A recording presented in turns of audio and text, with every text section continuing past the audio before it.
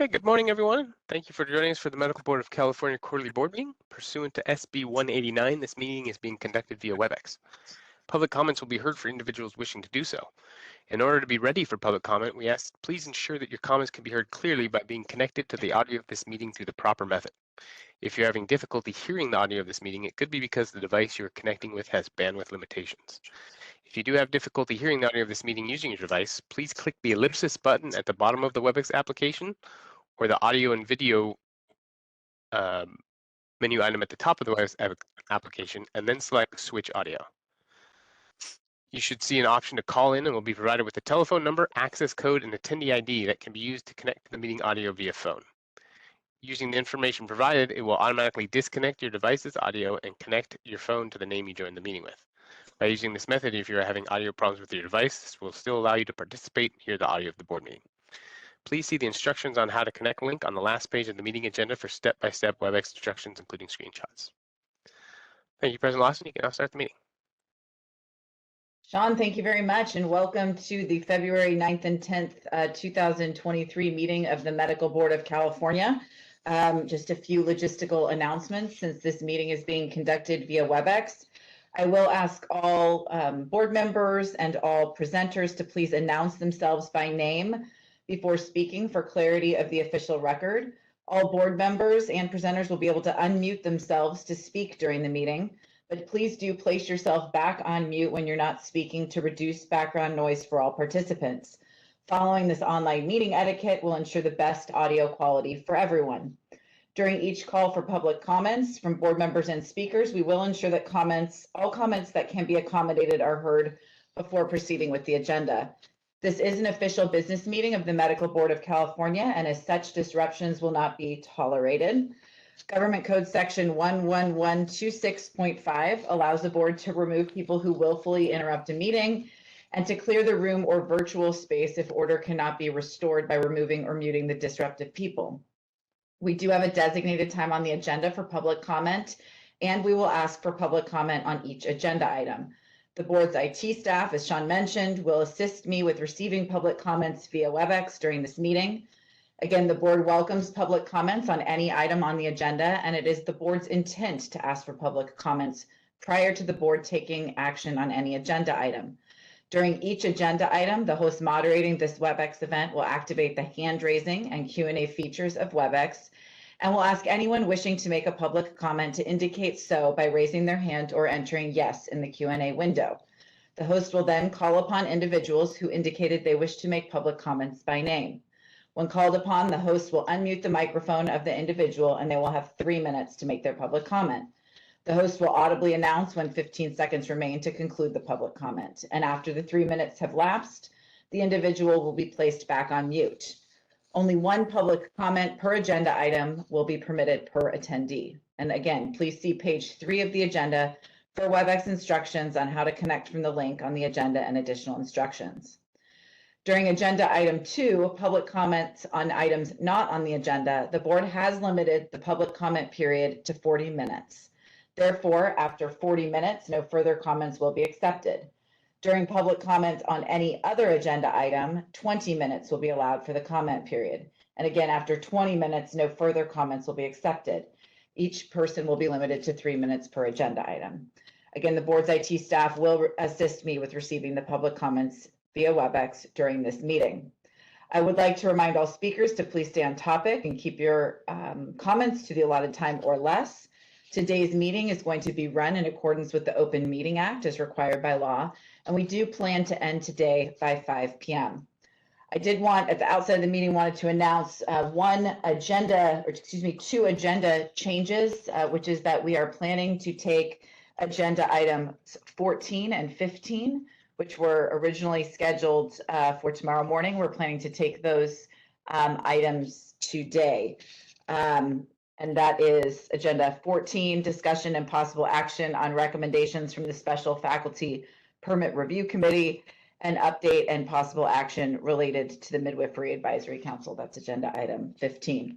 I'll now call the meeting of the Medical Board of California to order at 9:14 a.m. and ask that board members please unmute their computers, so that Ms. Lopez can please call the roll. Ms. Lopez. Dr. Ballat, Here. Mr. Brooks, Dr. Hawkins, Here. Dr. Helzer, Ms. Zhang, Mr. Watkins, Ms. Lubiano, Here. Dr. Mahmood, Yes. Mr. Rue, Present. Dr. Sai, Dr. Thorpe, Here. Ms. Lawson. Here. Thank you, Ms. Lopez. A quorum's present. Board members, please remute your computers. And I would like to remind members and the public again that we'll be taking a roll call vote on all action items. We will move on to agenda item number 2, which is public comments on items not on the agenda. Before I do call for public comments on items not on the agenda, I would like to ask individuals making comments to please not discuss pending complaints, pending license applications, or pending disciplinary actions that may come before the board for a decision. Such discussions would be considered ex parte communications, as they could provide information to members that is outside the record in violation of the Administrative Procedure Act. Therefore, such discussions could create a conflict and lead to a board decision being challenged in Superior Court. The board can receive comments regarding the board's processes in general, but it cannot receive comments on specific case circumstances where this decision is still pending. In addition, the board requests that the public address the board as a whole and not individual members. And again, please be aware that public comment during this agenda item should provide information to the board members and is not a discussion between the board members and the public. The only action that board members can take is to listen to comments and decide whether they'd like a future agenda item on the topic. No other action can be taken on the item at this meeting. Though this may seem at times like the board members are not being responsive, following these guidelines is critical to ensure the Open Meeting Act is followed and to avoid compromising the speaker's goals or the board's mission. If you want to comment on an agenda item, please do wait until we get to that agenda item. Comments at this time are only for items not on our board's agenda. Please limit your comments to 3 minutes or less, and I will now ask Sean to open it up for public comments, please. Thank you, President Lawson. I've gone ahead and activated the raising hand feature in the Q&A window. If anyone would like to make a comment, just go ahead and raise your hand or type just anything in that Q&A window, and we'll call on you in the order received, as best as I can at least. And also, I see a few call-in users, meaning that they're connected only by phone and not by the computer at all. You press *3 in order to raise your hand on the phone to toggle raising your hand up and down. It'll give you verbal prompts for that. And then when called upon, you'll press *6 to unmute. But again, it'll give you verbal prompts there along the way. First hand up I saw here was from Black Patients Matter. Should be receiving that prompt on your end.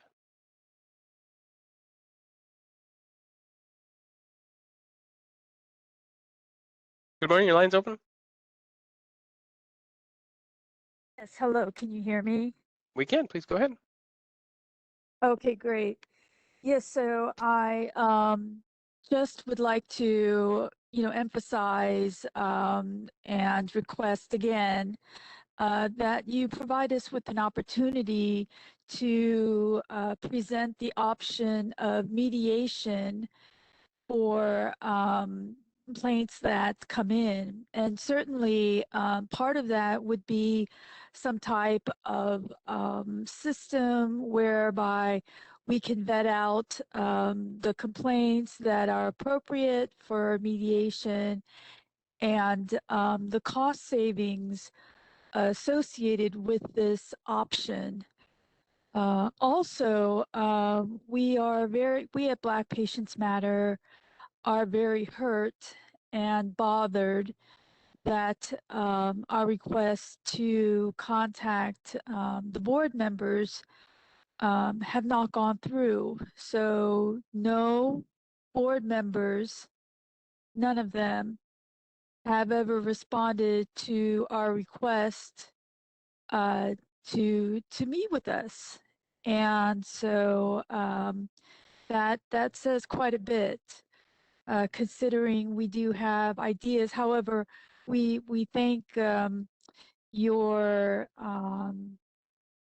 there was one person that did reach out to us, wasn't a board member, but It seems that we're making some progress. So we would like that option of being able to discuss the mediation resolution to a lot of complaints that come to the medical board. Also, we hope that someone from the DA's office will show up.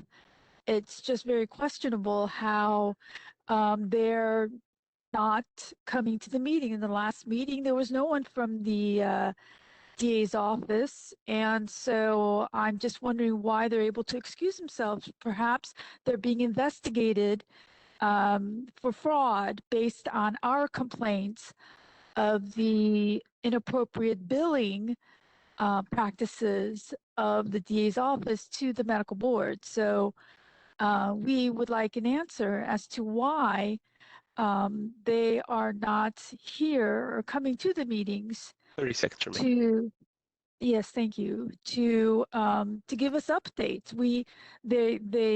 So in any event, thank you very much.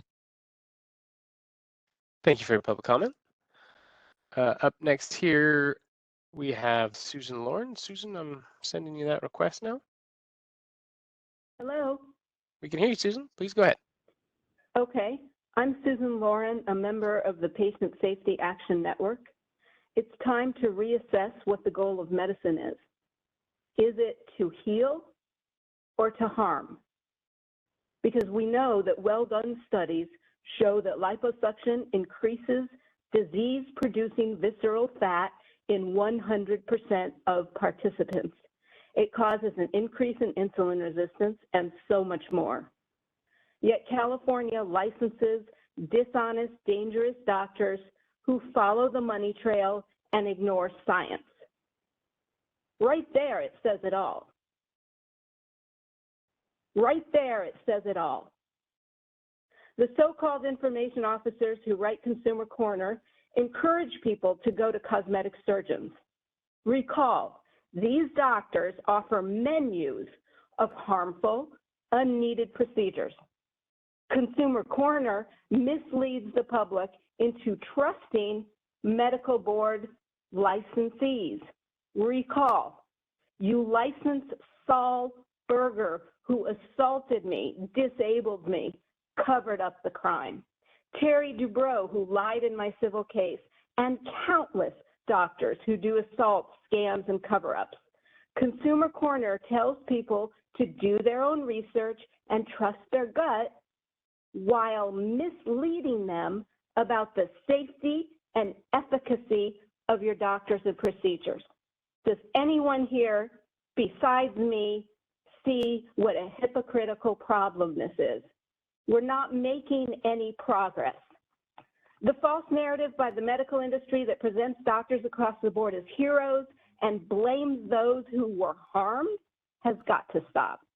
Modern medicine does some things very well, but on many levels, medicine causes preventable harm and death and includes scams, assaults, and cover-ups, fake reviews, altered records, manipulated photos, gags and slander, layering on of unneeded, unharmful drugs, and more. And this medical board harms us that have been harmed. We see police brutality on TV, but medical brutality, that happens away from the camera's eye, which is why consults and operations, especially in these privately owned ambulatory centers, need to be recorded. How much? How much? Less than 30 seconds remain now. Okay. Consumers need to co-author and approve their records, otherwise Jack the Ripper may be writing their notes. When the Ford Pinto killed and harmed people, Ford was ordered to stop production. California doctors kill and harm, they remain in practice. There's this thing happening where some of your members, especially one doctor in particular, rolls his eyes exaggeratedly when I speak. In doing so, he attempts to undercut educated efforts, I'm wrapping up, to protect people, especially women who are targets of plastic surgeons. This is a crisis, a worldwide crisis. The eye rolls, I don't. Thank you for your public comment. Up next here, we have Marion Hollingsworth. Marion, let me send you that request. There we go. Should be on its way to you, Marion.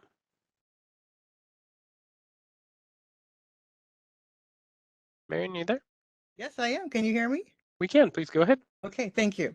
Good morning. My name is Marian Hollingsworth, and I'm a patient safety advocate. I would like to request a special agenda item for an upcoming meeting dealing with ethics and conflicts of interest for those on the board. I know an ethics course is required for all new members, but there appears to be a blurring of the lines in light of some recent cases involving experienced members. I'm suggesting an agenda item on ethics and conflicts because recently board member Dr. Richard Thorpe testified on behalf of another doctor at a hearing. Board documents say Dr. Thorpe and this other doctor knew each other and worked together at Adventist Hospital. How is that not a conflict of interest? Are board members now able to go to bat for their friends if they get in trouble? The board manual states that any member who was contacted by a doctor under investigation should then immediately contact the executive director.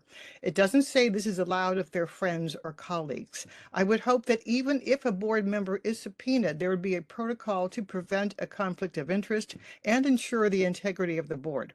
This is not the first time a board member has been mentioned in documents having a direct connection with a doctor under investigation or before a hearing. I hope you will consider having an agenda item as soon as possible on ethics and conflicts. And also, some members of the public who regularly attend board meetings have noticed that some board members make faces, roll their eyes, or grimace when certain people call in to give comments. This looks extremely unprofessional and is beneath you as members, so please refrain from doing this. Thank you. Thank you for your public comment. Next up here, I saw Jen Camel. And Jen, you should be receiving that request on your end.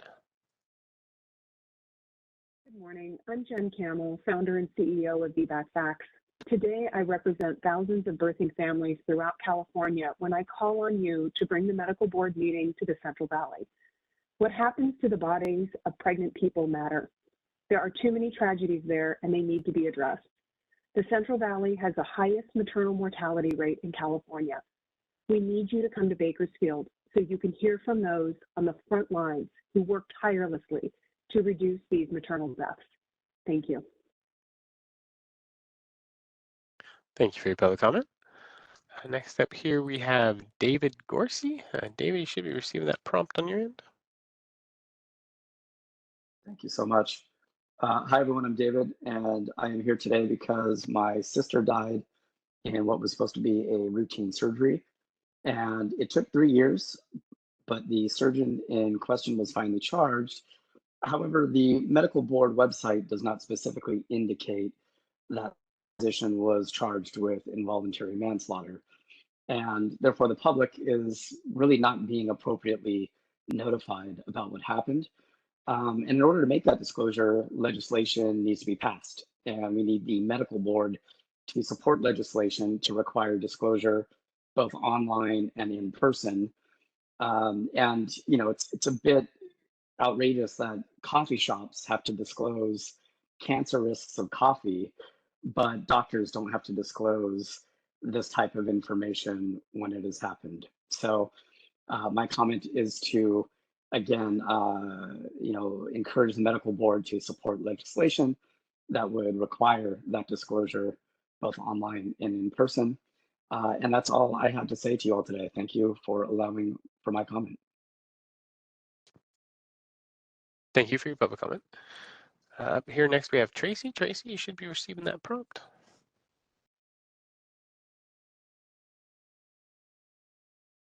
Morning, Tracy. Looks like your line's open.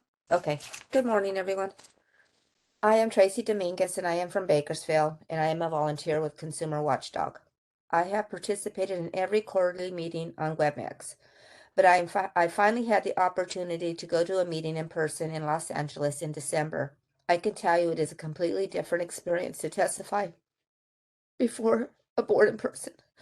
As you know, my daughter and grandson died needlessly due to medical negligence, neglect, and I believe a racial bias too. You don't want to be me. You don't want to hold on a memorial service for your daughter and grandson. Too many families like mine have had to endure the pain of losing their daughters, their sisters, their sons, and their grandchildren. These losses have damaged the fabric of our community.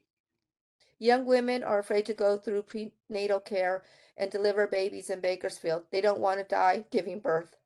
I am calling on you to bring the medical board to the Central Valley, Southern Kern County, as an epic center for maternal mortality in California. We need you to come to Bakersfield and hear from many families who are struggling with a loss and are finding no accountability with your enforcement process. Thank you. Thank you for your vote comment. Up next here, I have Monique Himes. Monique, you should be receiving that request.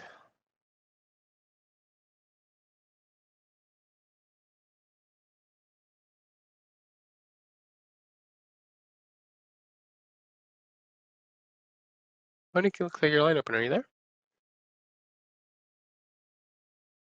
My name is Himes. I'm from Bakersfield, and I'm a volunteer with Consumer Watchdog. Every Christmas and every holiday, I think of my grandson Malachi and how he never got to experience Christmas. My beautiful, almost 5-pound grandson only lived for 18 hours due to medical negligence from multiple doctors. He was spelled along with his mother when they were not given the care that they needed for his mom fought for. He was failed again when he faced postmortem C-section and his care was completely mismanaged. My grandson and his mom are not the only victims of incredibly bad health care and maternal mortality crisis in the Central Valley. There are many other mothers and babies who lost their lives or lived to endure lifelong harm. We need you to bring the medical board meeting to the Central Valley. The Central Valley is the epicenter of the maternal mortality crisis in California. We need you to come to Bakersfield and to hear directly from the people what the issues are and how you can better serve the families in Bakersfield and the Central Valley. Thank you. Thank you for your public comment. Next here we have Kimberly Turbin. Kimberly, let me find your name on the list here. Sorry. Should be receiving that prompt on your end. Kimberly, are you there?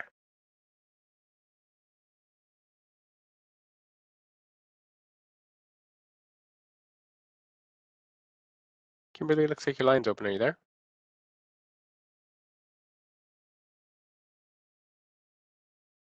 Okay, Kimberly, looks like you're connected on a mobile device. You could have the double mute thing going on. So I will go ahead and put you back on mute and we will come back around to you, okay? Next up here, we have Eric Andrews. Eric, you should be receiving that prompt.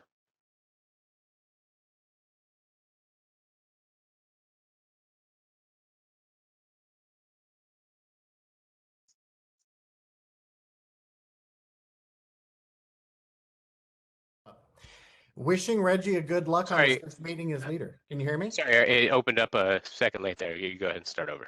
Okay. Wishing Reggie good luck on his first meeting as leader. So how much arrogance does it take to make you all think that you know better than all of the victims and advocates that come before you for decades telling you how the system isn't working? And yet you all just keep towing the CMA line, putting the people of California in danger and giving them little recourse when harmed or killed by dangerous doctors. Only one of you sitting on this board is brave enough to buck the system for the people of California, and the rest of you sit there stroking your egos and playing a sick game of politics. Most of you have turned your backs on doing what's right and stabbed the people you serve in the back by upholding the CMA status quo and caring more about your careers and resumes than protecting the people of this state. Right, Lori? How's your conscience working for you these days? And don't you dare sit there and think, oh, Eric is just a complainer. We don't have to listen to him, because you will listen to me. Until the day I die, you will listen to me for the harm you have brought to me, my family, and the rest of the victims that readily come before you. You had the opportunity to join with the advocates to improve this board and save. One of you all chose to slap us in the face again and laugh at us behind closed doors. I know you all sit and judge me and talk about me behind my back, and that's okay. I just consider the source.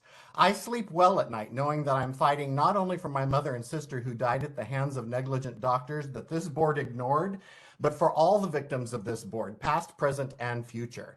I know Christina will do everything in her power to undermine me to you all, not unlike she did with the private letter I sent her that she distorted to all of you.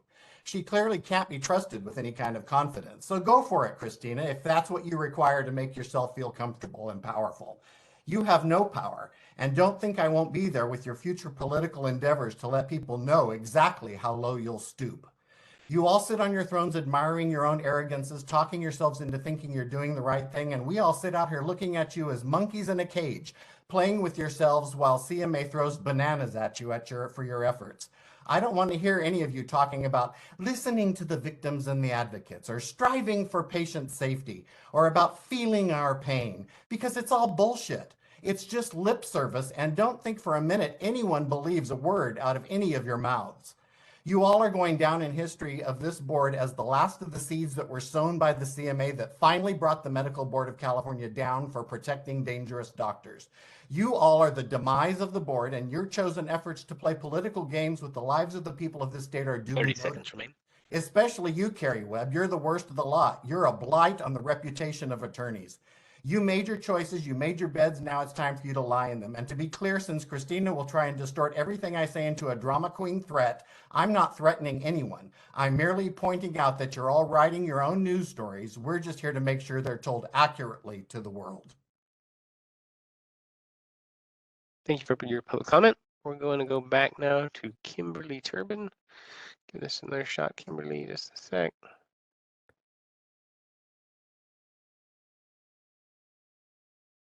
Oh, it looks like we lost Kimberly altogether now.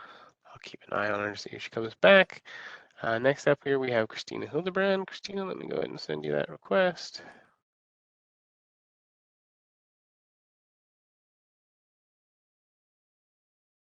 Hi, Christina, are you there? Hi, Christina Hildebrand. Can you hear me? We can. Please go ahead. Hi, my name is Christina Hildebrand. I am founder and president of A Voice for Choice Advocacy.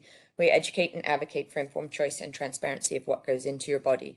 I have a couple of points that I want to make this morning. Number one, I'm again very dissatisfied and saddened to see that you continue to say that you want public comment and you want to hear from us, but yet you've removed the public comment on the second day. So we only get 3 minutes to talk on just general times. I ask that you reinstate that public comment on the second day so that you actually can hear more from the public, as you seem to say you want to do. The second thing is I don't see the sunset review anywhere on the agenda. Maybe I'm missing it, maybe you've called it something else, but I'm very surprised that the sunset review is not on the agenda. Because by the next board meeting, even your interim board meeting on March 23rd, 24th, that will be around the time of the first sunset, or likely be around the time of the first sunset review hearing in the legislature. So I guess I'm not clear on who is talking on the board about the sunset review and how does the public become involved in that, because I don't see it on this agenda meeting or anywhere else.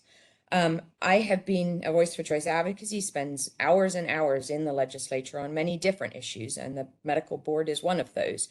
We have been talking with the business and professions committees, and we have been trying to get a bill or part of the code changed this year, that there is more of a patient voice in the complaint process. In doing so, we were told that there is a public liaison unit that has been put in. My understanding is one of the other organizations that calls in regularly may have requested that. But that public liaison unit, I was told, was talked about at a medical board hearing. I've been to every medical board hearing and I haven't heard anything about a public liaison unit. Where do I find information about that? And once again, from what I understand from the legislature or from the committee staff, that is a top-down medical board speaking at us, the public, rather than a place where we can give suggestions and we can actually be heard, which the medical board seems to do over and over, is put out these things that seem like they are public. You want to take public comment, but when it actually comes down to it, you really don't care what we say. As I mentioned, A Voice for Choice Advocacy has brought forward a bill. We have not been able to find an author because of the sunset review process. 30 seconds remain. And the CMA, having all the clout in the Capitol and the medical board having no clout in the Capitol, which is a real problem. But we would like to talk to you about our bill proposal that would allow the patient's voice in the complaint process, which currently does not happen. So if any board member would like to reach out to us and talk to us about it, I would very much appreciate that. Sean, I just Ms. Hildebrand had a question about when we might be talking about sunset review. I just wanted to let the public know I'm going to have a very general update during the president's report about the status of that. It is not a separate agenda item, but Ms. Hildebrand, that's where you'll find some more information today, and you can comment again on the president's report if you like. Thank you. Thank you for your public comment. Next up here we have Moises Espinoza. Moises, you should be receiving that prompt on your end. Looks like your line's open. Moises, are you there? I'm here. Please go ahead. Me? We Yes. can. It's a little faint. If you could get a little closer or just speak up, but yeah, we can hear you. Okay, sorry about that. My name is Moises Espinosa. I'm actually calling on behalf of my wife who passed away in the hands of a doctor of medical negligence. So to this day, it's been 4 years and I still haven't had the medical board reach out to me as far as our complaint of the lack of care my wife had. The only person who actually has reached out to me was the DA. So what I'm asking is that the medical board has a better way or a way to reach out to these people who are filing these complaints. And like I said, I haven't heard or even email, a letter or anything. And I feel there's a need for change as far as the medical board reaching out to families or people who are filing these complaints. So if anything, this would prevent other families to go through what I've gone through. If there was some way of us knowing that the doctor has been or is being accused of any, medical negligence. So that being said, I hope there is some way of changing this. And I want to thank you guys for your time and letting me speak about on behalf of my wife. Thank you for your public comment. Next here, I'm going to go back to Kimberly Turvin here. Kimberly, let's see if get the mic open this time. Kimberly, you should be receiving a request on your end. Kimberly, I see your line open now. Let's see if we can hear you.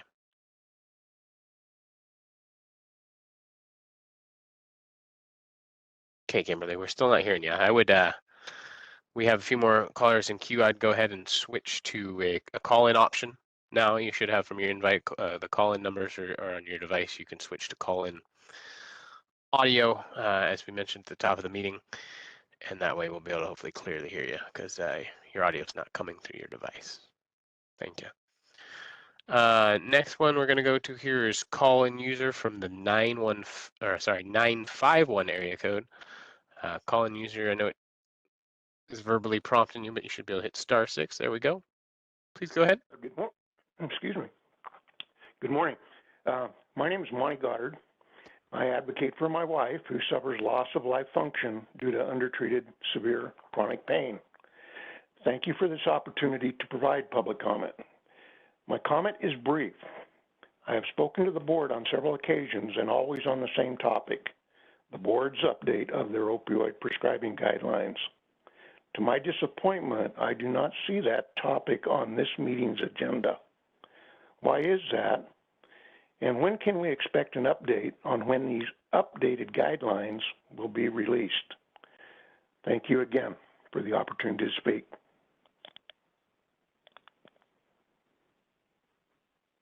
Thank you for your public comment. Next here on the list, we have Rosie Arthur's daughter. Rosie, you should be receiving that prompt on your end.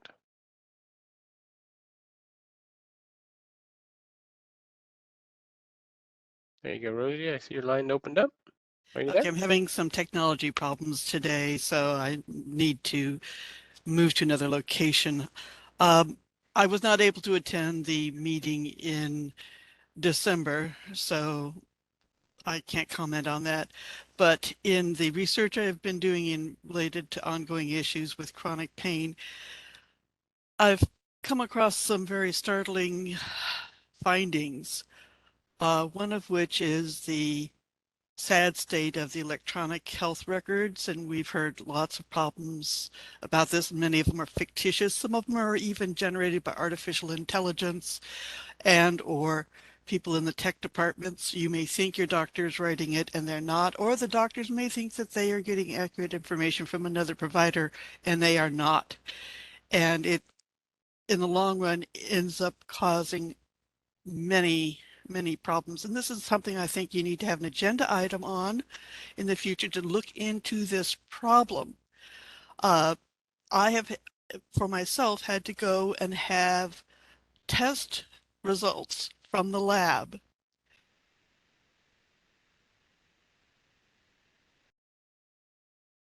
Bruce, are you there?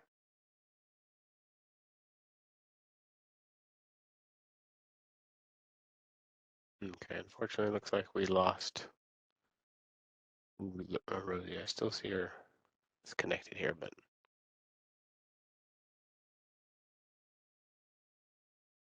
okay, we're going to go on here next to Michelle Montserrat Ramos. Michelle, let me send you that request.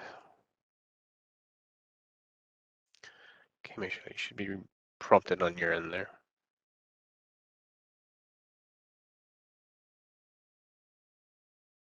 Michelle, are you there? Yes, good morning. I am Michelle Montserrat Ramos, and I am with Consumer Watchdog. We have spent a couple of years speaking of the widespread harm and deaths due to maternal negligence in Bakersfield and throughout Kern County in the Central Valley. I brought a number of incredibly courageous families to your WebEx meetings that have brought critical issues to this board and so bravely shared their tragic stories with you. As I told the Kern County Board of Supervisors, I didn't find Bakersfield. Bakersfield found me. Now, Bakersfield has found you. Bakersfield and these courageous families' tragedies have become a force in this meeting and in the last Sunset Review. I know we meet in person in Los Angeles, Sacramento, San Francisco, and San Diego, but we ignore the Central Valley. I think it is time to change that and bring a medical board meeting to Bakersfield. I think the message is clear that there is a crisis in that part of the state. The Southern Central Valley has the highest maternal mortality rate in the state, and it also has the second highest infant mortality rate in the state. There is a reason for this. We're calling on you to bring the medical board meeting to Bakersfield. There are many families there that have suffered in silence for too long. There are many families there that have filed complaints that were never acknowledged. I think it is a good move to bring a board meeting to the epicenter of harm in the state before Sunset Review, and that would be the Central Valley. Thank you. Thank you for your public comment. Next here, I have Maria Ibarra Navarrete. Hi, Maria, give me just a second here.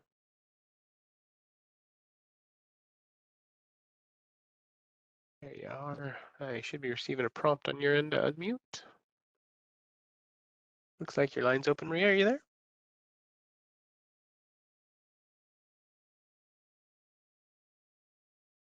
Oh, Maria, looks like you just dropped your audio connection. I will try you back here. Next up, we have Kristen Ogden. Kristen, you should be receiving that prompt on your end.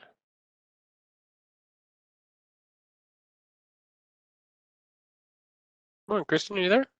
You hear me? We can. Please go ahead. Okay. Yes, thank you. This is Kristen Ogden, and I speak today on behalf of Families for Intractable Pain Relief.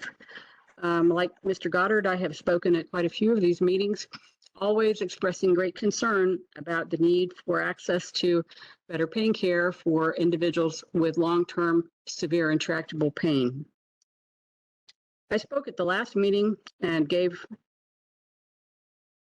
expressed my concerns about the fact that a number of patients had lost access to care, and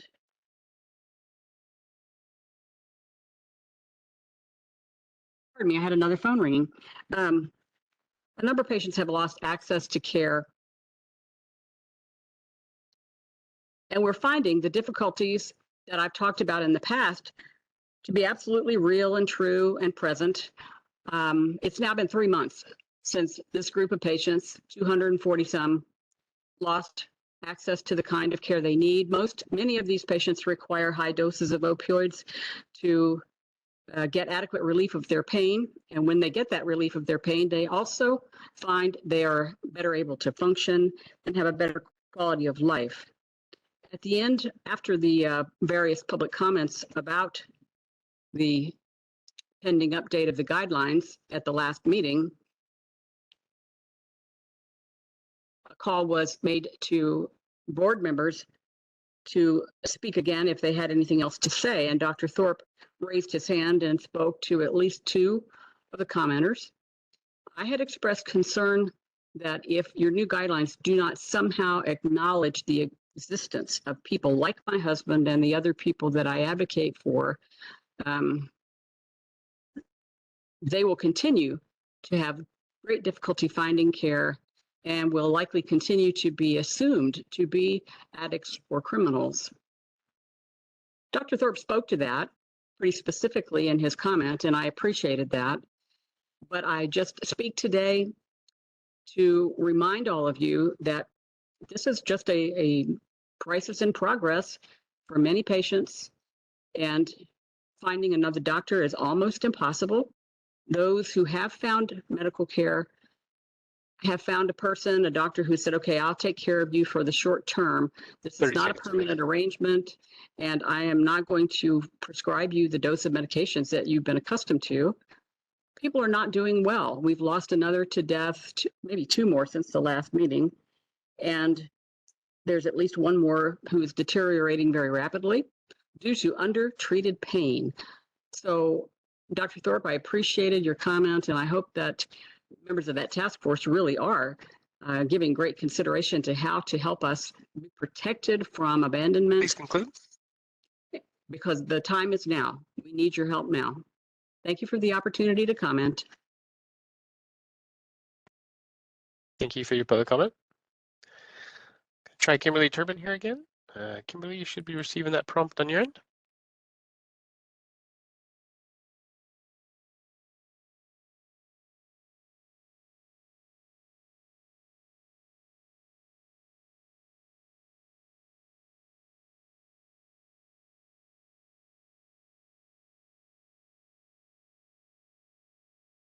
Okay, I believe Kimberly's sending some messages here. It sounds like she's having some issues. She keeps dropping on and off here. So I don't know if we'll be able to get Kimberly in another agenda item or not. Next up here, we have Naomi. Naomi, you should be receiving that prompt on your end.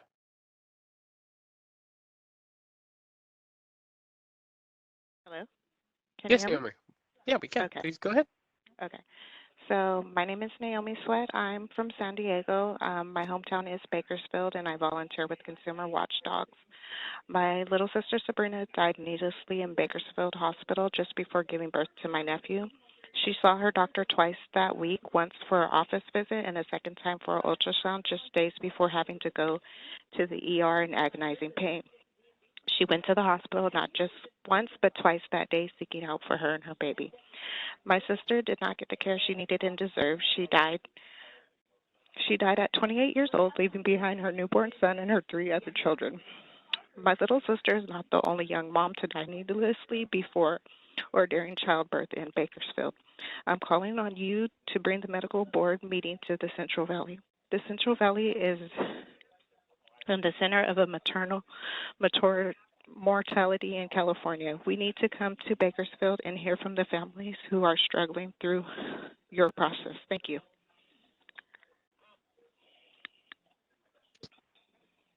Thank you for your public comment. Up next here we have Xavier De Leon. Xavier, you should be receiving that prompt on your end.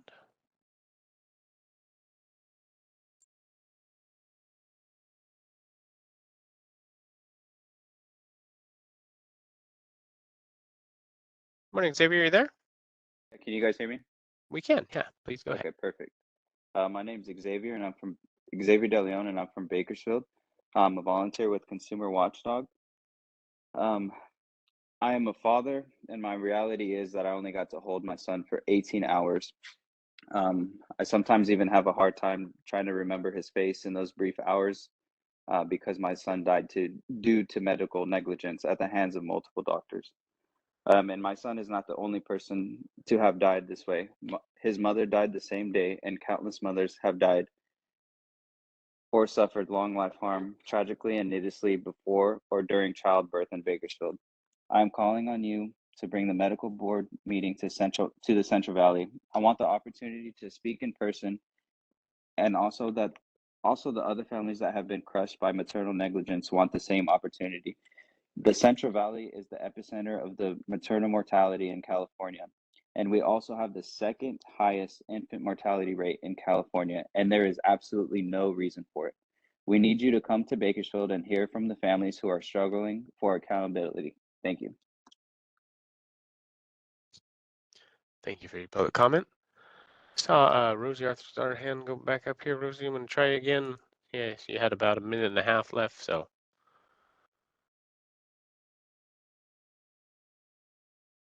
Rosie, are you there? Yeah. Can you hear me? We can, yeah. Okay. Sorry about that. Like I said, technology problems. All right.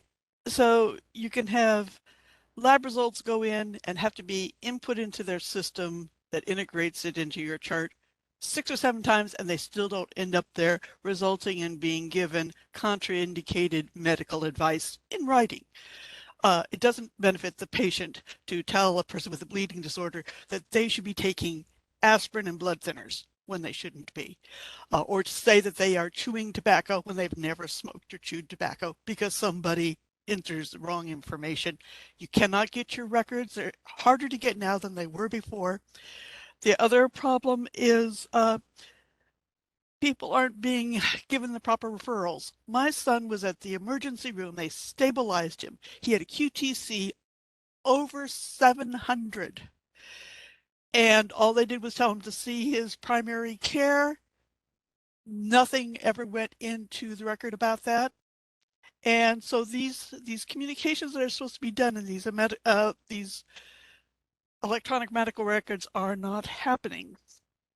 Then Rosie, about 30 seconds remain, okay? another agenda item is to look into the Veterans Department's pre-acknowledged concealed opioid taper program, which is one that forces the person to sign an opioid contract, contraindicated from their medical plans, and then not tell them that you are tapering them off their medications or giving them something else so that they don't complain to their doctor. This ends up causing people to die one way or the other. So please conclude. What should have been a study ends up being covertly enacted, and it's harming people. It's not just pain medications, it's throughout the medical system. It impacts everything. Thank you. Thank you, Rosie. Okay. Actually, I don't see Kimberly Turbin or Maria anymore. So at this point, President Lawson, I don't see any additional requests in queue. Okay, thank you, Sean, and thank you to all the members of the public for your comments. We're going to move on to agenda item 3, which is approval of the meeting minutes from the December 1st and 2nd, 2022 quarterly board meeting. I did just want to provide a quick reminder that the minutes included in our board packet and on the website are a summary of the comments, but the full recorded meeting is also available and posted on the board's website. Members, are there any additions or corrections to the December 1st and 2nd, 2022 board meeting minutes?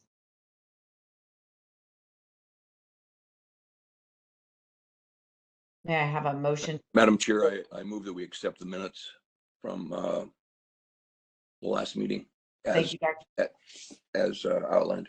Thank you, Dr. Thorpe. Do I have a second? Dr. Hawkins, second. Thank you. I think I heard Dr. Bullock first there for the second, and I'll now ask the host to please call for public comments. Yes, just a second. Let me go ahead and activate the hand raising in the Q&A windows for anyone. Sorry for that delay. Hand in raising in the Q&A are reactivated for anyone wishing to make a public comment. You can type anything in that Q&A box, raise your hand, or if you're a call-in only user, you can press *3. We'll give everyone a few seconds here to see if anyone has any public comments. First up here, we have Eric Andrist. Eric, you should be receiving that prompt.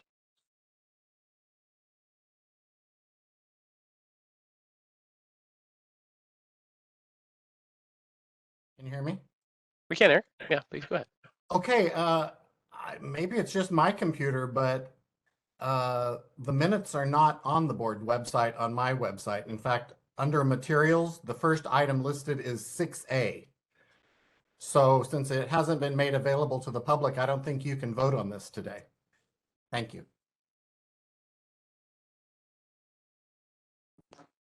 Thank you for your public comment. At this time, President Lawson, I do not see any additional requests. Right, we'll bring it back to the board. Is there any further comment from board members on the minutes? Looks like there's other hands going up, Sean. I don't know if those went up before or after. Oh, yeah, last second came in here. So let me go ahead. Next up here, Black Patients Matter. Should be receiving that prompt on your end.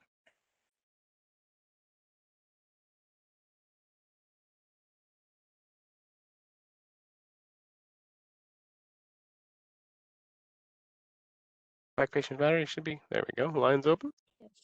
Yes, hello. So I just wanted to add a comment that I would agree with Eric that if the minutes are not posted, you really, if it's not posted, publicly, you should not vote on it. But it would seem that whatever comments we make probably would not sway any opinions. So whether or not the public has access to it, you'll probably go ahead and vote on it anyway. So that's somewhat unjust, but it happens. Thank you. Thank you for your public comment. Next up here, we have Rosie Arthur's daughter. Rosie, let me send you that prompt. Yes, Eric is correct. I was having a problem. I was looking for the minutes myself, and so I went ahead and brought them up from scratch, and no, they are not posted on your site at all. So it does make it difficult for the public to review anything that was provided 3 months ago, 2 months ago, whatever it was.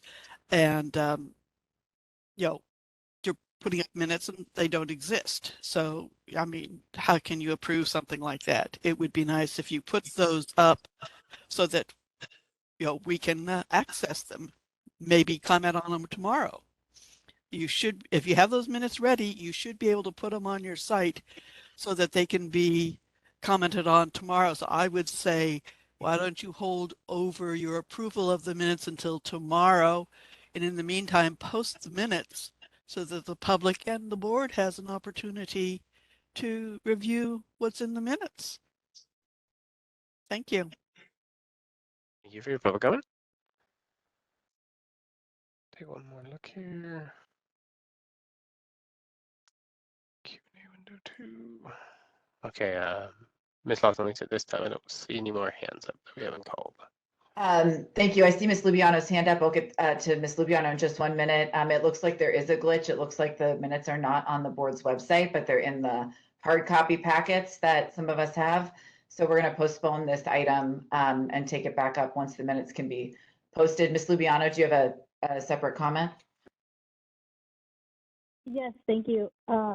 Just a edit to the minutes that I noticed.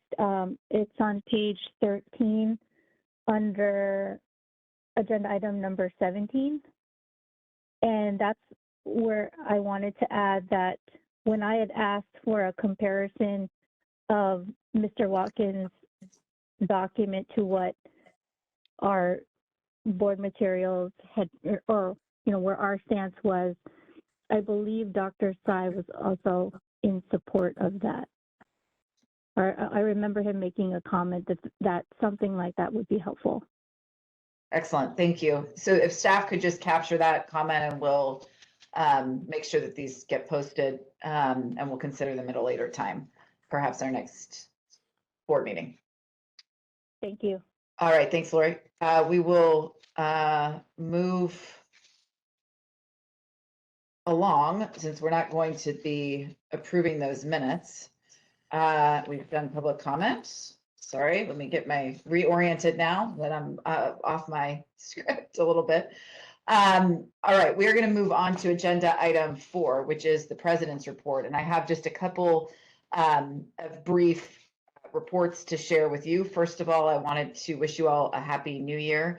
I wanted to especially thank our staff for all of their hard work since our last board meeting, and also thank all of the members of the public who are joining us today for all of their comment and interaction and engagement, both at our meetings and then offline from our meetings as well. Regarding the sunset report, as you all know, 2023 is again a sunset review year for the board. The board's sunset report was published at the beginning of January and, as indicated in the meeting materials, is posted on the board's website. For those of you who are interested in reviewing it on the board's website, you can go to the homepage and it's under latest news.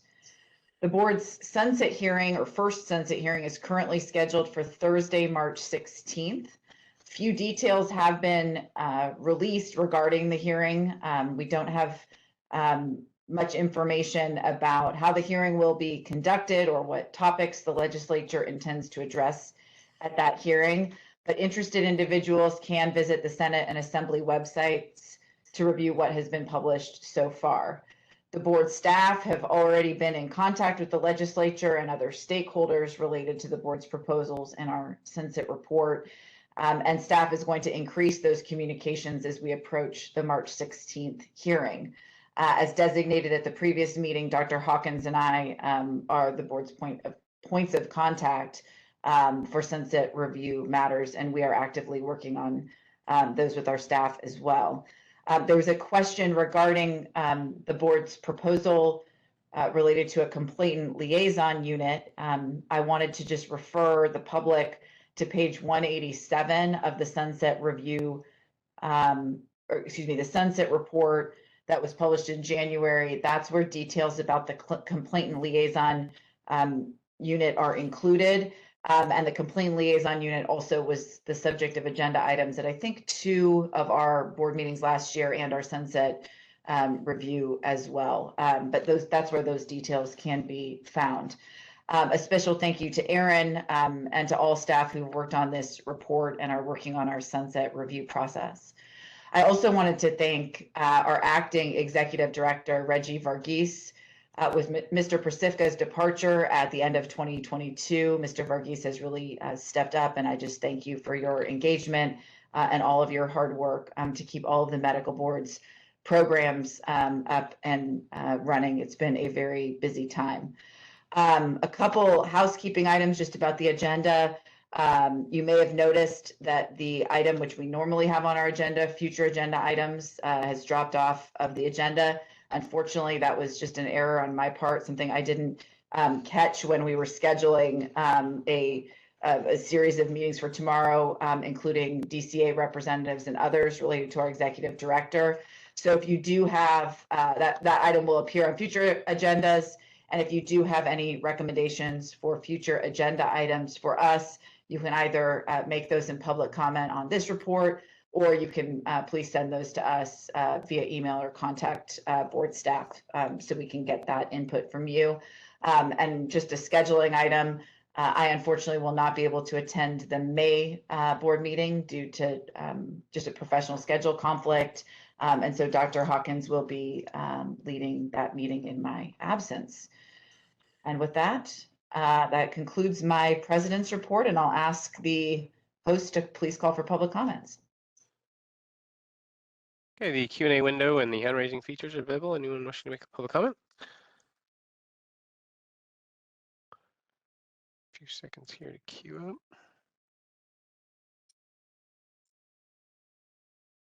First here we have Susan Lord. Susan, you should be receiving that prompt.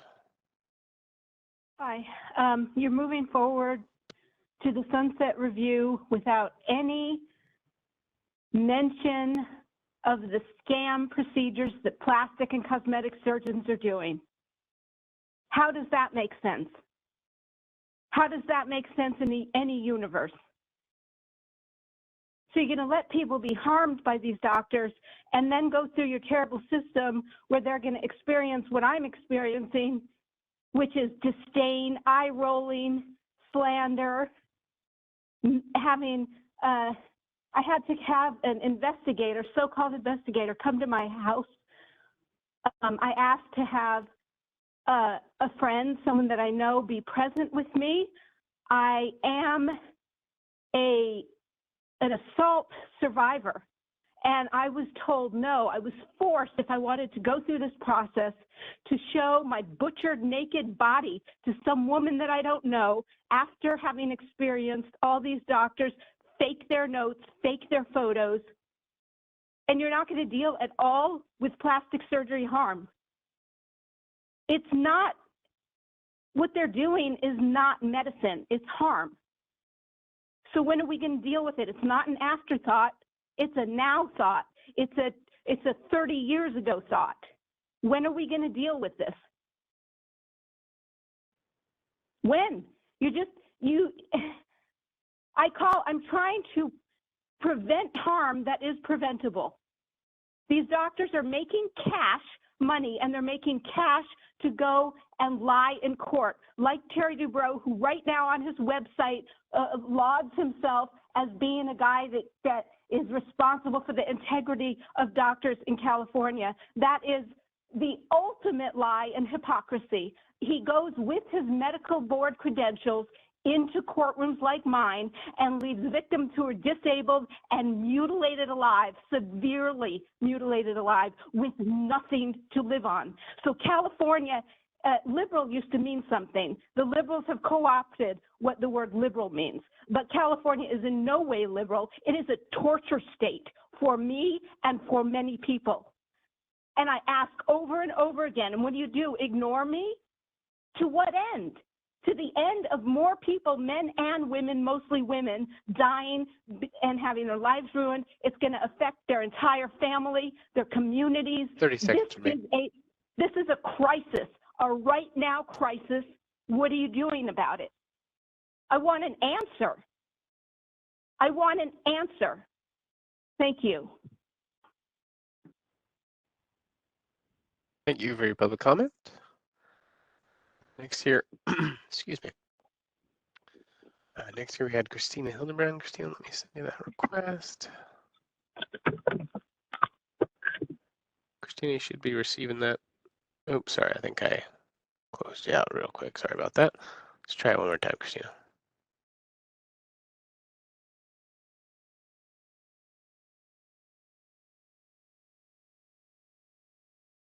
Hi, Christina Hildebrand. Can you hear me? We can, Christina. Sorry about that. Go ahead. No worries. Christina Hildebrand from Voice for Choice Advocacy again. Thank you, Ms. Lawson, for pointing me in the right direction. I find it interesting that when I went to the news page on the medical board, that I believe, and I may be mistaken, but nearly every other piece of news there was sent out in a separate mailing list, out to your mailing list, other than the Sunset Review. I just question, are you trying to hide something? Do you not want people reading the Sunset Review? I ask in the future, if you have updates, that you do send it out to your mailing list, because I believe there are interested parties that are on that mailing list that would have read it. I did just skim page 187, which has your patient liaison unit. And as I mentioned before, I'm not particularly happy with it. It once again is the medical board trying to keep consumers and patients at bay.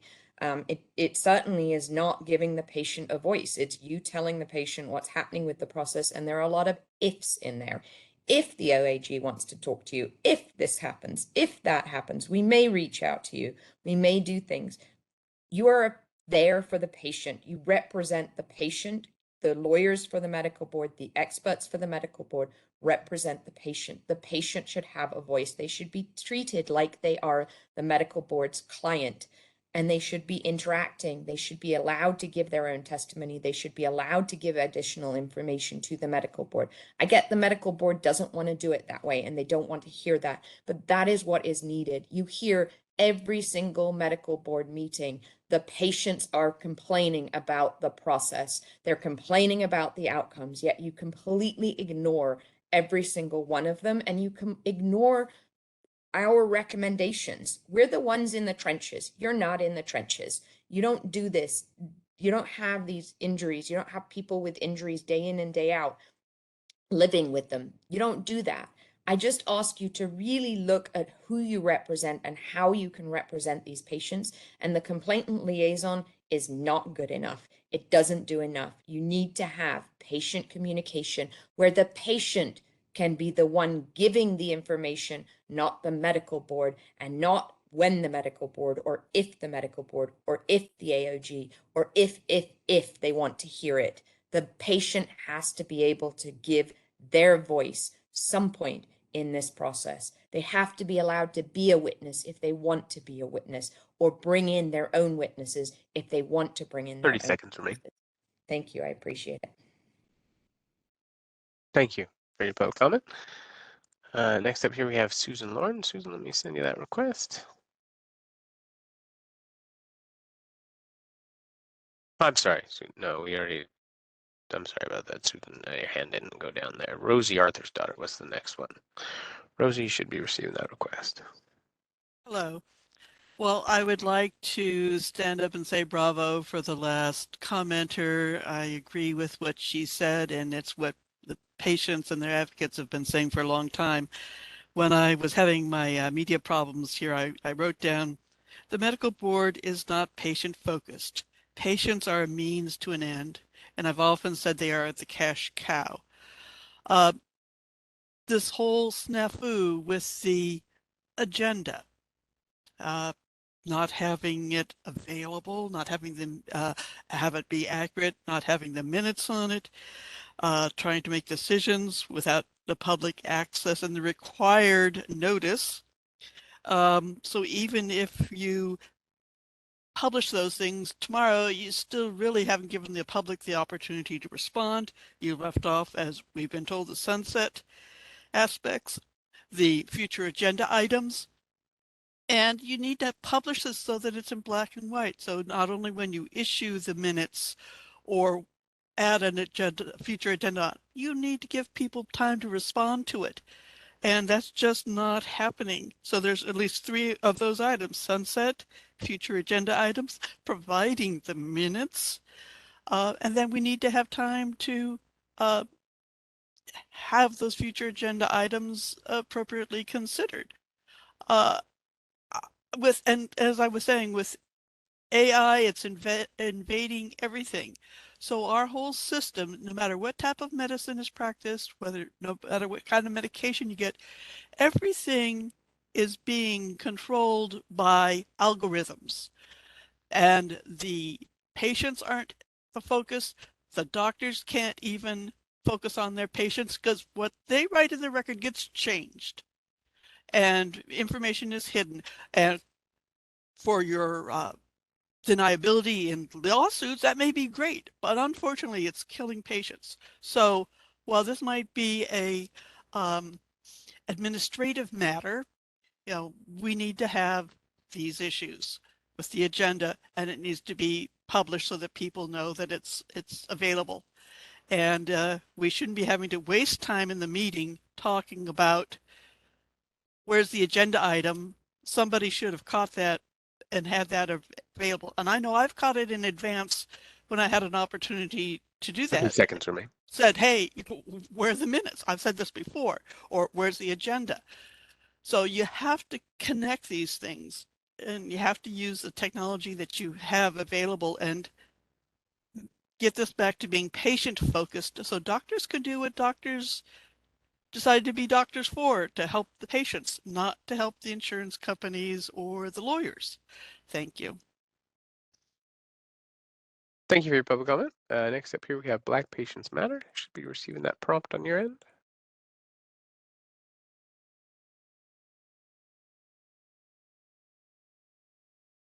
Looks like your line's open. Yes, hello, can you hear me? Very muffled. Can you Get closer to your device. Yes, thank you. So this is news to us that Mr. Prasivka has stepped down as the executive director. I Well, we believe that the public has a right to know as to why that occurred. Obviously, there's some loss of faith in his work, but we would like to know what happened and moving forward, how things are going to improve with him stepping down. Because so far, seems like it's just business as usual.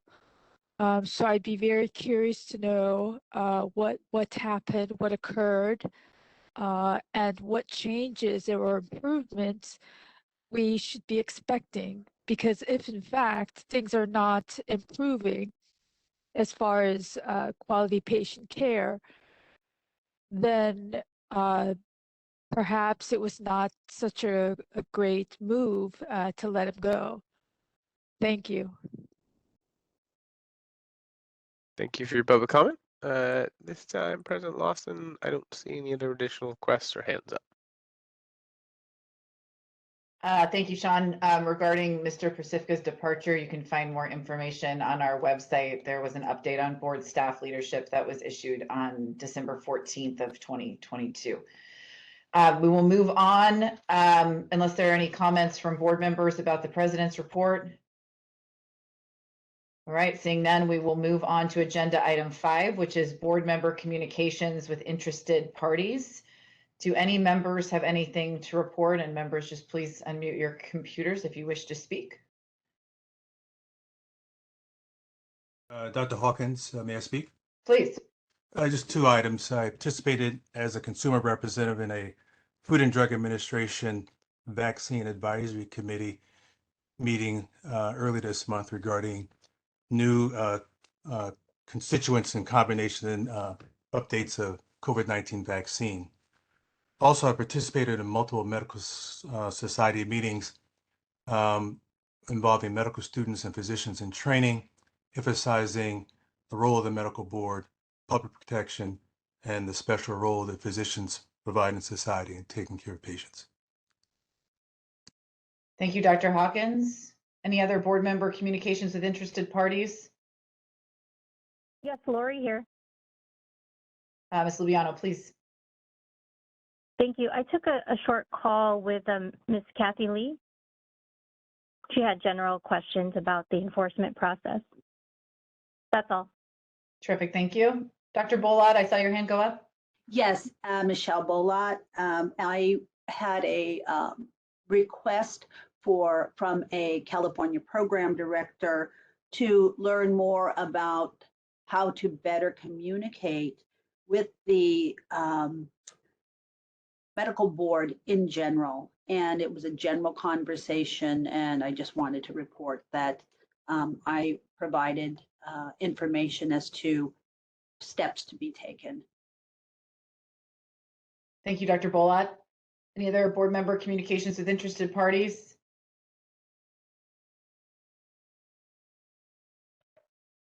I got a request from somebody in Fresno about their license being delayed. The new member is coming. I haven't reached out to Reggie yet, but it is just a routine thing. There's somebody applied for license waiting for 4 months.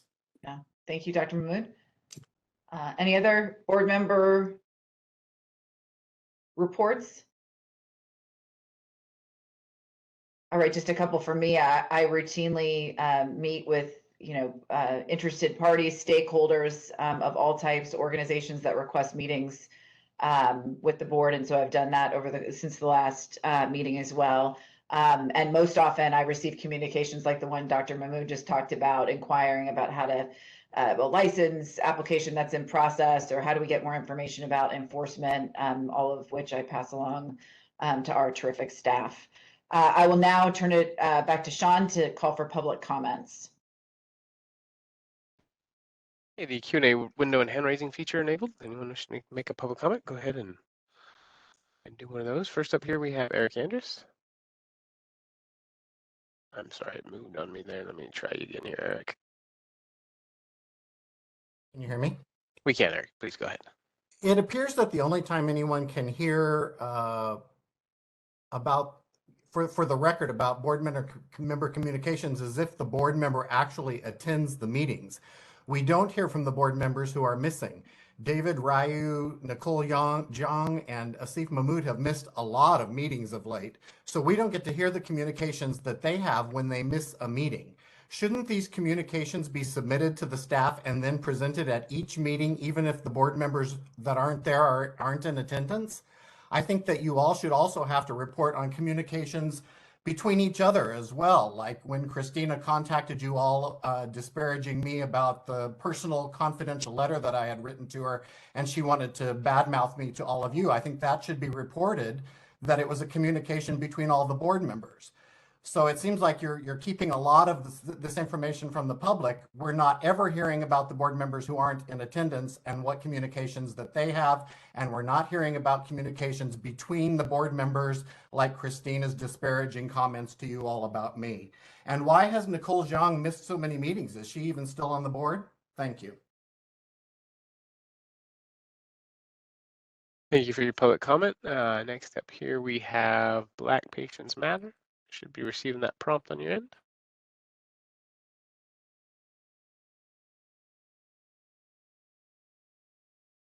Yes, hello. So Dr. Ree again. So I'm wondering how best to conclude the fact that our organization is called Black Patients Matter, yet none of the board members has ever reached out to us to talk with us. In fact, Christina, Miss Lawson, had mentioned that she has reached out to several interested parties, except Black Patients Matter. So I wonder, therefore, what we can conclude when members of the medical board refuse to communicate with Black Patients Matter. From our point of view, I guess we just don't matter to the medical board. In which case, that would explain, or continue to support the fact that there's a high morbidity mortality rate, and the fact that the medical board refuses to have a meeting in the Bakersfield area. Because as we know, infant mortality, morbidity is very high amongst African American patients.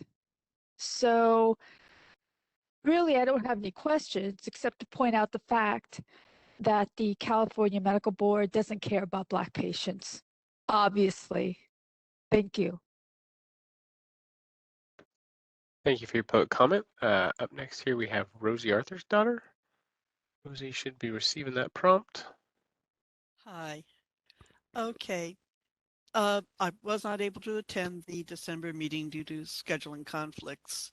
And prior to that time, between that and the previous meeting, I had contact with one of the board members. And of course, that would have been put into those meeting minutes that we haven't received. So, I can't even go back and see if what I said was accurate or if, anything was done on the issues I had brought forth. And these were extensive communications. So again, here we have some snafus that are,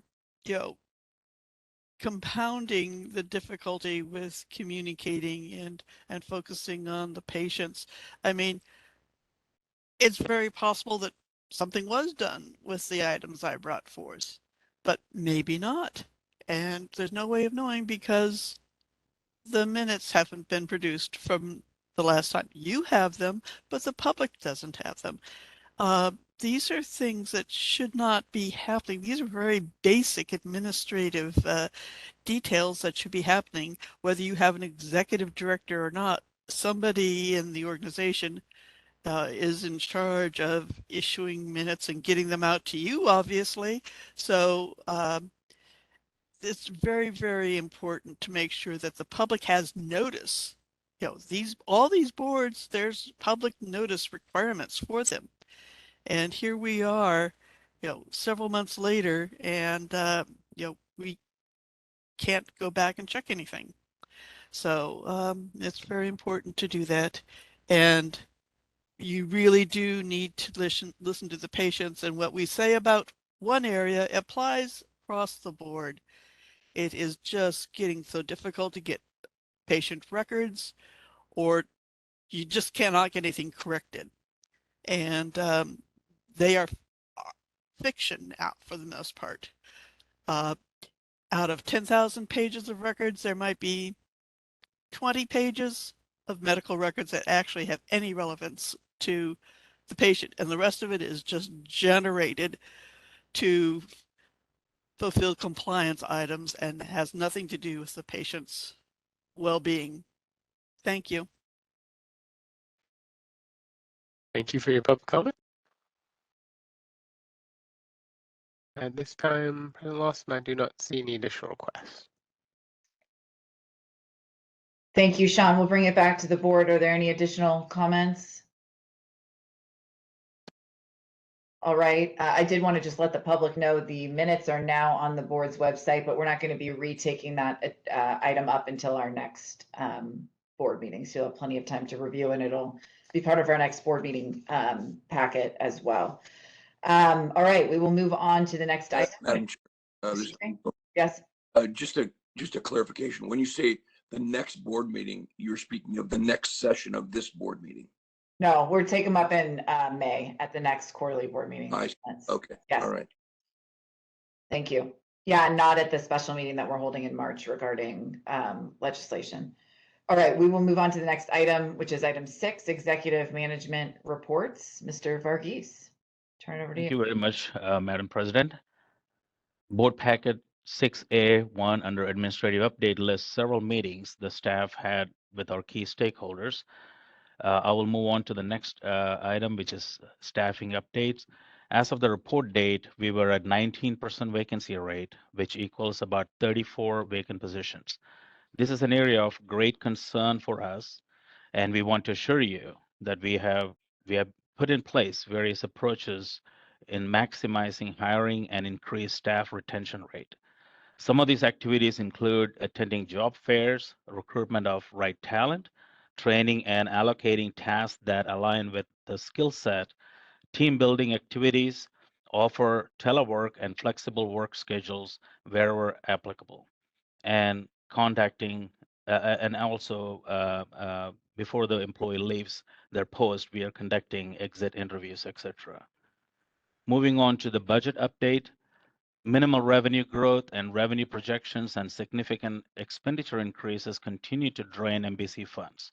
A big portion of costs are outside the board's control, and these are the statewide general administrative expenses, the financial information system for California, which is fiscal cost, the supplemental pension payments, HQIU budget increase, AGO caseload and payments, and also defending civil lawsuits filed against the board, the employee compensation and retirement rate adjustments, and the BREEZE system maintenance, credit card services, the board share of $2.79 million in 2021-2022 for Executive Order 2122, which is also was part of AB 84 legislation.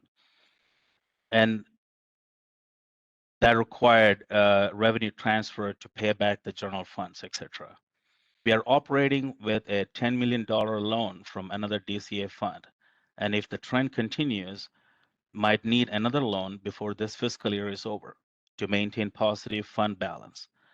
Additional fee increases as proposed in our sunset packet must be in place by this year to set MBC on a sustainable financial path. Moving on to media relations and external communication updates.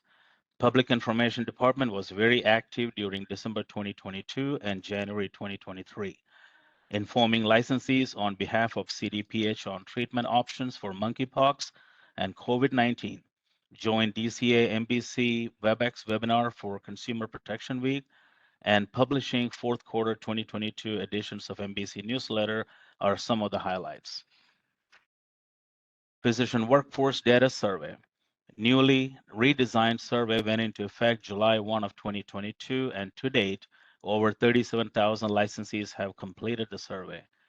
Complaint tracking system, due to several factors, planned stakeholder meetings before end of 2022 did not take place. We are actively working to schedule first of the two meetings by second half of February or first half of March.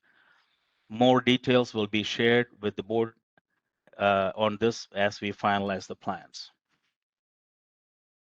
Electronic wallet card. Licensees continue to generate their licensed wallet card online, saving the board resources and costs related to plastic cards, printing, and mailing. To date, over 51,000 wallet cards have been generated online. Docs portal update. Docs portal that allows medical schools and postgraduate training programs to electronically submit primary source verification documents securely to MBC on behalf of a licensed applicant. Since early 2020, to date, more than 46,000 documents have been uploaded for over 14,000 applicants. Moving on to the enforcement program update. Enforcement monitor audit is progressing at a good pace. Monitors continue to engage with MBC enforcement and information system branch staff, as well as HQIU and AGO. The preliminary report is expected to be released first part of March. Expert reviewer program is high priority focus for us. Encouraged to see significant increases in new applicants to serve as medical consultants and experts. Recruitment efforts by direct contact with medical societies and other organizations, plus email outreach to all licensees, are producing positive results. Expert reviewer staff, their effort in this regard is much appreciated.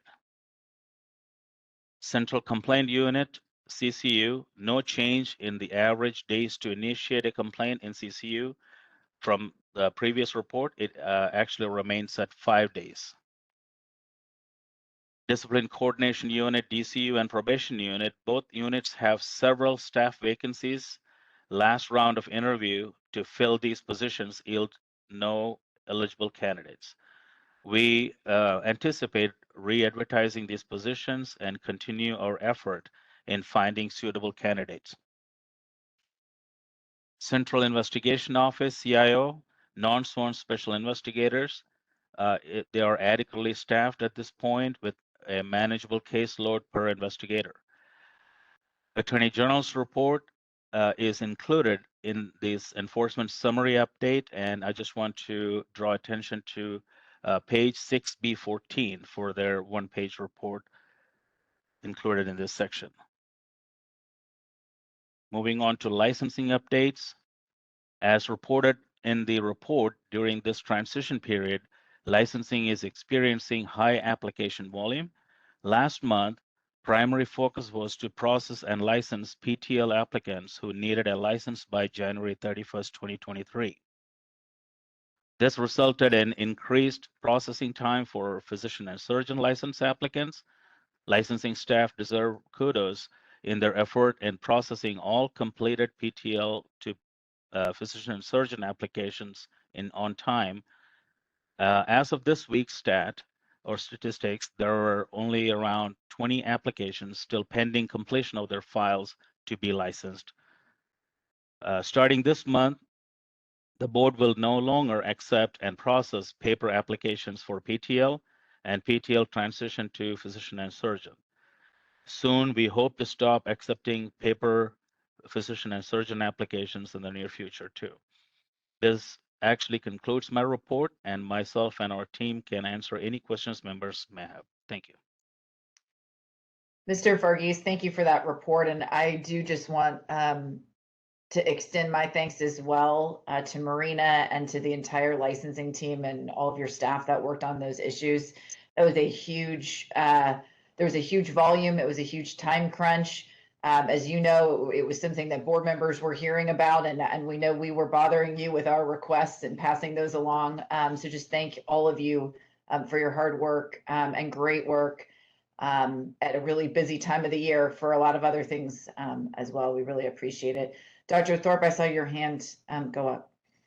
Thank you, Madam Chair. And I too want to just add since I was one of the people who had raised significant concerns about process and timeliness and all of these issues, I also want to add my congratulations and my appreciation really to Marina and her team in licensing to overcome the huge backlog and bring it down to the small number that are left, which my understanding is that most of these have issues with their license that are not easily solved in a timely manner. And so I want to just add my appreciation to that. And I just had a question for Mr. Varghese on the docs update because I think that is another area where if this were uniformly utilized, it would help with processing of applications in general, especially for new applicants and for PTO licensing. But I just wondered, I mean, there's a lot of activity there, obviously more than 46,000 documents in the last couple of years, but is this now being uniformly utilized by new applicants and by transitioning applicants from other states to programs in the state? Can you give us some sense of how much these other, what kind of the percentage of are we seeing in terms of utilization of the docs program? I think I will ask Marina to chime in, and Sean's also in the room from the IT standpoint, but it is universally available for anyone to use the medical schools and postgraduate training programs. So Marina, please chime in. I think you're muted, Marina. I'm sorry about that. Just as Reggie said, it is universally available. We have programs across the country and across the world that use docs. We don't require it to be used, so we do still receive paper documents, especially for some, international medical schools. It can be difficult for them to register in docs and submit electronically. So we may accept those via mail. But at some point, we do plan on going primarily just docs alone and not accepting those documents by mail, similar to how we're going paperless with our applications. This would be another step in that process, which is for at very least, requiring most California and US programs and medical schools to submit their documents through docs. I don't have percentages. I don't know if Sean has those handy, but I don't have a percentage as far as how many programs in California or the US are using docs. We can definitely provide numbers on how many registrants we have. We could definitely send those out. It keeps growing. It's constantly growing. We get more and more programs in medical school signing up. We encourage folks to. So whenever we're sending out deficiency letters to applicants, we remind them, please, check with your program and your medical school and make sure they're registered in docs. Here's the registration information. It's a pretty easy process to register, but it keeps growing. So, I think as we see those numbers rise, it should be, I'm hoping, fairly easy to transition those paper forms out and go completely electronic. Again, there would be obviously places we would need to make exception to where their only option is to mail in a document. Madam Chair, could I have a follow-up question? Please, Dr. Thor. So I appreciate that, Marina. So one of them is just a comment. Well, the question, both of them are questions. Why wouldn't it? Well, it seems like it would make sense to make the mandatory use of docs. The sooner we make that transition, the better. I mean, the more efficient the process would be. I'm assuming that's true. Now, I don't know that to be true because I also, as was mentioned before, with electronic health records by several, Ms. Arthur's daughter is the one that comes to mind, but it's not the golden fleece that many have thought it was. So I don't want to go down that road either and make sure that we eliminate paper completely if there's not a good option electronically. But it does seem that electronic submission could have significant efficiencies in it. And it appears that that's the case in our current environment with the medical schools and residency programs. Is that true? Number one, is that true? And number two, what's holding us back from making it more mandatory, I guess? Sure. No, that's a great question, because the reason we haven't done that yet is because we're still updating our physician and surgeon online application.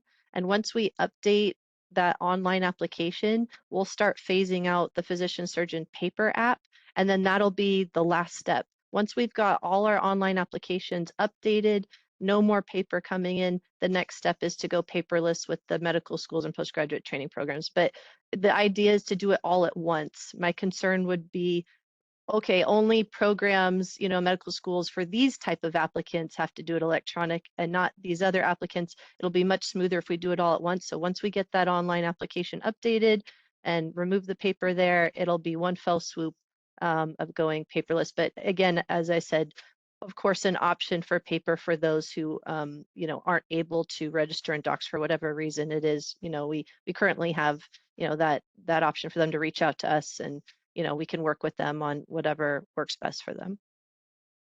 Thank you, Ms. O'Connor. Thank you, Madam Chair. Dr. Bolott? Yes, thank you very much. Marina, question I would like to propose here.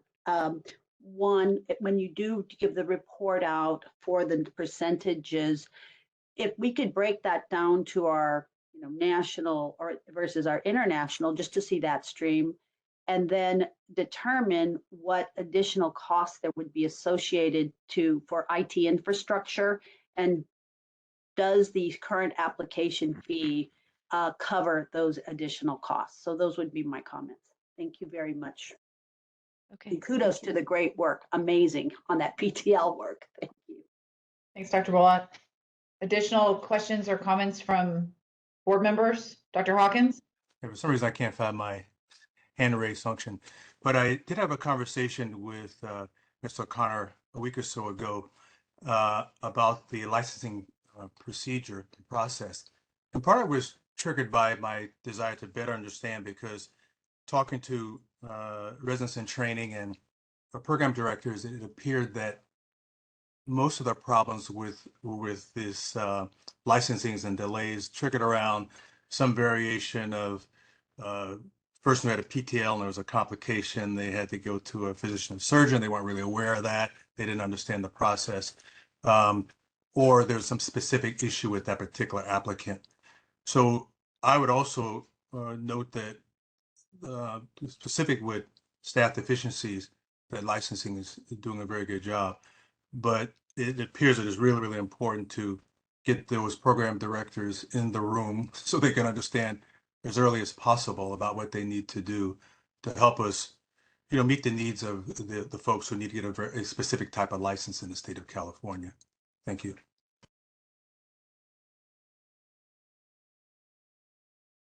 Thanks, Dr. Hawkins. Any additional comments or questions from members before I open it up for the public? All right, Sean, if you could go ahead and open it up for public comment, please. Yes, the Q&A window and the hand raising feature is enabled for anyone wishing to make a public comment. You can type anything into that Q&A window and we'll call on you. You don't have to type the actual question. And if you're on a call-in only line, you can press *3 to toggle raising your hand. First request here was from Black Patients Matter. I'll be sending that request to you now. Yes, hello, Dr. Reed here. So, could you do whatever you did earlier with your phone to make it sound clear? You sound very far away from it. Yes, thank you. I apologize for that. So I know I stated this before. I'll just state this again. So I am the only person present at this medical board meeting who has gone through the process of being investigated. I understand the process. I understand the cost of the hearing, the investigation, And I'm the only one who has also started a patient advocate group. I'm the only one that also has been attending every meeting since 2018, whether by phone or in person. I can also tell you that I'm the only one present with all these experiences and who also has an ongoing federal civil rights lawsuit with the medical board since 2018.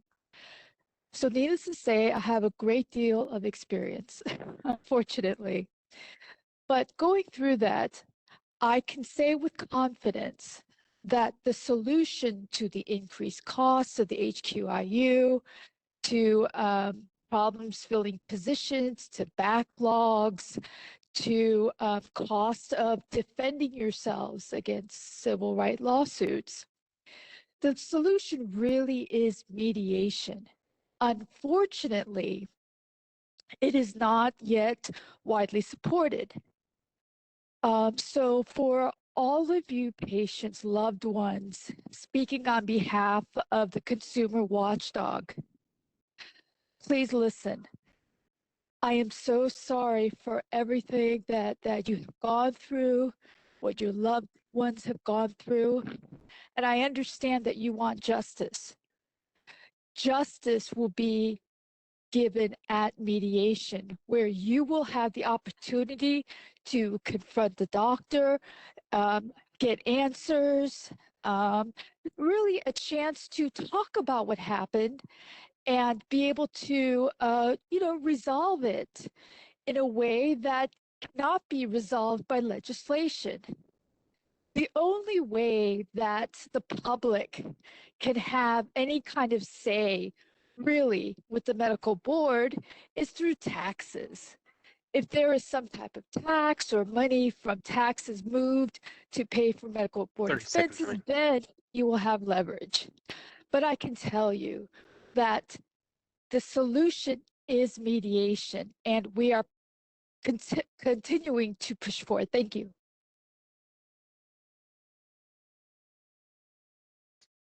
Thank you for your public comment. Up next here, we have Marion Hollingsworth. Sorry, bounced on me. Marion Hollingsworth there. You should be receiving that request. Hello, can you hear me? We can, Marion. Please go ahead. Thank you.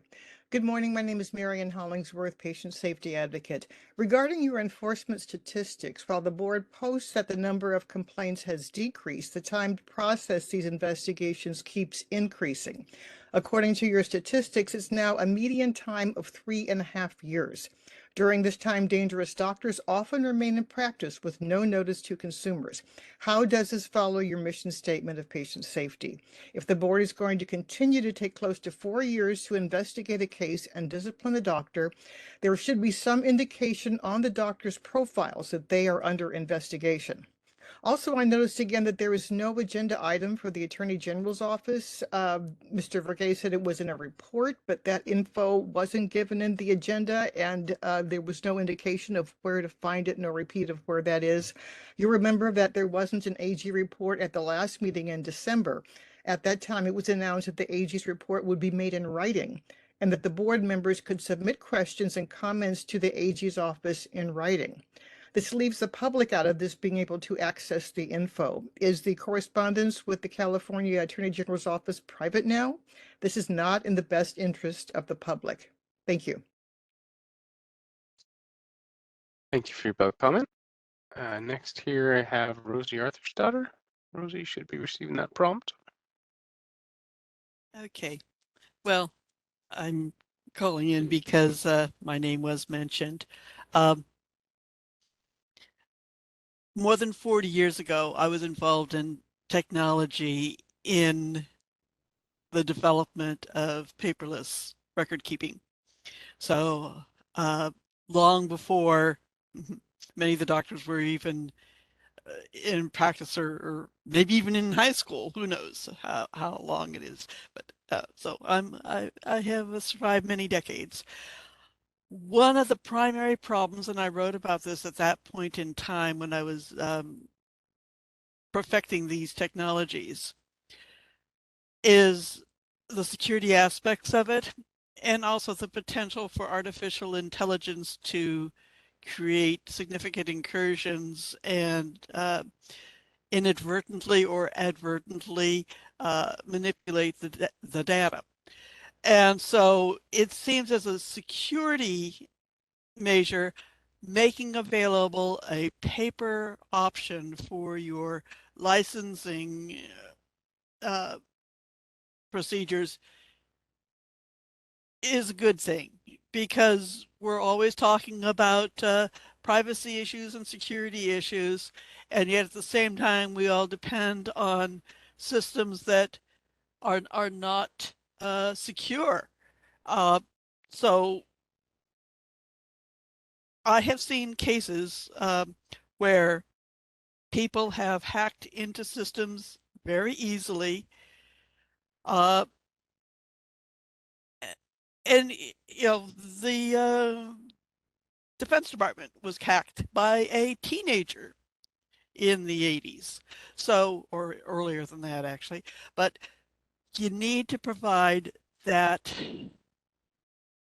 fallback so that if a person wants to make sure their communications are secure, that they can have an application. You might convert it at your end into a digital format, but always doing everything over the line, there's no guarantee that even that is kept secure or isn't changed by somebody somewhere along the line.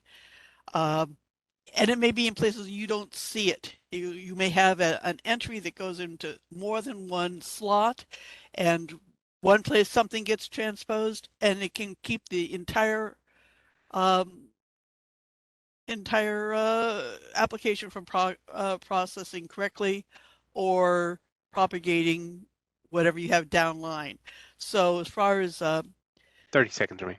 yeah, so I think you need to keep a paper option, and you really, really, really need to look at the security, because even these public meetings, while they're convenient, there are security issues. Thank you very much. Thank you for your public comment. Next up here we have Susan Lauren. Susan, you should be receiving that prompt on your end. Hello. I have a few points to make. I'm going to start with what Black Patients Matter said, that she's been attending every meeting since 2018, more than anyone else. I've been attending every one since 2017, and Michelle, Marion, and I believe Eric have been attending even before me. So let's just get some facts right there. As far as mediation being the end-all be-all, prevention is actually what we need, because we don't even want to get to the point where lives are lost or ruined. And prevention, prevention, prevention. That should be the mantra. And I don't understand, looking at any of you, how you can look in the mirror, how you can get up with yourselves and not focus on prevention. Your people are being killed and mutilated in California. Take a look at prevention, okay? Record keeping. You've got the Jack the Rippers, the Saul Bergers, these people, Saul Berger, whose wife ran his office. I didn't even know she ran his office until 4.5 years later at a surgical assault trial, because they didn't tell me and they didn't tell anyone. And these little ambulatory centers, so it's a private doctor in their little private center, no oversight, none of these other people able to report on them. Record keeping has to include co-authored records. Even a good doctor, the best doctor I've ever had, it's like a game of telephone. They're going to get it wrong sometimes, not on purpose. So the best way for prevention is for the consumer who knows their own life and their own body to, at the very least, be able to look at those records. What's that? Can you tie your comments into the executive management reports, please? Can I what? Tie your comments into the executive management reports. Tie them into the executive management reports. Right. Okay, speak on the agenda item. Thank you. I was going on what other people were speaking on this item. As far as statistics, they're not relevant statistics. You have most people that I know over 11.5 years not filing reports because they can look and see how I am treated and I am harmed much worse than them. So mentioning these statistics, they're not dealing with reality. In order to get accurate statistics, let's get people that actually want to call in by treating people like me with respect and doing the right thing. Thank you for your public comment.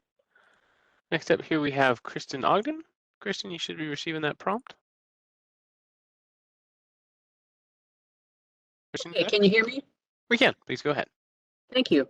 This is Kristen Ogden once again speaking on behalf of Families for Intractable Pain Relief and a group of about 240 or 50 patients who lost their pain care November 1st. I'm curious to know, because it is related in regard to the reports given by Mr. Varghese. I understand there were some meetings held that had to do with the subject matter of the opioid prescribing guidelines, but I had hoped to hear a little bit about the expected duration of the delay resuming work on that project, whether there would be another draft, any further opportunity for participation. If somebody has a way to share a little bit more information about the status of that effort, it would be appreciated.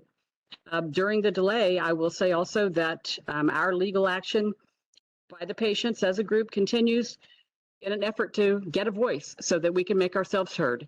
And we have been turned down by, our motion to intervene was disapproved by DEA, and so we have initiated action to appeal that. The appellate court is the Court of Appeals of the DC Circuit Court, and that court has indicated it will consider our appeal. We are doing what we can as patients and advocates to elevate our situation and gain opportunity to have our voices heard. It's very slow, and we still believe that there is a role for this board and the content of the opioid prescribing guideline to facilitate a better resolution and better outcomes for these patients. Thank you for the opportunity to comment. Thank you for your public comment. This time, President Lawson, I don't see any additional requests. Okay, we'll bring it back to the board. Are there any other comments or questions from board members for Mr. Varghese? All right, seeing none, we're going to take a quick 10-minute break right now. Well, I will take a 13-minute break. We'll be back at 11:15. We're then going to take a little bit longer lunch break, most likely after agenda item 8, again, just sort of depending on timing. But we're going to take a quick 15-minute break right now, and we'll see you back at 11:15. I have gone ahead and promoted the 2 speakers for agenda item 7 when you are ready to head that way. Terrific, thanks. Well, I think it's 11:15 now, so if our presenters are here, let's go ahead and get started with agenda item 7, which is updates from external stakeholders. And I think we will start with Ms. Gear from the Department of Consumer Affairs.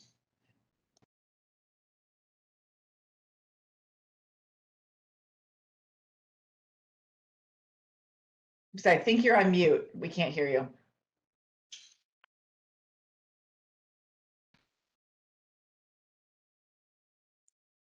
Yeah, Ms. Gear, I see your line is open, but audio is not coming through. Do you have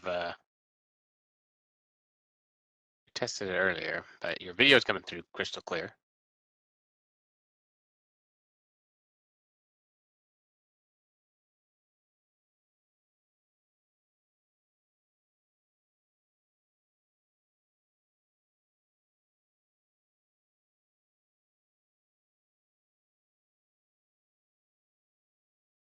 I can see you speaking, I just can't hear you.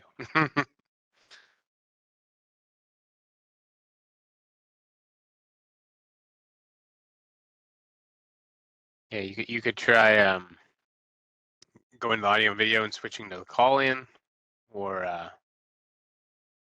no, we did try it before the meeting began. I'm not sure why it's not coming through now. Why don't we do this? Why don't we move on to Ms. Nichols on behalf of the Health Quality Investigation Unit, and then we'll circle back and we'll resolve the audio issues with Ms. Gear. Yes, good morning. Good morning. I am Chief Kathleen Nichols with the Division of Investigation, and it's my pleasure to provide the board an update on the Health Quality Investigation Unit, also known as HQIU. As of February 1, 2023, HQIU has 20 investigator vacancies, which is a 24% investigator vacancy rate. We currently have 15 candidates in background, 7 of which are in the final psychological and medical portion and hope to have final clearances soon. We are holding continuous hiring panels to identify additional candidates in order to refill the remaining vacancies. One exciting development that will dramatically improve our recruitment is the minimum qualifications for the investigator position were updated and approved by the State Personnel Board in December 2022 to include any degree instead of a requirement of a criminal justice degree. This will greatly expand our candidate pool for the investigator position.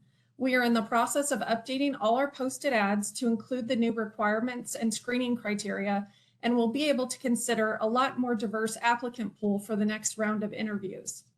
The deputy chief position was posted and the final filing date is today.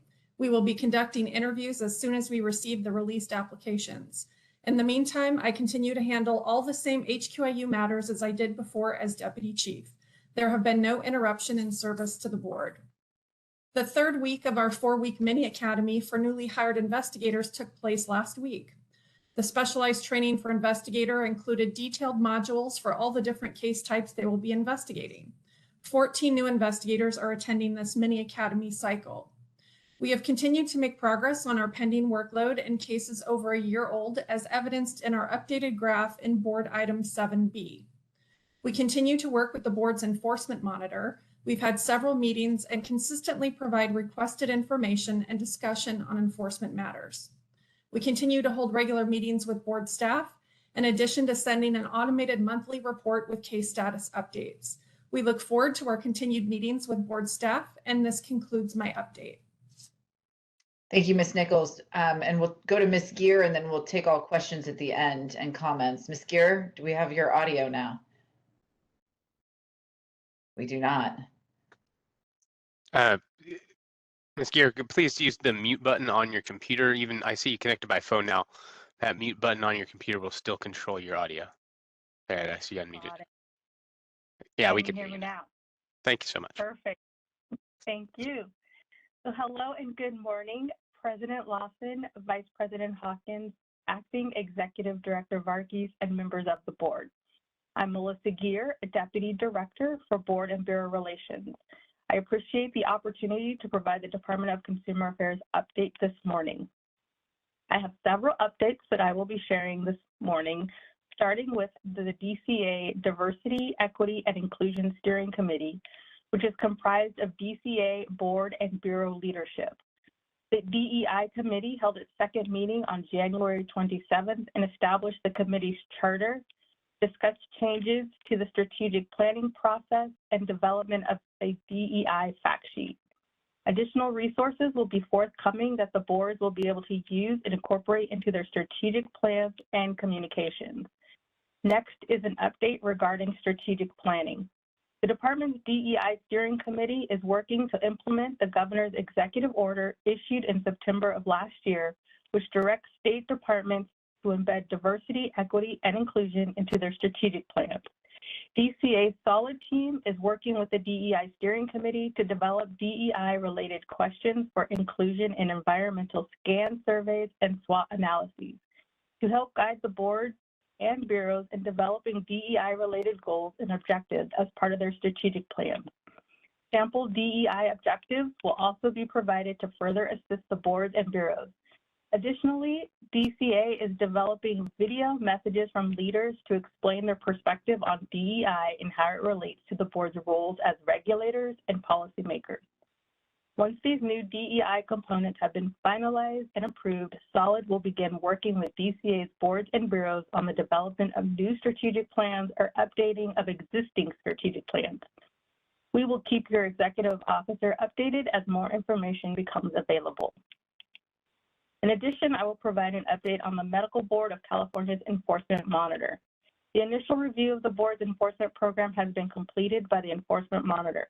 The monitor has spent the last 6 months reviewing data and other documentation from the board, DCA's Division of Investigation, and the Office of the Attorney General, as well as conducting extensive interviews with staff from all 3 agencies and other parties. The monitor is nearing completion of its report to the legislature, which is scheduled for release on March 1st, 2023. The final report of the monitor is expected in July 2023.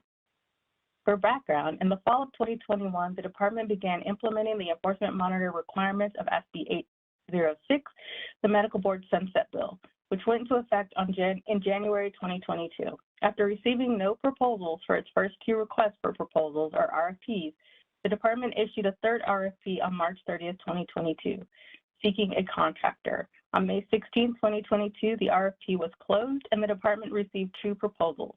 Following an evaluation of both proposals, it was determined that one was responsive and the contract was awarded to Alexin RPM, a California consulting firm with decades of auditing experience and experience working with over a dozen other California state agencies.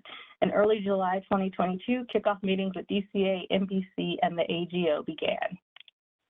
Keeping with the theme of enforcement, the following update is about the Enlighten Enforcement Project.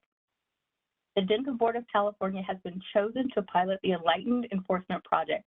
DCA's first meeting with the Dental Board was held in November, and our co-chairs met with the executive officer last week to go over a walkthrough sessions of enforcement processes, which will be divided into 4 distinct categories.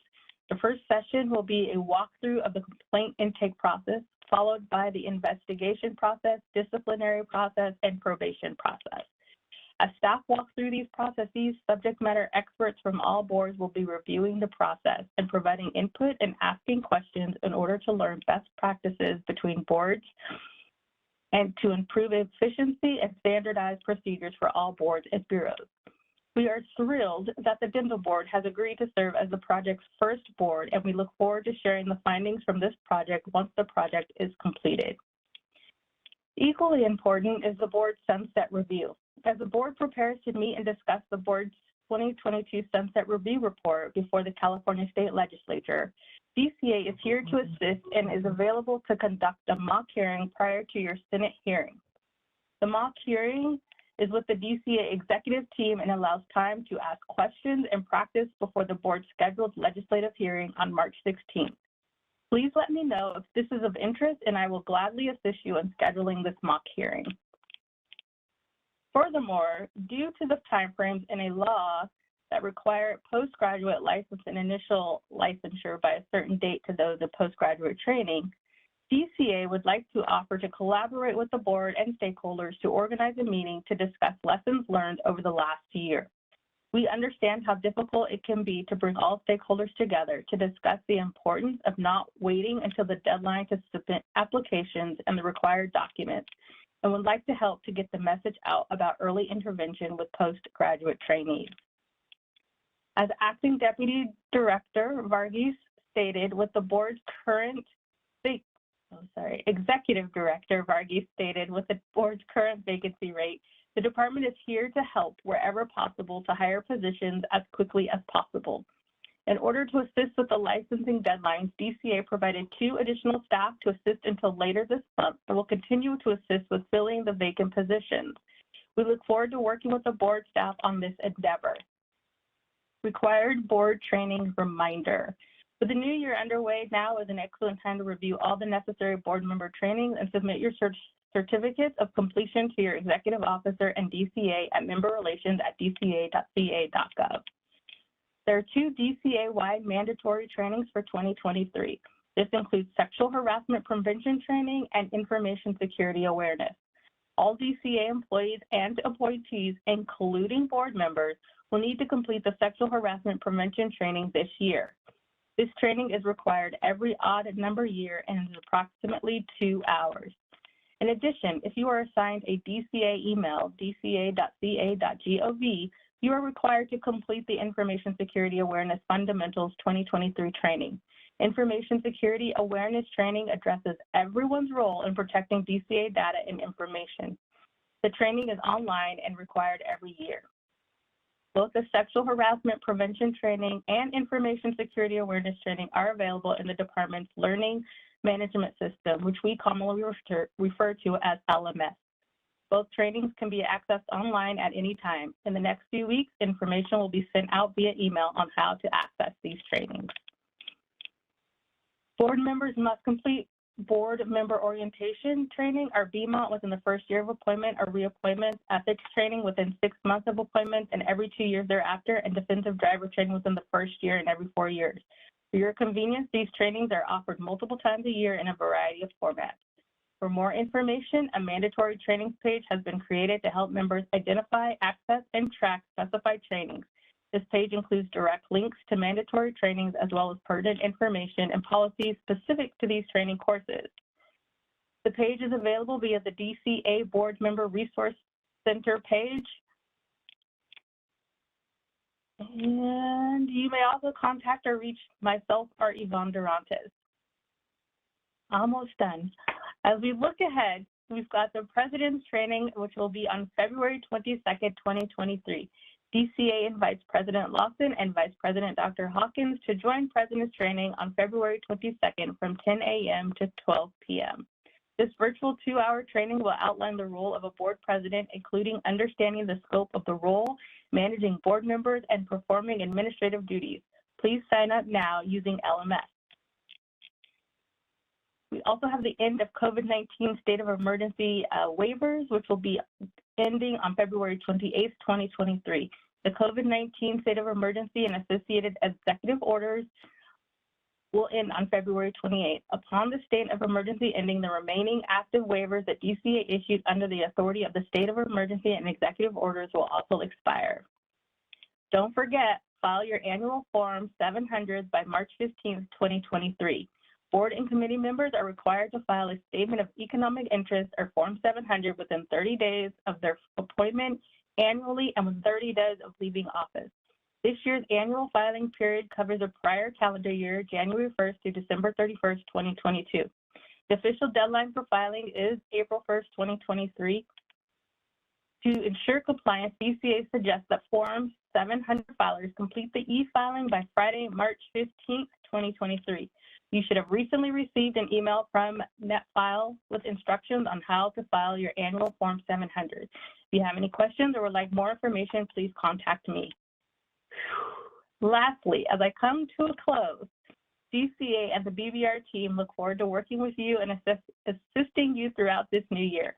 We are here to support you and the important work you do. Please reach out anytime. Thank you again for this opportunity, and I welcome any questions from the board. Ms. Gear and Ms. Nichols, thank you both so much for those comprehensive updates. Board members, are there any comments or questions? I do have one for Ms. Nichols. Dr. Bullock, I'll let you go first. Oh, thank you very much, President Lawson. Very quickly, Ms. Nichols, outstanding news about the increased diversity that you'll have by having any degree of individuals participate as new investigators, and that mini academy sounds really very important that you pulled together. So thank you. The second is for Ms. Greer. I had a question just to be clear, because as members of the board, we want to make sure that we provide kind of our interested parties, be that program directors and whatnot. You mentioned the DCA, the MBC licensing group, and you were going to have some issues on lessons learned. When is that, and how can people access, and how can we get that information? On the issues, are you speaking to the Enlighten Enforcement Project? I'm not sure exactly what it's called, but it has, yes, the licensing. No, I think you're talking about, Dr. Bullock, the PTL license. PTL licensing, yes. Yeah. Thank you. Oh, so that would be us working with all of you on trying to set up a stakeholder meeting. Oh. And so we can work with Mr. Varghese or Ms. Lawson or whomever to help get that coordinated and scheduled. Thank you very much for the clarification. You're welcome. Any other comments or questions from board members? All right, I just have one, Ms. Nichols, for you, and Mr. Varghese, it might be for you in part as well, just relating to experts and the interaction between HQIU, the Office of the Attorney General, and then our medical board staff.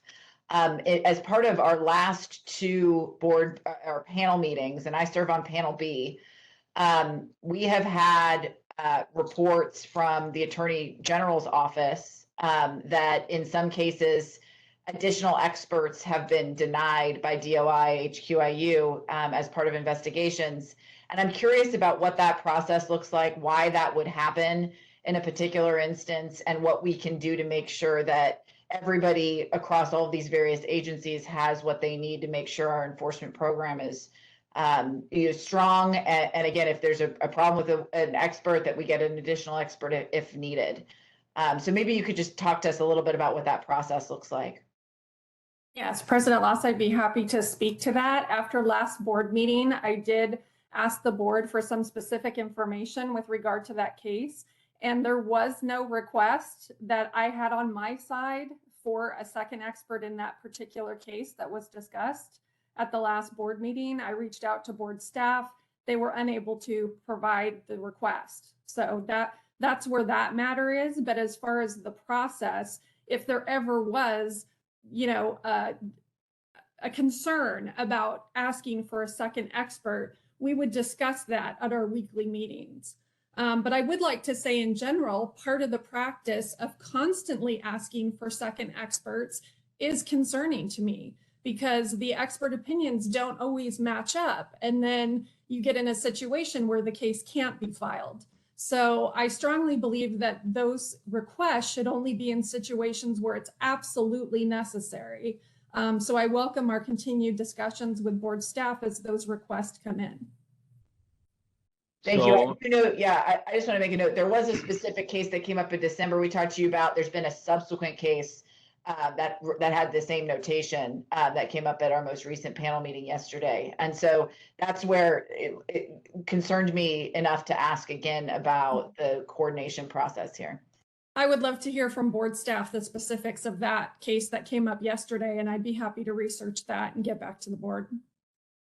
So I'm not aware of the second case that came up yesterday, but Ms. Lawson, from the previous board meeting, the staff did go back and review to see if we can find any written communication back and forth, and we were not able to find anything. So we're working with the DAG that brought that up discussion to see if that was verbally communicated, but there's nothing we were able to find. So it has become, I mean, we have spent a lot of time looking for any evidence, but we were not able to find. But I will echo Kathleen Nichols' comment that when we meet on a weekly basis, Jenna and I meet with Kathleen, in addition to discussing cases, when these issues do come up, and if there are difference of opinions and minds about this second expert request from AG's office, we will discuss that, and then we'll look at the merits of it.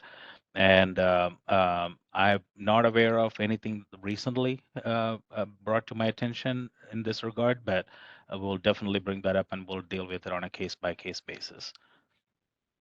Thank you, much appreciated. Dr. Thorpe? Thank you, Madam Chair. I have a question for Ms. Gear, and excuse me. She was kind enough to reach out to me yesterday or the day before, I can't remember which, to talk about some of the DCA issues, and I was concerned about making sure that I was compliant with my my certifications and stuff. But I did also mention at that time, and I just wanted it to kind of be on the record today. Our major, I shouldn't say we can't function as a board when we're in financial crisis.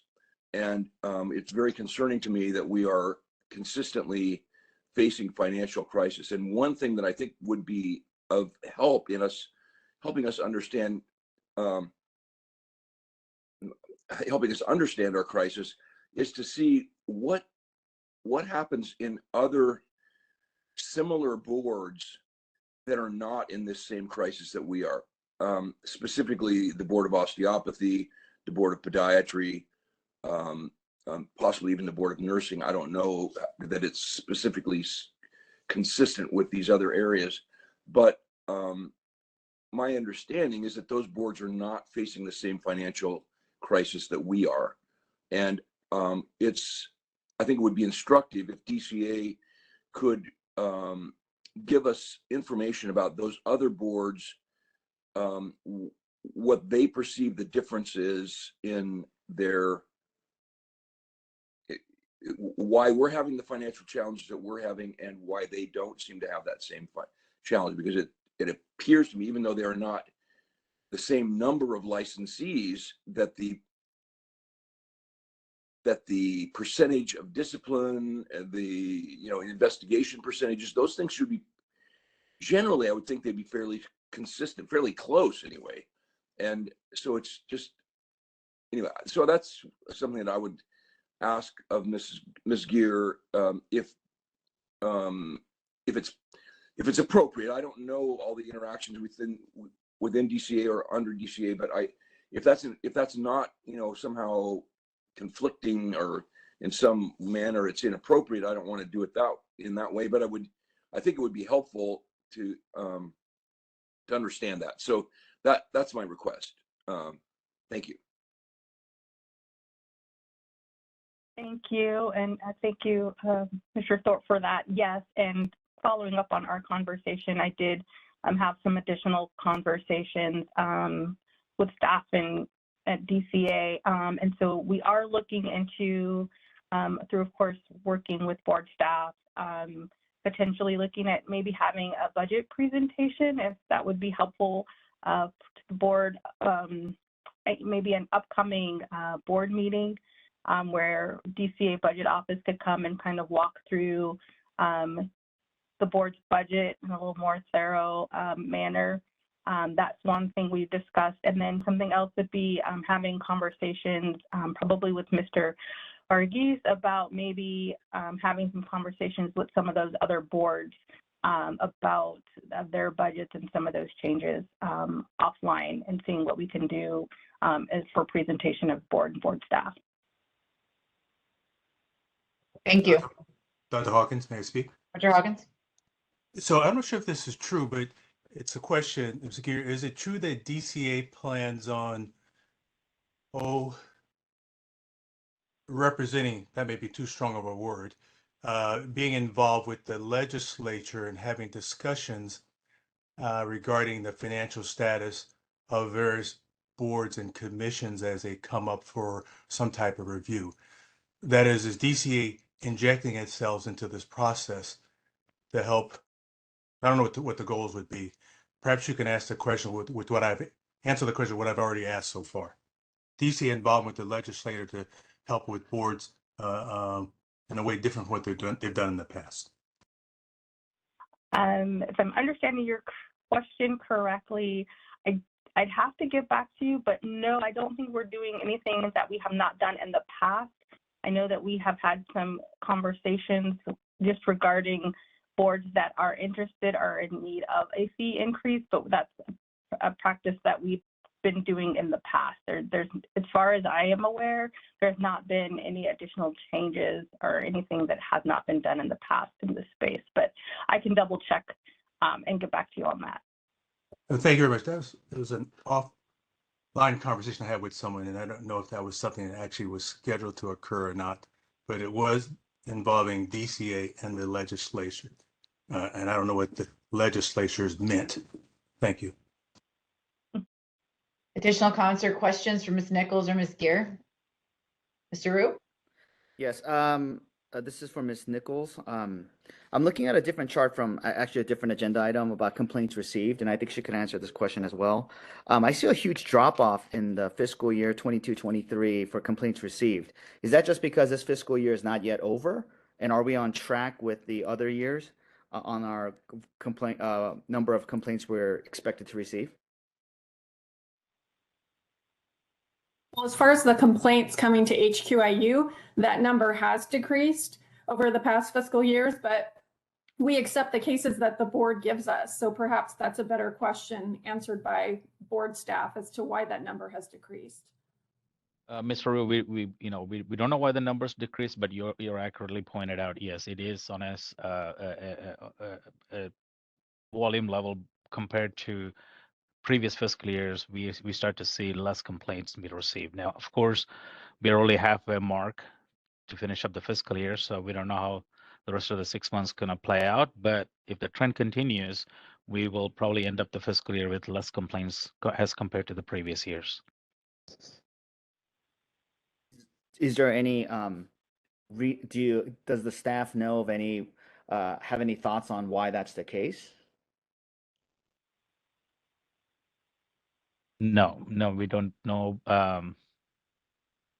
Haven't done any kind of analysis of that, and I don't know where we can look at to see what kind of complaints we were receiving in the previous years, and maybe do some analysis to see if we can present any meaningful data. Yeah. Or maybe see what other states are doing as well. Is it an overall national trend, or is it just a thing that we're experiencing? And again, the year's not over yet, so right. I don't know if you could compare the first 6 months in the previous years. We can try to reach out to see if we can get any comparison from other states too. Sure. Yeah, not that it's critical, but it'll be, if you do have some information to provide at the next meeting, that'll be great. Thank you. Sure. Noted. Additional comments or questions? All right, Sean, if we could open it up for public comment, please. Yes, the Q&A window and hand raising features have been activated. Anyone wishing to make a public comment, please go ahead and do either of those. And anyone on the call-in only lines, you can press *3 to toggle your hand raising.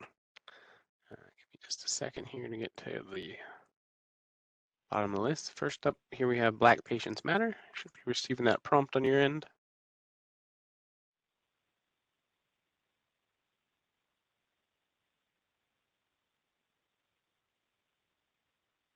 Try again. Yes, hello, Black Patients Matter. So first, we would like to congratulate ourselves, give ourselves a hand, because as you may or may not know or recall, back in, I think, 2018, we filed a federal civil rights lawsuit against the medical board, Dr. Bolat, and a whole bunch of other people. And we demanded to be treated equally and not to be marginalized. And so what became of it? Well, Dr. Bolat stepped down, and Kimberly Kirchmeier left the board and went to the DCA. So we are excited to see that the DCA now is supporting diversity, inclusion, and equity. So we feel that we were ahead of the curve and helped to bring this on. And so that's why we are also confident of mediation. Now, Ms. Carroll, I need to know something. Why in the world do we need to give, why in the world does the HQIU, who is the policing arm of the medical board, why do they need more money? Okay. I think I'm the only person present who's ever been investigated by the HQIU, and I can tell you it's bullshit. What do? They follow you around on a motorcycle, they knock on your door and run, you catch them on camera, it's stupid. And then they bill the medical board $1,200 for quote unquote investigation. Okay, so why in the world would we increase the budget for the HQIU? Melissa, I surely hope that you mean what you say, because listen, I need to know what you can do to have the medical board recognize Black Patients Matter. None of the board members has ever responded to our calls, to our emails, never let us speak, not do anything. So I hope you're not faking it, or this isn't like some fake equity bullshit. Okay, because right now, none of them have ever tried to contact us, included us in their, interested party meetings or whatever else it's called. Okay, so, and then now this is Black History Month, but it doesn't feel like it. I wonder who the guest speakers are going to be. not no Black History Month, folks. So I don't know what you can do. And listen, we want a seat at the table, Melissa. And look, we learned the language the medical board and the DCA understands are federal civil rights lawsuits. And we have no problems in filing another one, and we'll have to put you on it.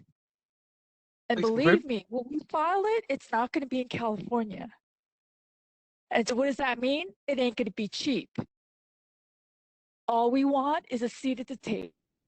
Thank you for your public comment. Up next here we have Eric Andrews. Eric, you should be receiving that prompt. Can you hear me? We can. Yes, please go ahead. David, when the public hears that it's useless to file a complaint with the medical board, why would they submit a complaint? My partner, who is suffering from pulmonary fibrosis, had a CAT scan in December. His doctor still hasn't given him the results from that test 2 months later. He was scheduled to have a telehealth call with the doctor 2 weeks ago, and the doctor still has not called him. We finally got the results of the test directly from the radiology lab yesterday and found that his condition is worse, and yet the doctor isn't contacting us. I should file a complaint with the medical board, but why would I when the medical board closes every complaint I file without investigation?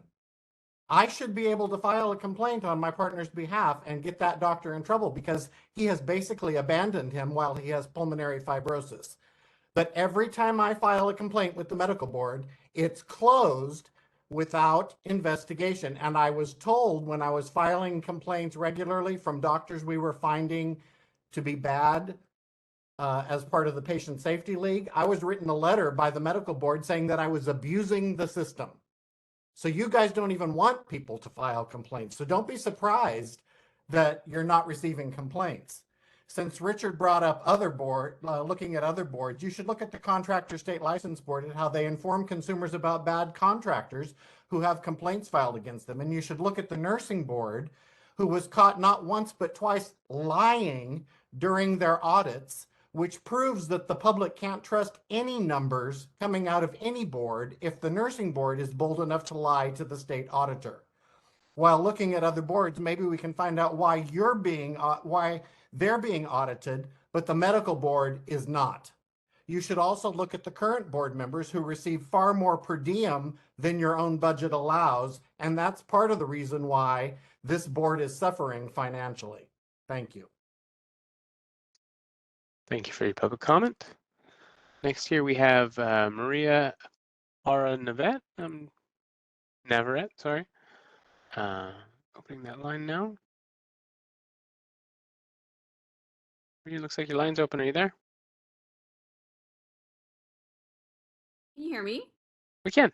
Please Oh, go I'm ahead. sorry. I meant to speak on the next item. I apologize. Oh, no problem. Thank you for deferring to the next one. We'll talk to you then. Rosie Arthur's daughter's next. Rosie, should be receiving that prompt.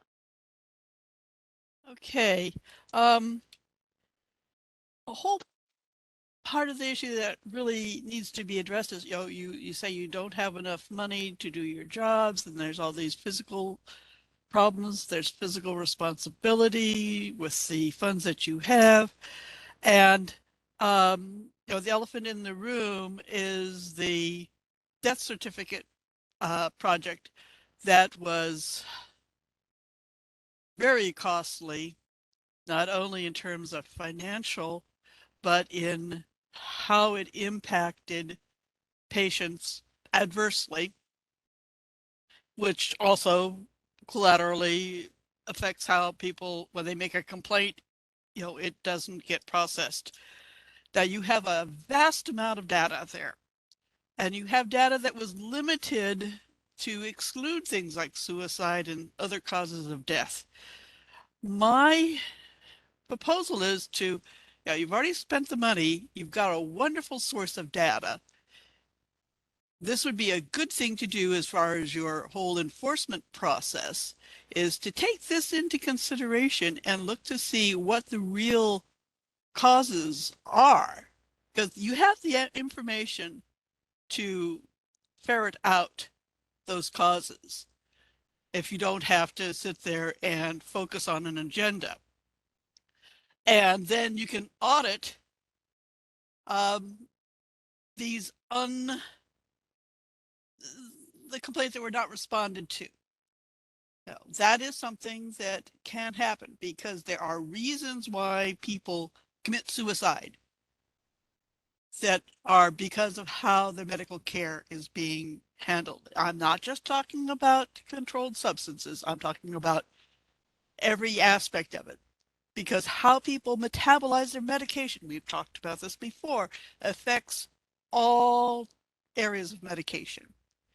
And when you ignore that, or you say you can't use Ativan, or you can't use a controlled substance, and then you give them serotonin syndrome and then don't tell them that they have it, or don't allow them to be treated for it because the only treatment for it is Ativan, and that's a bad drug because some academic in England provided a protocol to wean people off of it if they want to 30 be seconds. weaned off.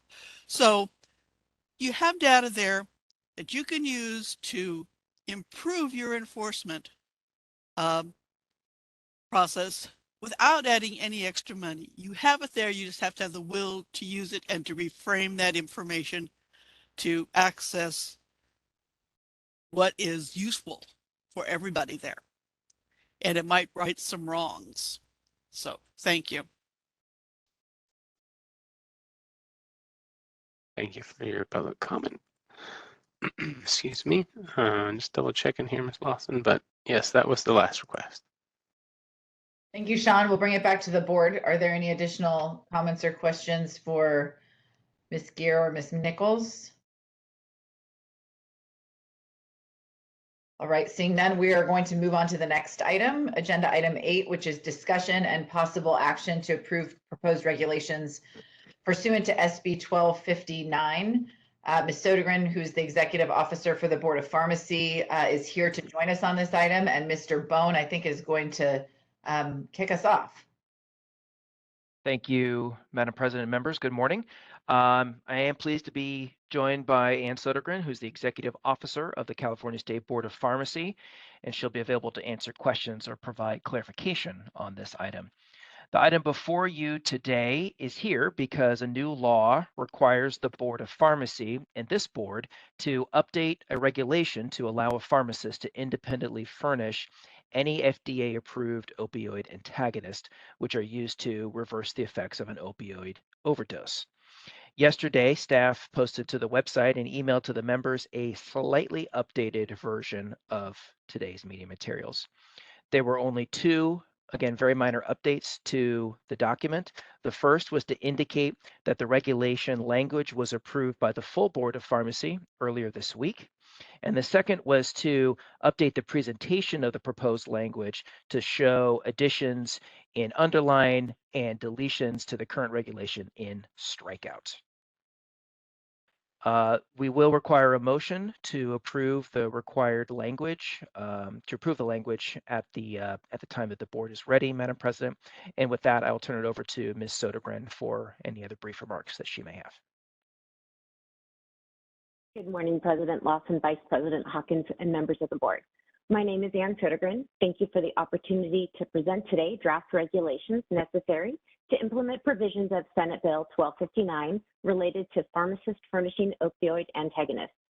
I recognize that you have a full agenda and wish to be respectful of your time today. As the meeting materials provide background on the issue and summarizes the changes offered, I will just note that as required by statute, the board engaged with the specified stakeholders and have not received any negative comments.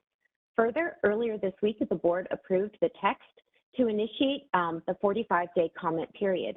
Should approval be granted by the medical board today, the Board of Pharmacy will initiate the formal rulemaking process, providing an opportunity for further public engagement. Thank you so much for your consideration.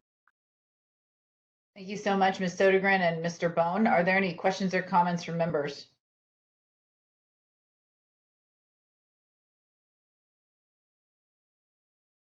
All right, seeing none, may I have a motion to approve the proposed regulations? Feeling Sai, move to approve the motion as presented. Second, Michelle Bolott. Thank you. We have a motion from Dr. Sai and a second from Dr. Bolott. And now I'll ask the host to please call for public comments on this item.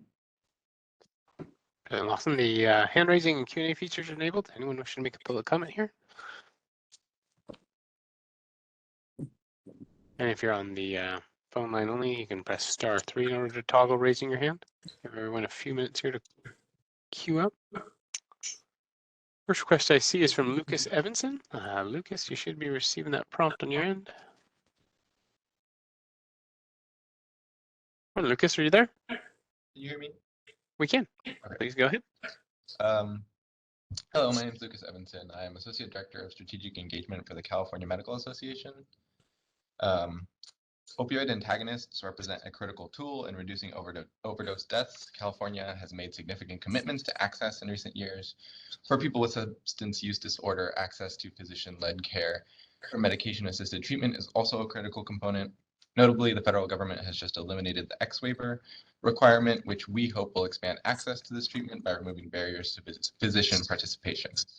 The amendments to the regulations maintain a previous requirement for notifying a patient's primary care provider, but now put the onus of contacting a patient's physician on the patient making such a request and removes some important definitional considerations. This could reduce opportunities for the patient to access this important care, especially since the pharmacist is already having a consultation with the recipient and is required to provide the recipient with any informational recourses or referrals to appropriate resources if the recipient indicates interest in substance use disorder treatment. Obviously, there will be some recipients who are getting the antagonist for someone besides themselves, but in cases where the recipient is getting it for themselves, this communication remains important. The language also removes confidentiality considerations, which we believe remain relevant. Again, there are many reasons a person may seek access to an opioid antagonist, some of which may be sensitive for that individual. We ask that the board seek changes to the regulations to address these concerns. Thank you. Thank you, Lucas. Next up here, we have Rosie Arthurstein. Rosie, you should be receiving that prompt. Okay, thank you. This has a specific opioid agonist stricken out, and then the generic term opioid agonist without providing a list of what that might include. And it may include any number of things that maybe aren't totally an agonist. There's the inference that the person has a primary care doctor, and that can be confused with the primary care doctor for controlled substances. So if they have a pain management doctor or the like, they may also have a primary care who is a different doctor. And then in certain systems like the VA, the primary care is their pain doctor. And depending upon which venue you go to, these words don't mean the same thing. If a person who is in the VA system goes into a local hospital, as they are allowed to do, they will get shuttled to the wrong person. If they walk into a pharmacy, you know, and they don't have a record for that person, you're going to have another problem. It's they're already providing these medications. It just seems like if a person needs follow-up care, that's lacking.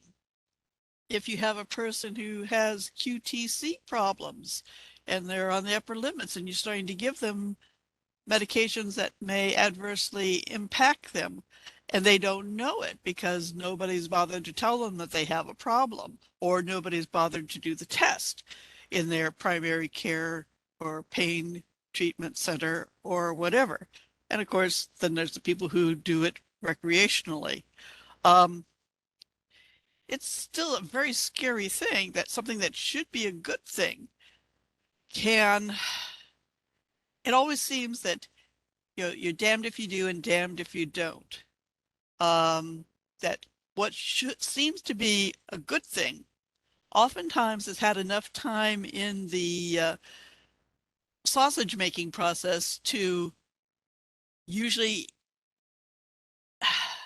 inadvertently or advertently cause adverse outcomes that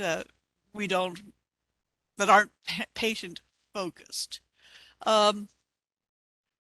You know, if you're going to say opioid agonist and you cross out the name of a specific one, what are they? That, you know, it just, it's too vague the way it is. I think it needs to be clarified more. And if you have different venues where primary care means a different thing, you need to be clear that if the person has a doctor prescribing controlled substances, that is very 30 much, seconds remain. that is the person that they need to be referred to, not told, see your primary care, or put an electronic record in saying, I referred them to their primary care, so now I'm off the I don't have any responsibility now. So I think the wording is too vague in some places and maybe needs a little bit more preening. Thank you. Thank you for your public comment. We'll check here, Ms. Lawson, but I think that.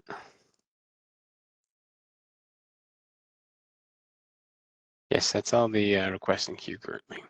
Thanks, Sean. We'll bring it back to the board. Are there any, Dr. Thorpe, it looks like you've got your hand up. Thank you, Ms. Lawson. I did have a question, possibly of Ms. Sodergren. It does seem like the pharmacist is willing to notify the identified primary care provider that this product was furnished, which is extremely important for the primary care, speaking as primary care doc. But I mean, there are some. I'm not quite sure why it was left to the request of the patient, and not just in the interest of transparency and, you know, everyone being on the same playing field and giving appropriate information to everyone. Why wasn't it just made that the pharmacist will notify the identified primary care provider, et cetera? And why was it only at the request of the patient?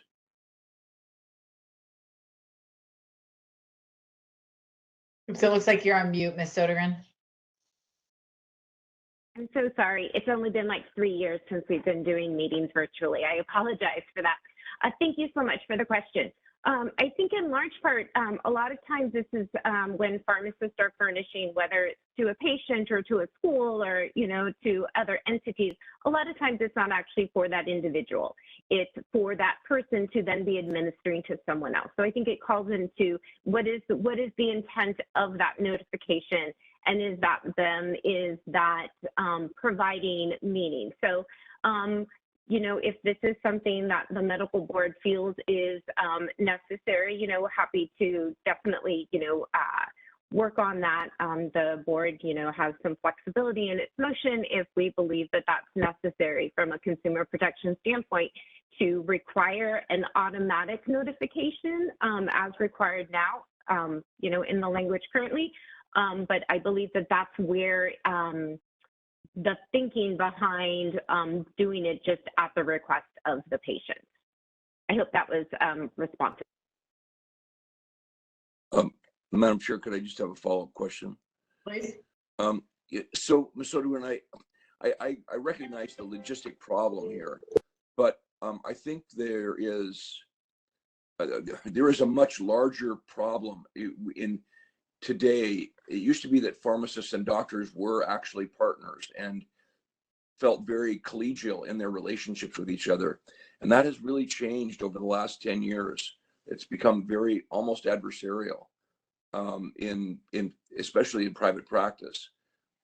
It's unfortunate, but I think this would be a step if it were somehow worded, and Mr. Bone, maybe you could help us with this, but somehow worded that there will be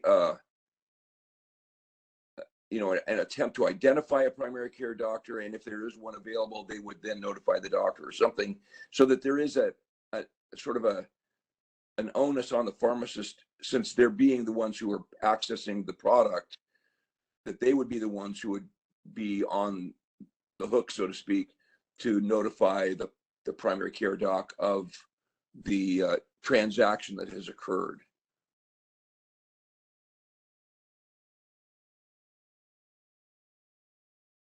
And that it not be totally up to the patient. I'm sorry, I guess I mean, it's fine if the patient notifies them, but I mean, sometimes patients just aren't thinking, they've got too many things on their mind too, and it would help, I think, just help communications in general for the pharmacist to reach out to the primary doc. Anyway, thank you. So is it, what I'm thinking of hearing, doctor, is that where the language now says at the request of the patient, the pharmacist shall notify, so maybe that the pharmacist should inquire whether the primary care whether the primary care provider should be contacted. Is that the idea, doctor? You're on mute, sir. Dr. Thorpe, you're on mute. Dr. Thorpe.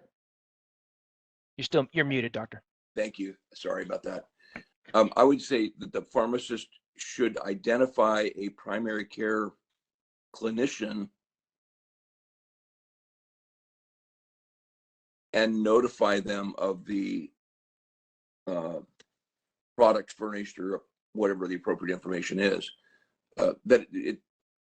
If there's not a primary care clinician, then they're off the hook. I mean, they can't notify somebody that doesn't exist.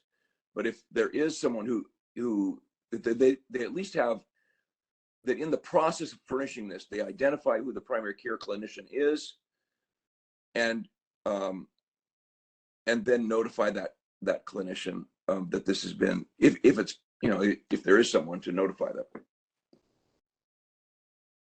And in the circumstance that Ms. Sodergren mentioned, that if the individual acquiring the antagonist it's not for their use, it's not for their personal use, but for the use of another person, how might Well, that then be? in that case, there wouldn't be any obligation on the pharmacist to notify anybody, because it's, I mean, I guess, unless, I mean, if it's for a school or for some other more broader, population, if somebody's going to the pharmacist to get naloxone for their brother, and there is a primary care doc involved with the brother, then yeah, they should notify, they should let them, that should be part of that notification process.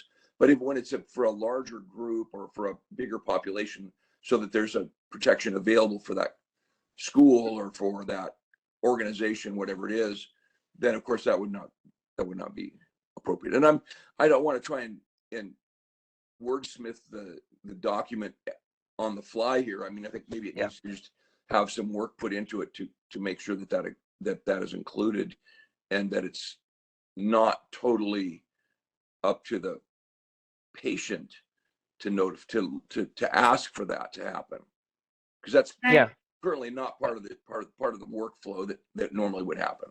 So it looks like the previous version that's being amended, or the strike through language, had this consent requirement, right? If the patient provides verbal or written consent, then a primary care provider can be notified. Because I guess I have a privacy concern, right? I'm not sure we can mandate this information be immediately transferred to a primary care physician. One, that physician might not be up to date in their system, right? You might be notifying somebody that they terminated their relationship with, or they don't want knowing this information for one reason or another. I'm not opposed to having the sort of inquiry requirement that I think maybe Ms. Sodergren or Dr. Thorpe were suggesting, but I am concerned about the privacy implications of a mandatory reporting requirement to just a primary care physician that's on record at that pharmacy. Can I say something, Ms. Larson? Dr. Mahmood? Yes. Yeah. I think it's appropriate that if patient has a primary care doctor should be informed, not only because of this medicine is being prescribed. The thing is, he or she needs to know, because they need to have in the record what is leading to this thing, why they're using it. And for their other prescription drugs, they have to be very careful. So I think this has to be informed the primary care doctor. Doesn't have to be like right away, but within a week or 10 days or whatever, whenever he or she go and visit the primary care doctor needs to know that this is what is being done. It's not a matter of privacy, it's a matter of a treatment. And he is obligated, she's obligated to give further prescriptions and do things. So I agree with Dr. Top that probably if patient has a primary care doctor, we should, and that shouldn't take much effort, nothing. Most of the time, pharmacy has access to their contact system and whatever on the EMR or whatever. I guess I'm very concerned about that. I think patients would be surprised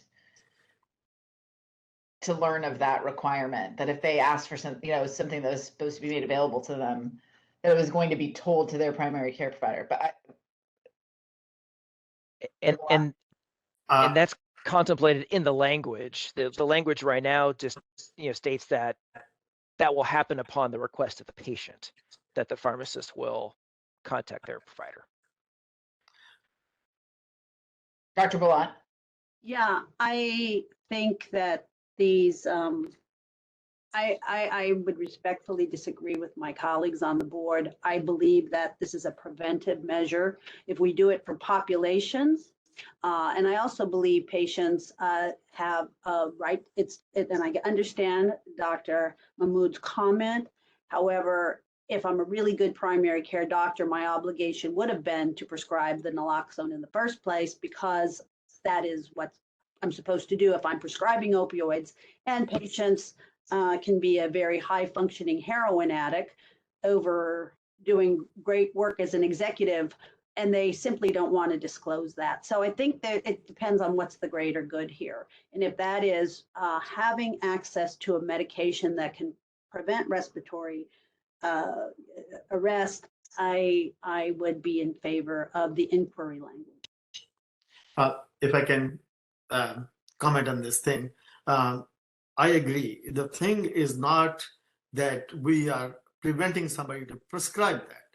The thing is, it is for the best interest of the patient, for his primary care doctor to know, and primary care doctor has all the records, and patients usually, if patient has already sent a note that I don't want to be notified anybody about anything other than that, because this is for the best interest of the patient, whether he's getting the prescribed narcotics or whether he's doing the street drug, or if he's getting that and also on top of that doing street drugs, primary care doctor needs to know these are the circumstances so he can intervene to make his health better and prevent the events happening in future. Otherwise, this person will keep on going to one pharmacist to the pharmacist to the pharmacist, getting these antagonists and ultimately hurt himself. So this is really not in the interest of primary care doctor. I think this is the interest of the patient or the person who's going there, that his record needs to go to primary care doctor so that he can or she can provide the optimum health which is needed for the patient. It is really not any privacy issue. Primary care doctors usually has each and every detail about the patient, and they are obligated to ask about all this stuff. And holding that information will hurt or damage the patient, not the primary care doctor. Madam Chair, could I just make another suggestion? Dr. Thorne? I apologize for belaboring this point, and I respect Dr. Balat's perspective, and I do understand that. I mean, it could be something to the effect that a pharmacist shall notify the identified primary care provider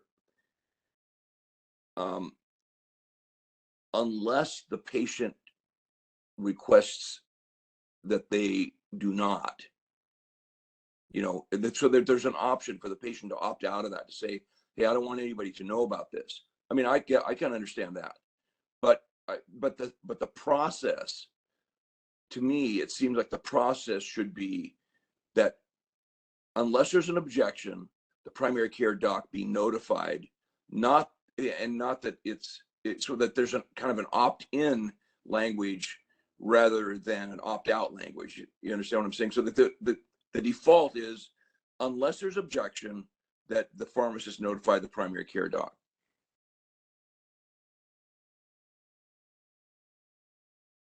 Madam President, that's all. That's my comment. Dr. Thorne. I would just add, in reviewing the authorizing statute,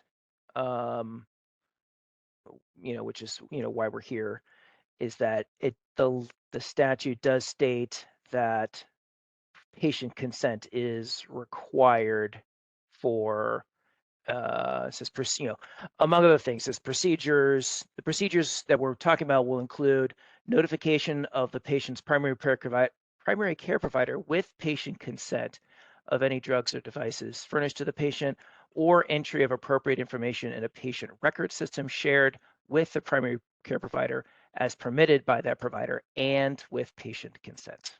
Yeah, it would seem to me that that consent is probably required, right? And if it's in the authorizing statute, I'm not sure we can do something that's inconsistent in this regulation that changes what's in the authorizing statute. But I would need a legal opinion on that. We do have a motion and a second on the table, right? I have 2 quick questions. Please. Mr. Bone, is there a timeline or a deadline or what's the timeline for this needing to get passed? Because this is coming from the pharmacy board, right? They've been working on it since 2015.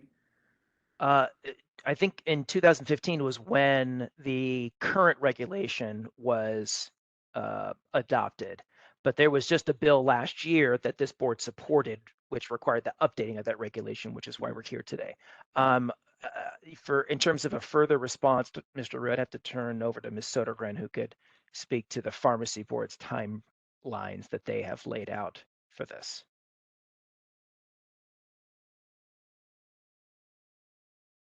So the board does have the authority to do emergency regulations, but is not doing it at this time. But I believe in the interest of public health is interested in moving the regulations quickly if possible. Okay, then my comment here is not to muddy the waters. I don't know if we could send it back to the pharmacy board for them to review, but I think this proposal for the naloxone hydrochloride is basically Narcan, right? Which is in the news. And I think I fully understand the privacy issue as well as the doctors, the wanting to let their primary care doctors know. But I think the issue here is, as it states in the memo, that they want the authority for pharmacies to furnish to like school districts. So it's going to be like at the nurse's office, or it's going to be in certain areas like the defibrillators, where because of the rash in overdoses in teens, that they could administer this. So I think it's more of a emergency issue. So I don't know how the notification to the primary care doctor and all of that would work out. But it is a valid concern. But if there is no timeline, maybe we send these concerns to the pharmacy board and see what they say.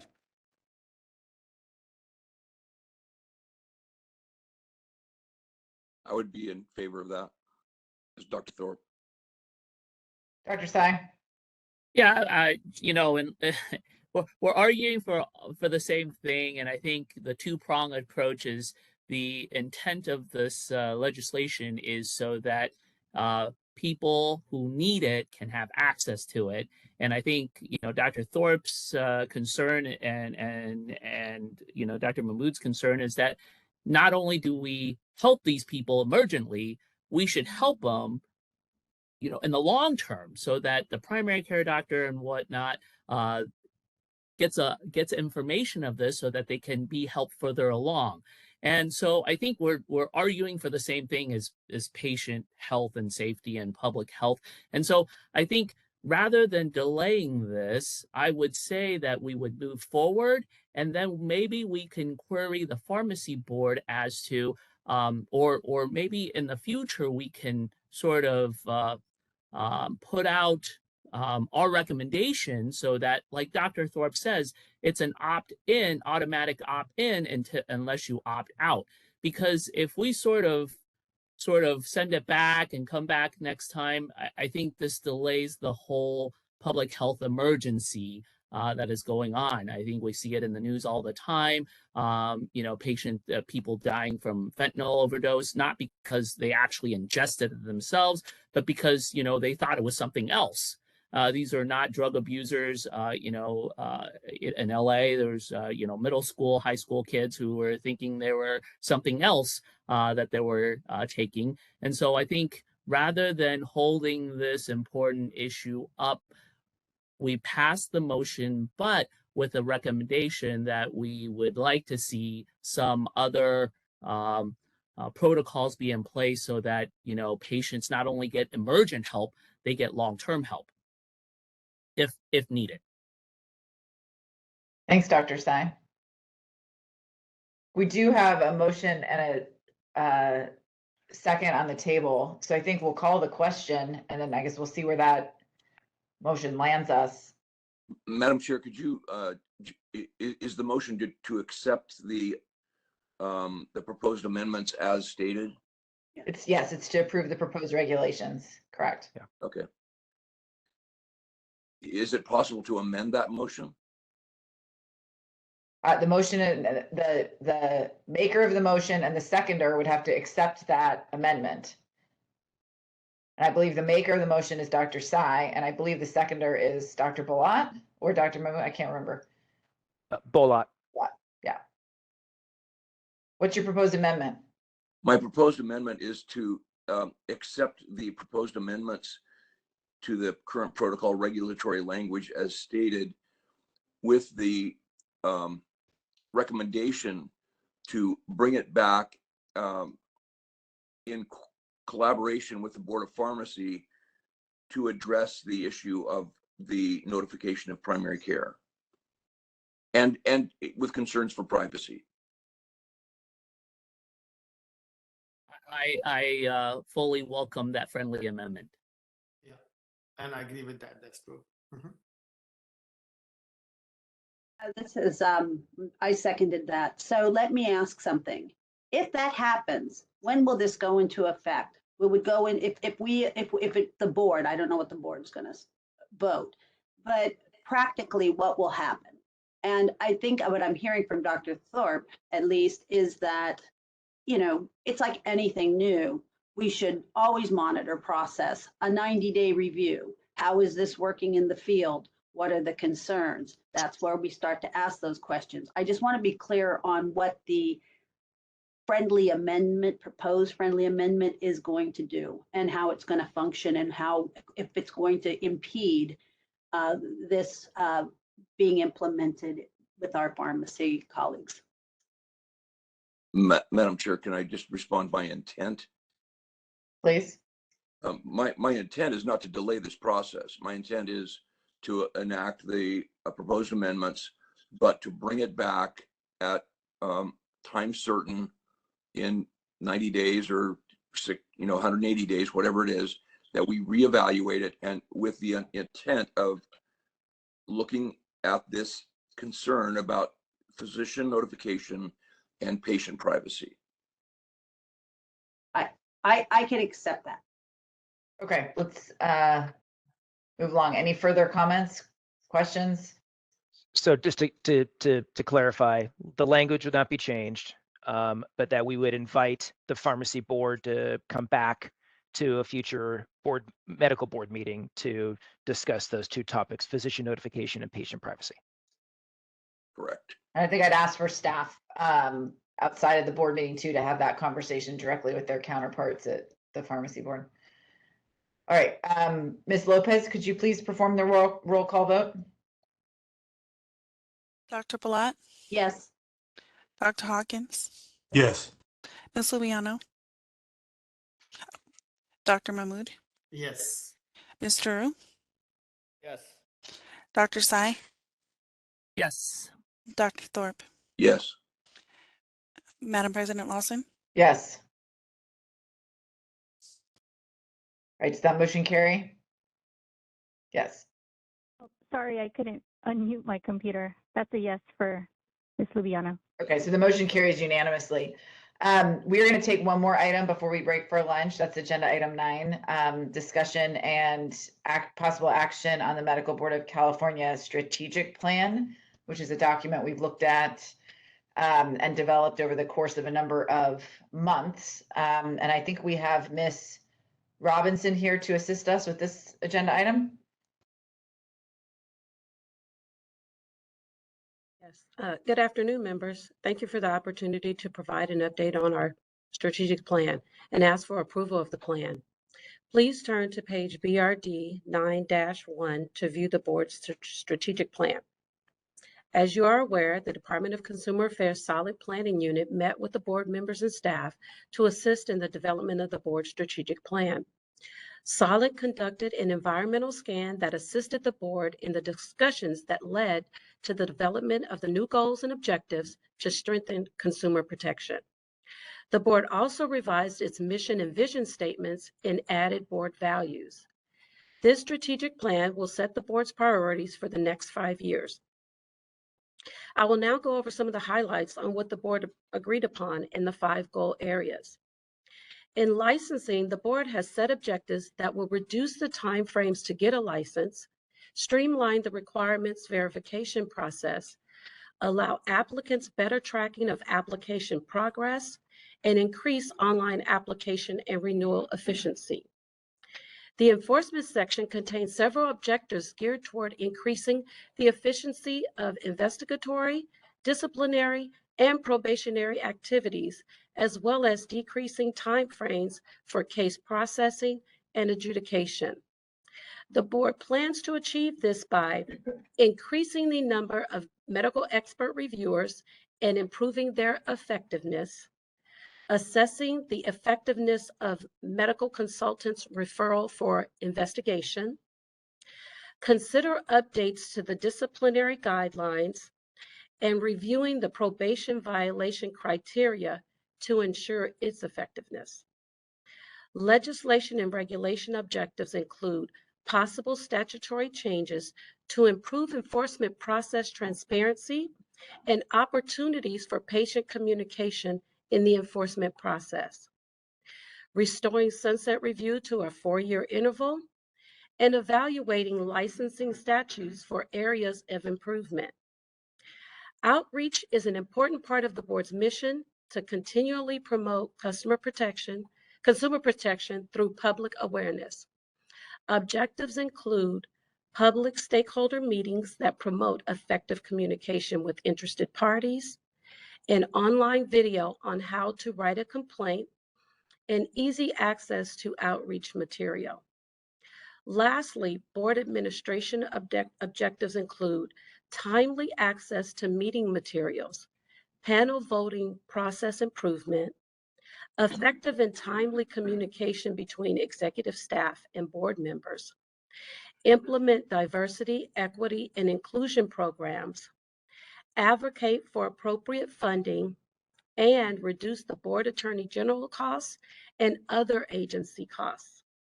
The board's next steps will include Solid conducting a meeting with the executive staff and managers to develop activities to achieve the goals and objectives.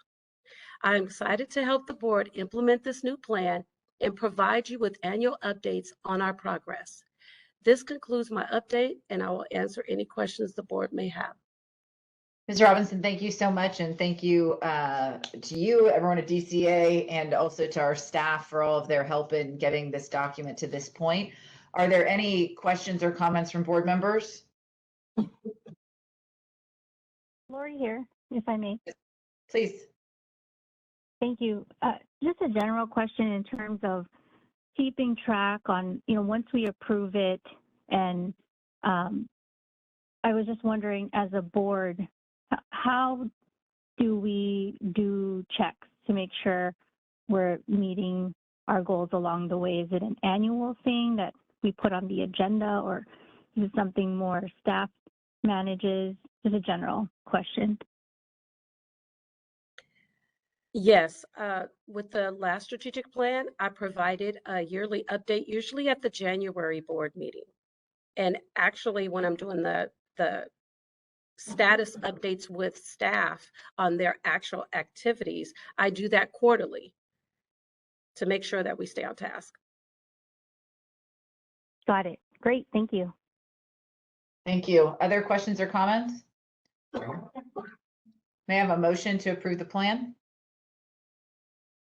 So moved, Dr. Hawkins. Thanks, Dr. Hawkins. Do we have a second? A second. Thanks, Dr. Mahmood. All right, I'll now ask the host to please call for public comments on our strategic plan. Yes, the Q&A window and hand raising features are activated. Anyone wishing to make public comment, please do do either of those. And again, if you're on a call-in only line, you can press *3.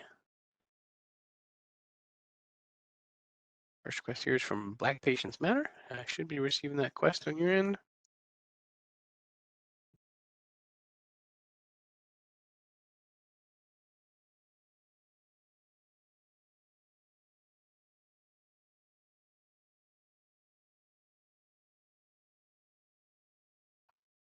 Yes, hi. So this is Black Patients Matter. And so thank you so much for sharing that information. I guess as a patient advocate group, we would like to see something more concrete. As far as having these, kind of theoretical, ideological goals of, diversity, inclusion, equity, that it sounds great. But we have concerns about seeing things being done. So for example, we are all here at the medical board meeting, all right? And it is February. And so if you do not know why February is important to Black Patients Matter, then we have a very serious problem. Secondly, rather than constantly talking about, oh, we need more training with, diversity, inclusion, equity, we need more training, here's another video, here's another meeting. All right, that's enough of that. Now we demand that medical board members have got to have recent significant work history promoting diversity, inclusion, equity. All right, so the days of training are over. Now we want to see that you have a work history. If your work history shows is reflective of someone who may be a white supremacist, then guess what? You are not qualified to be on the medical board. Okay, so we demand that medical board members have got to have work history promoting diversity, inclusion, equity. Thank you.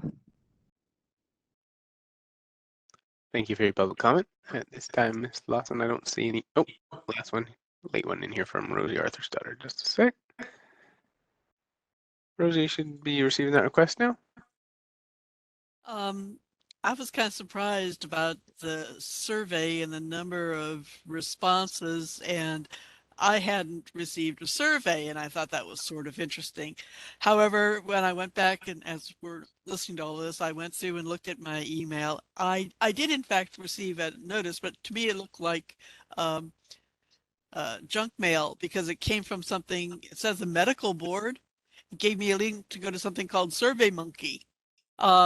That's not a very professional sounding link to reply to, especially in this day of problems with security. So I didn't respond to it. So that's just something to think about when you're offering surveys and things to be interactive. It needs to go through the board so that we have at least some idea of where it's from. Because every day I get emails from, my bank, from different online vendors, from professional organizations, from Facebook, whatever, that aren't from those organizations. They look at like they are. And that's not to say that, I have no way of knowing when something says it's from the medical board, looks like it's from the medical board, but send me to something called SurveyMonkey instead of to the board site. I think that's problematic, and it does lack some professional expertise and competence.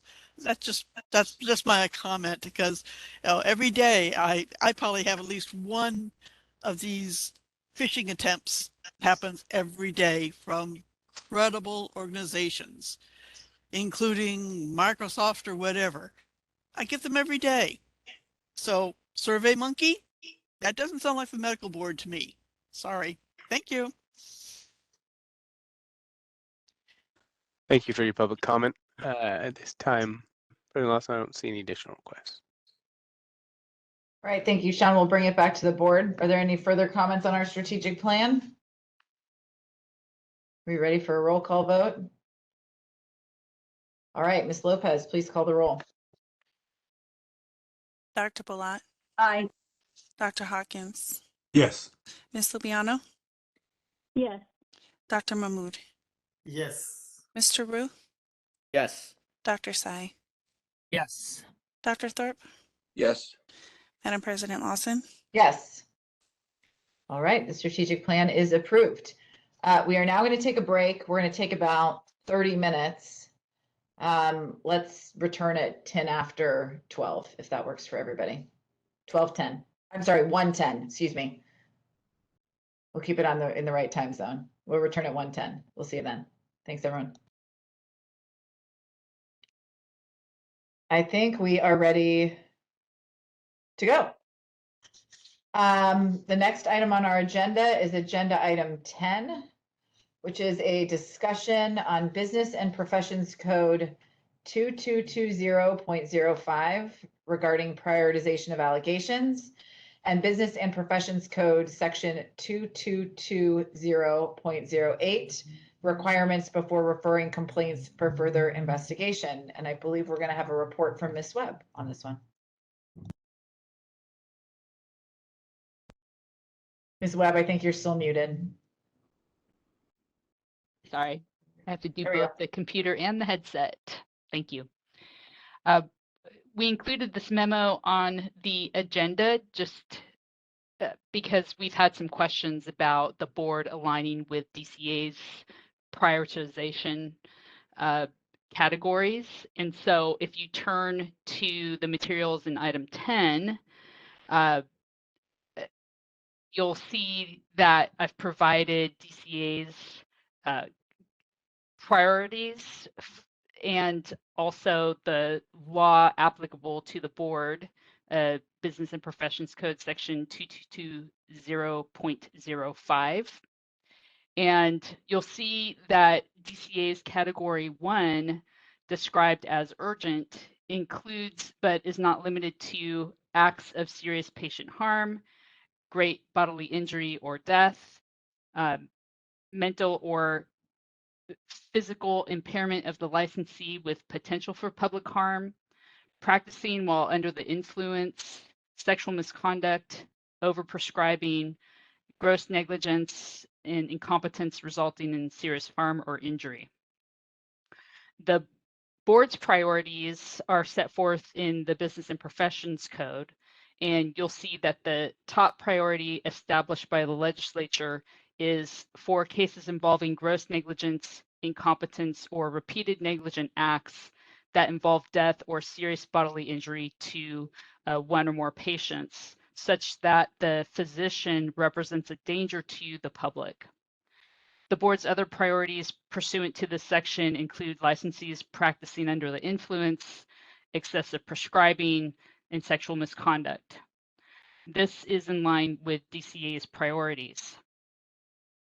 In quality of care cases, however, what's different than in other boards is that the board is obligated pursuant to Business and Professions Code section 2220.08, which is also included in the materials, to send a complaint, relevant medical records, an explanation of care from the physician if provided, as well as any additional evidence that they've included, to a medical consultant for review to determine whether the complaint should be closed by the central complaint unit for no violation or for insufficient evidence, or if there's enough reason to believe that further investigation is warranted.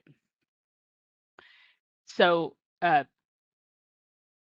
this is an additional process that quality of care cases have to go through before it's sent to the field.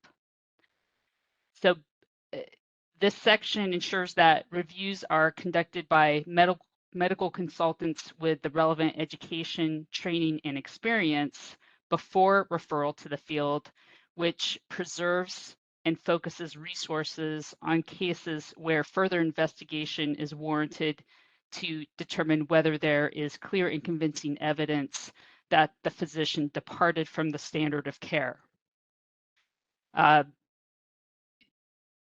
If this did not occur, there would be a flood of additional cases that would go to the field for investigation. And so this is an important process for focusing resources on cases where there's enough information there to support the expenditure of the additional resources. And I'm happy to answer any questions. Thank you, Ms. Webb. Are there questions from board members? Dr. Balot? Yes, thank you for bringing this forward. And if I'm meandering and I'm not on track, pull me back in. But here's my question.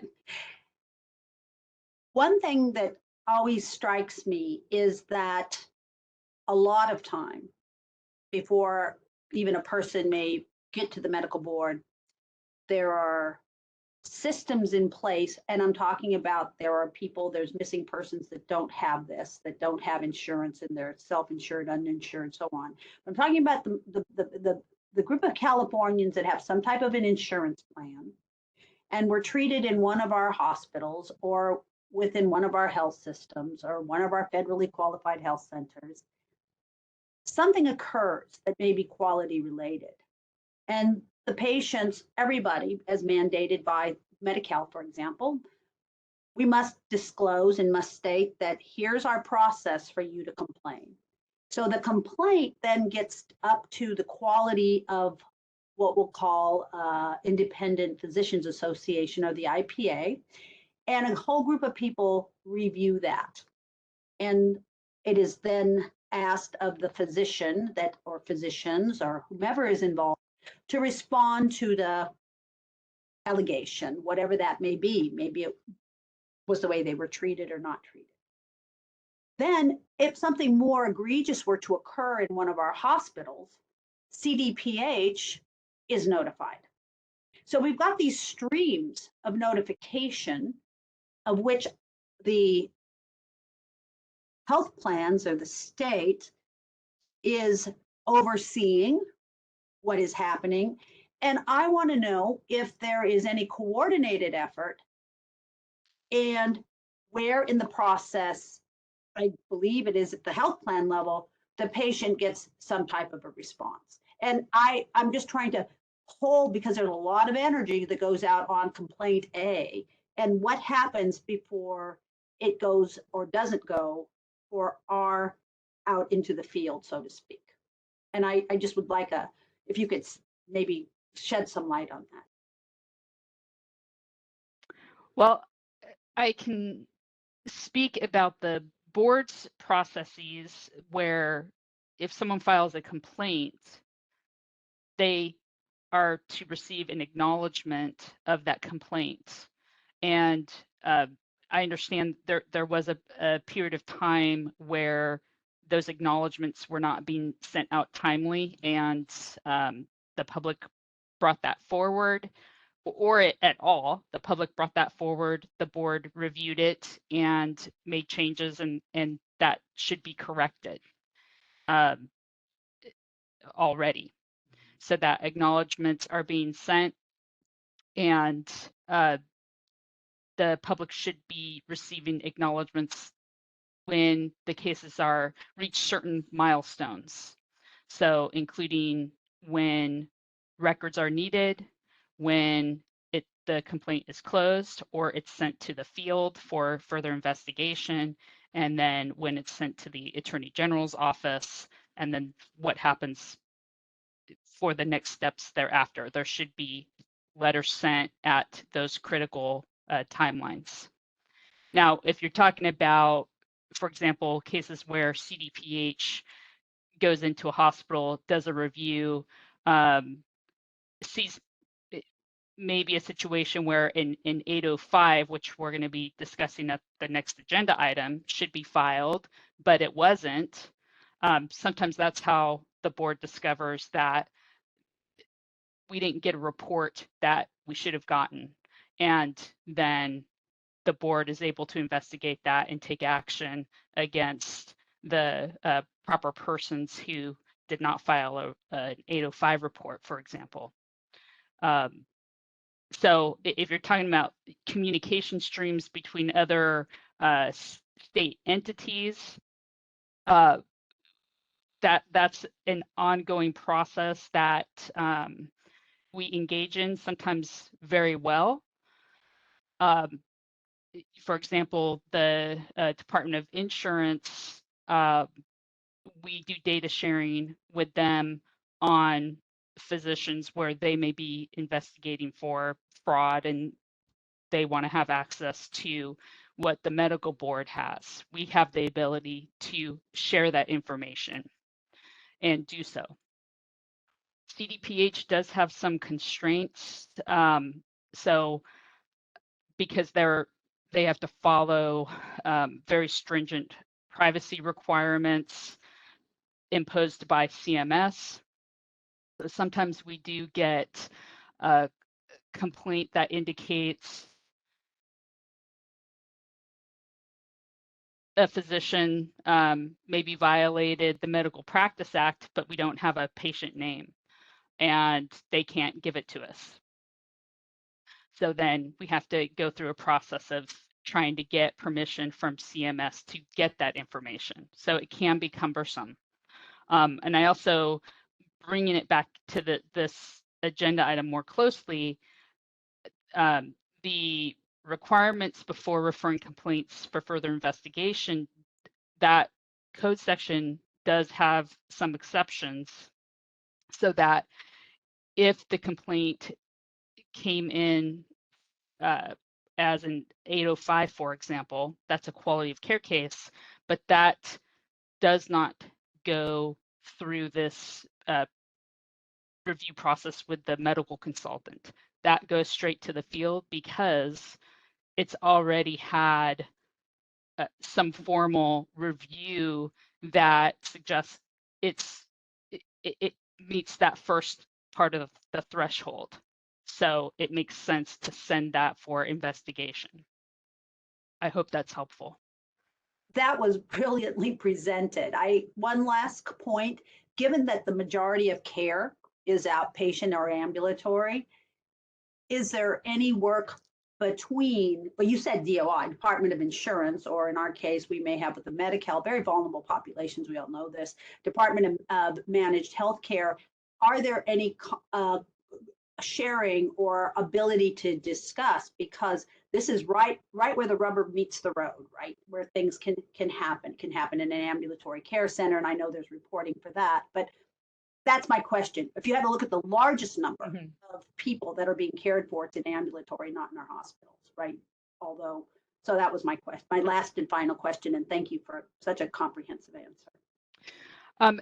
Actually, yeah, I mean, I have personally have had contact with Department of Managed Healthcare on vulnerable patients where they want to make sure that they are submitting a complaint properly for the board to take a look at.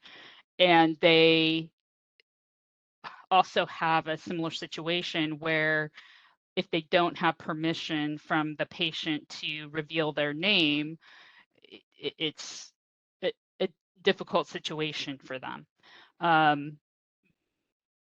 And there's very few cases that the board can take action on if there's not a patient name and consent for the records or enough information there to provide good cause to support a subpoena.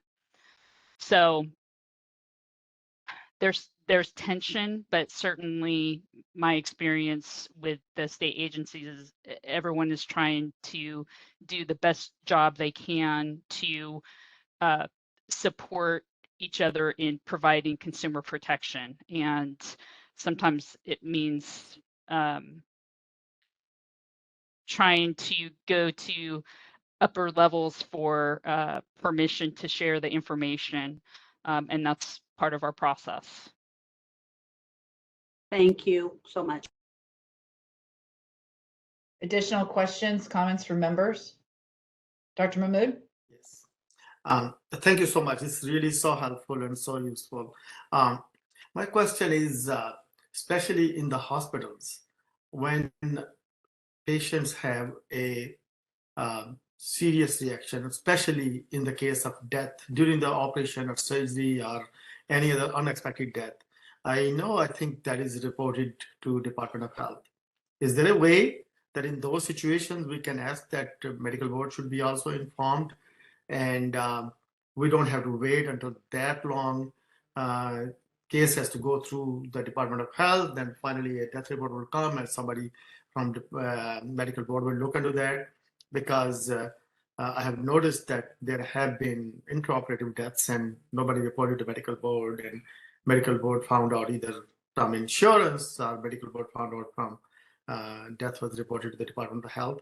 Is there anything we can do on that? Because we don't have as such a jurisdiction on the hospitals, but this is not basically hospitals. Some provider is doing the thing in the hospital.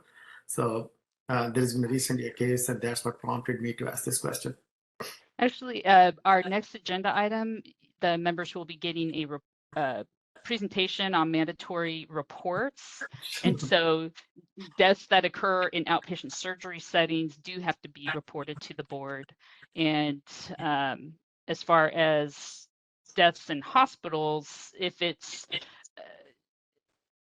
event triggers an 805 report, then the board would be alerted to that. And so I think you may find that presentation very informative and helpful in understanding what already has to be reported to the board. And then, certainly we can look at, are there additional reports that would be helpful that may come into a legislative change at some point? Thank you so much. I thought this was the last option. That's why I asked that. Oh, okay, there's another presentation coming. Okay, perfect. I appreciate that.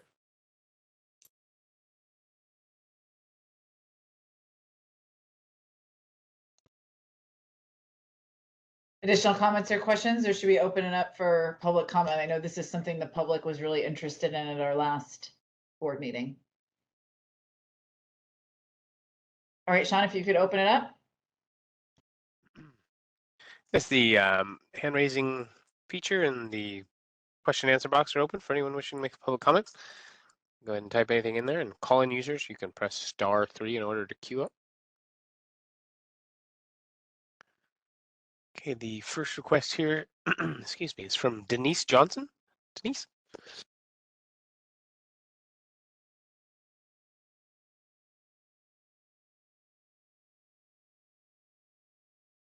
You should be receiving that prompt on your end there.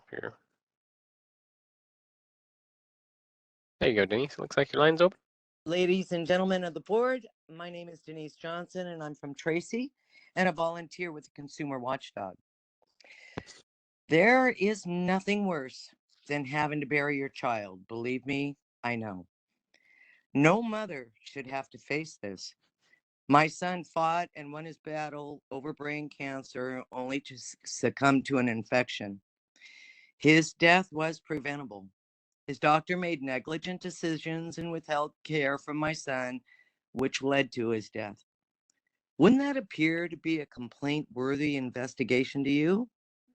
Well, this board didn't think so. My complaint was closed. I'm here today, still fighting in honor of my son, but I'm also fighting for other Californians. I'm fighting for the rights of your children. You claim that your own complaint system is supposed to work, but it isn't working.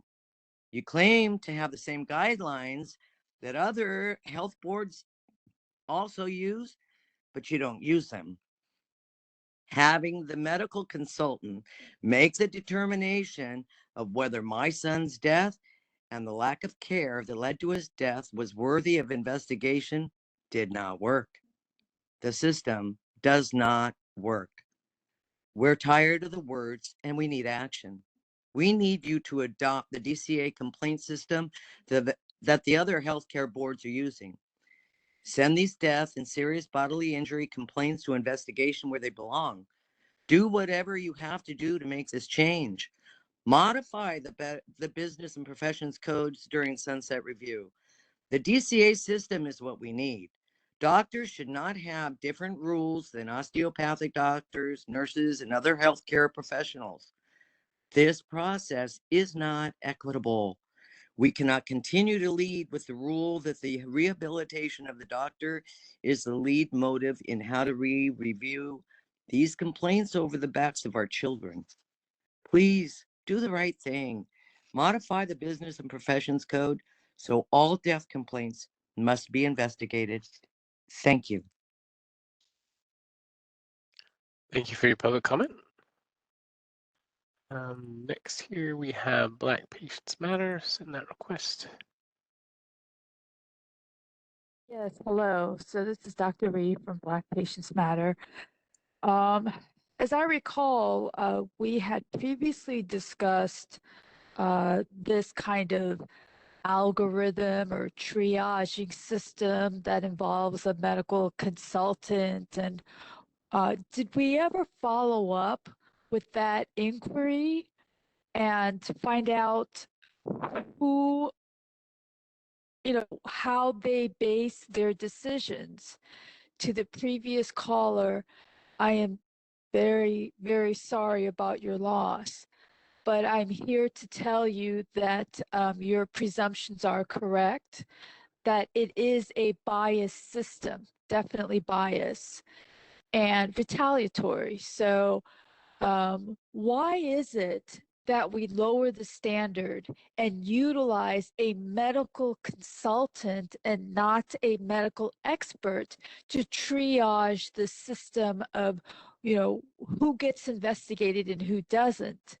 So certainly in my case, as the federal courts will decide on very shortly, it was retaliatory. I mean, no previous complaints against myself, and here I am, revoked. So did we ever look into who that consultant is and what qualifies them? Because it's very important. As we know, there was a study done a few years ago that showed that African-American physicians and Hispanic physicians were investigated and penalized by the medical board at disproportionate rates. And so that system of utilizing this, consultant is no doubt unbiased. I mean, he or she, it's probably he, decides who gets investigated and who doesn't. That's that initial step. And so this question had come up before, and we were supposed to look into that. And I don't know that we ever have, or we ever followed up on it. So I'm very concerned about that initial step, that triaging system, because it's 100% bias, I believe. And so what's the follow-up? What happened? Thank you. Thank you for your public comment. Next here we have Rosie Arthur's daughter. Rosie, you should be receiving that request on your end. Hi. Well, this is an interesting subject, the 805 mandated reporting, because I was involved with that, years ago and before it even began. Ms. Arthur's daughter, the 805 mandatory reporting is actually our next item on the agenda. Oh, okay. This item is DCA prioritization. I understand, but this is collateral to that. Okay. As far as enforcement and complaints, about 20 years ago, I received an email from the medical board, and they asked me if I knew who a particular doctor was. They didn't give me the name of a doctor who had been having inappropriate relationships with their psychiatric patients. I knew who they were talking about, but also the information they gave me, I wasn't able to respond to it. And unfortunately, due to data migration, that email is, lost to the ether. But over the years, even though there was nothing I could do, and what steps I could do as far as trying to help protect the public, there was little I could do.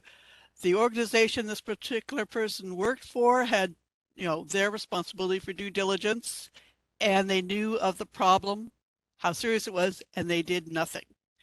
Over the years, I've seen complaints that actually reached the place of enforcement actions, significant ones that would have, and it looks from reading the cases that actually involve this person, but their name is not mentioned either, and they are since deceased.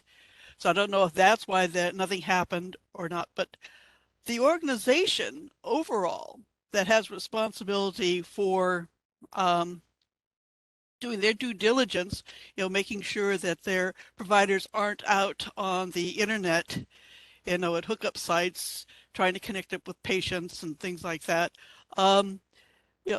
They need to do their due diligence, and there's a lot of that going on now because of, the cyber world that we're in.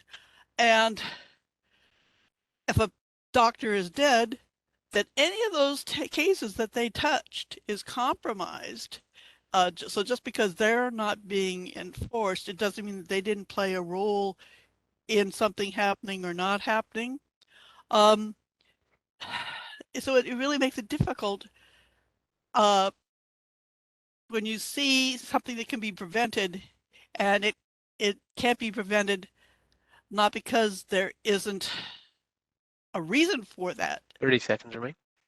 But because the whole process for making your reporting is compromised as well.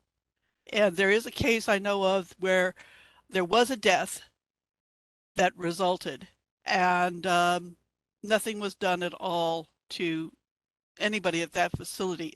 But it could be underway, I don't know. But there's got to be some timely way of giving third-party information to help validate these concerns. Anyway, and the person is deceased because of their interactions with patients inappropriately. Okay. Thank you for your public comment. Next up here, we have Maria Ibarra Navarrete. Sending you that request now.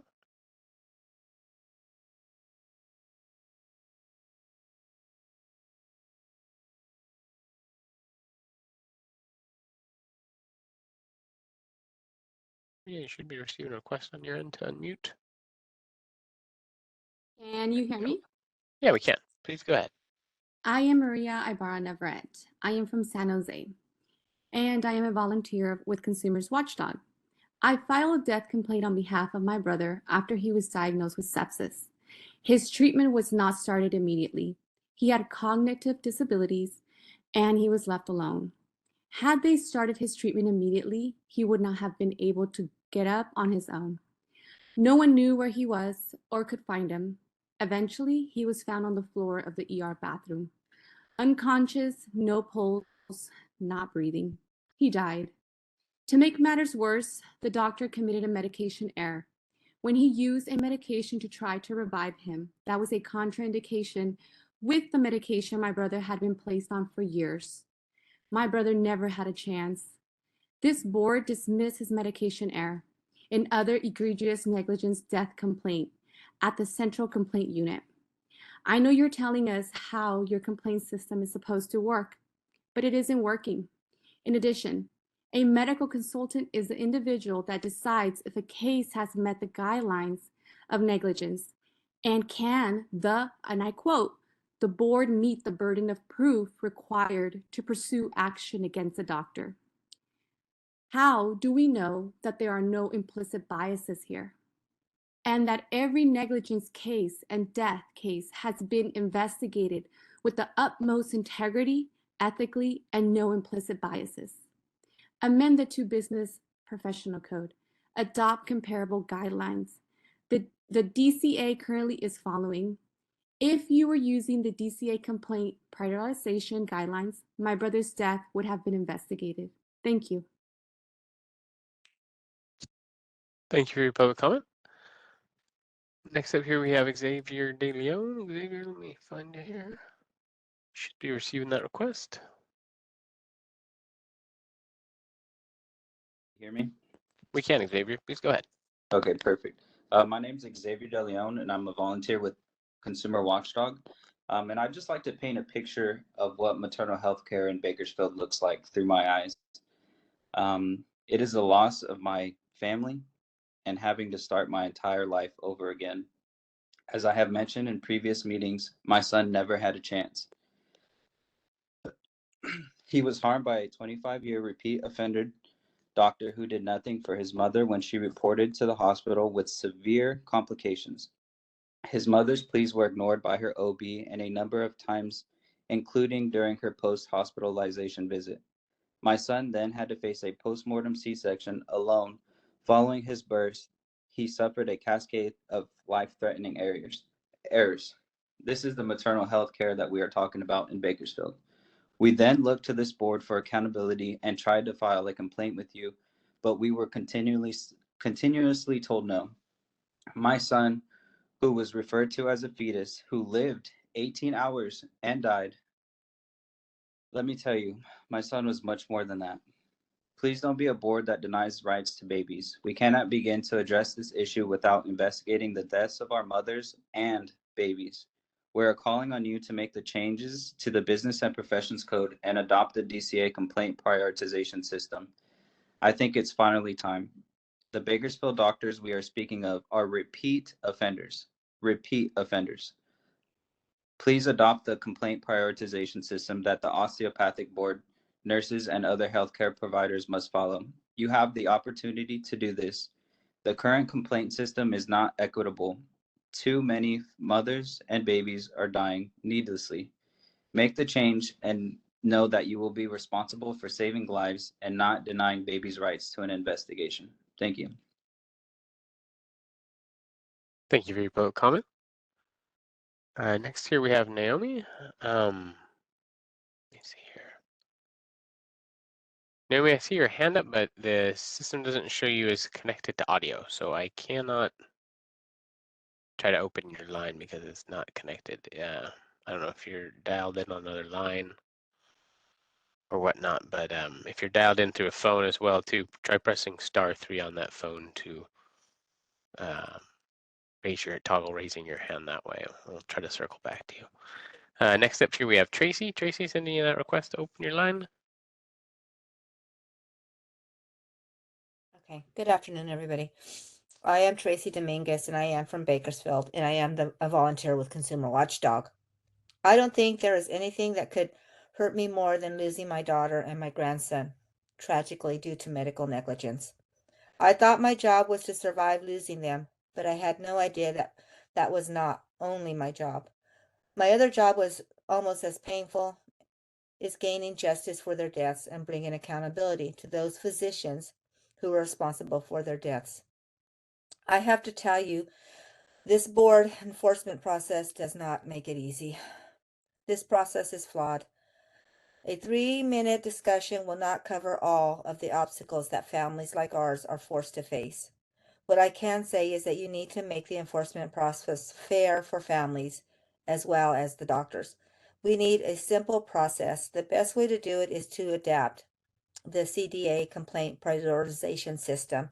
I know you say that you have a similar complaint prioritization system, but you don't. It's not the same because you have another component that requires these complaints to go to a medical consultant. These complaints sit there with a medical consultant for 1.5 years, and 8 months, or even longer, while other mothers and babies are harmed. We need you to amend the code and profession code 2220.05, the Business and Professional Code, and adopt the DCA complaint prioritization system that the Osteopathic Medical Board and nurses and other health professional boards must use. There is no reason for doctors to have their own rules. Make the process fair for families and doctors and adopt the DCA complaint guidelines. Be the board that saves mothers and babies and families like mine from this terrific, horrible death. Thank you. Thank you for your public comment. I'm going to go back to Naomi now. I see you're connected by phone. So, Naomi, you should be receiving a prompt on your end to press *6 to unmute the phone. Hi, my name is Naomi Sweat. I'm from San Diego. My hometown is Bakersfield, and I'm a volunteer with Consumer Watchdog. My sister died at 28 years old, Sabrina De La Rosa, before giving birth to her son. She was in so much pain. She went to the hospital seeking help, but she was checked and sent home telling her she was not ready to give birth yet. But my sister was not okay. Her pain just intensified. She knew something was wrong, so she went back to the hospital. She was given fentanyl twice. Her doctor did not come to see her. He just called it in. She collapsed and died. At some point, they stopped performing CPR on her and performed a post-mortem C-section right in the room. My sister died, but her baby boy lived. He will never be able to look his mother's in his eyes. This is maternal health care, and this is maternal health care in Bakersfield. We cannot begin to address the issues without investigating the death of these young mothers like my sister.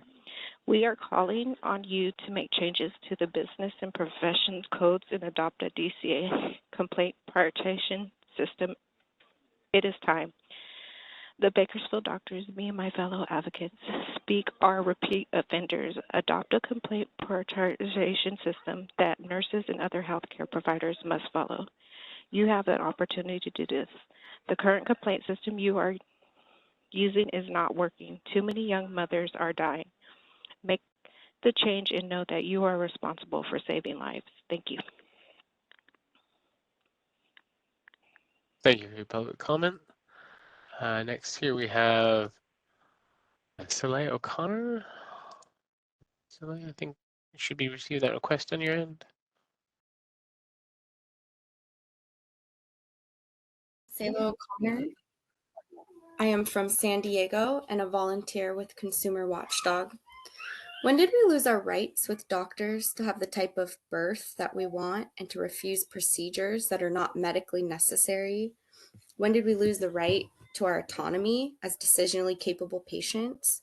When I was in labor, I had a plan for my child's birth, but my plan and my needs were completely ignored. My reasonable directives were ignored.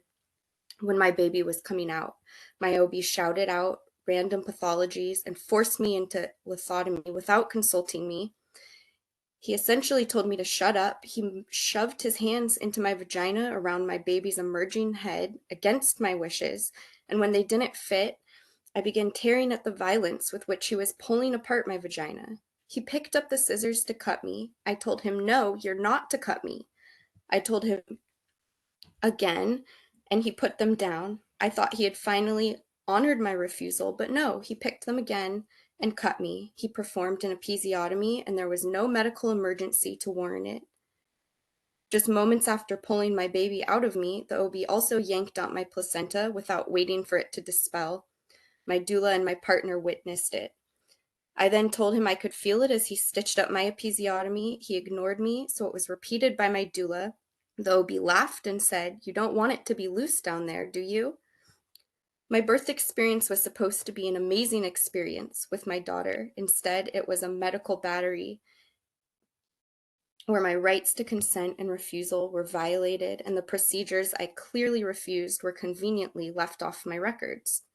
We need accountability for these batteries and for obstetric violence. When we file a complaint with this board, we need our complaints investigated. That is why I joined my fellow advocates to call on you to adopt the DCA complaint prioritization system that other healthcare related boards use. You have the opportunity to begin to curb the maternal battery and maternal mortality crisis, but you can only do that if you investigate our complaints, modify the business and profession codes during sunset review, and adopt the DCA complaint system. Thank you. Thank you for your public comment. Next, we have Kimberly Turbin. Kimberly should be receiving that request.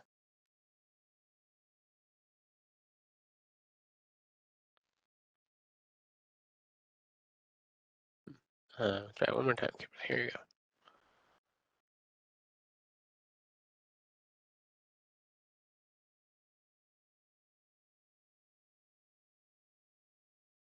Okay, looks like we lost Kimberly. Moving on to Evelyn. Evelyn, you should be receiving that request at your end.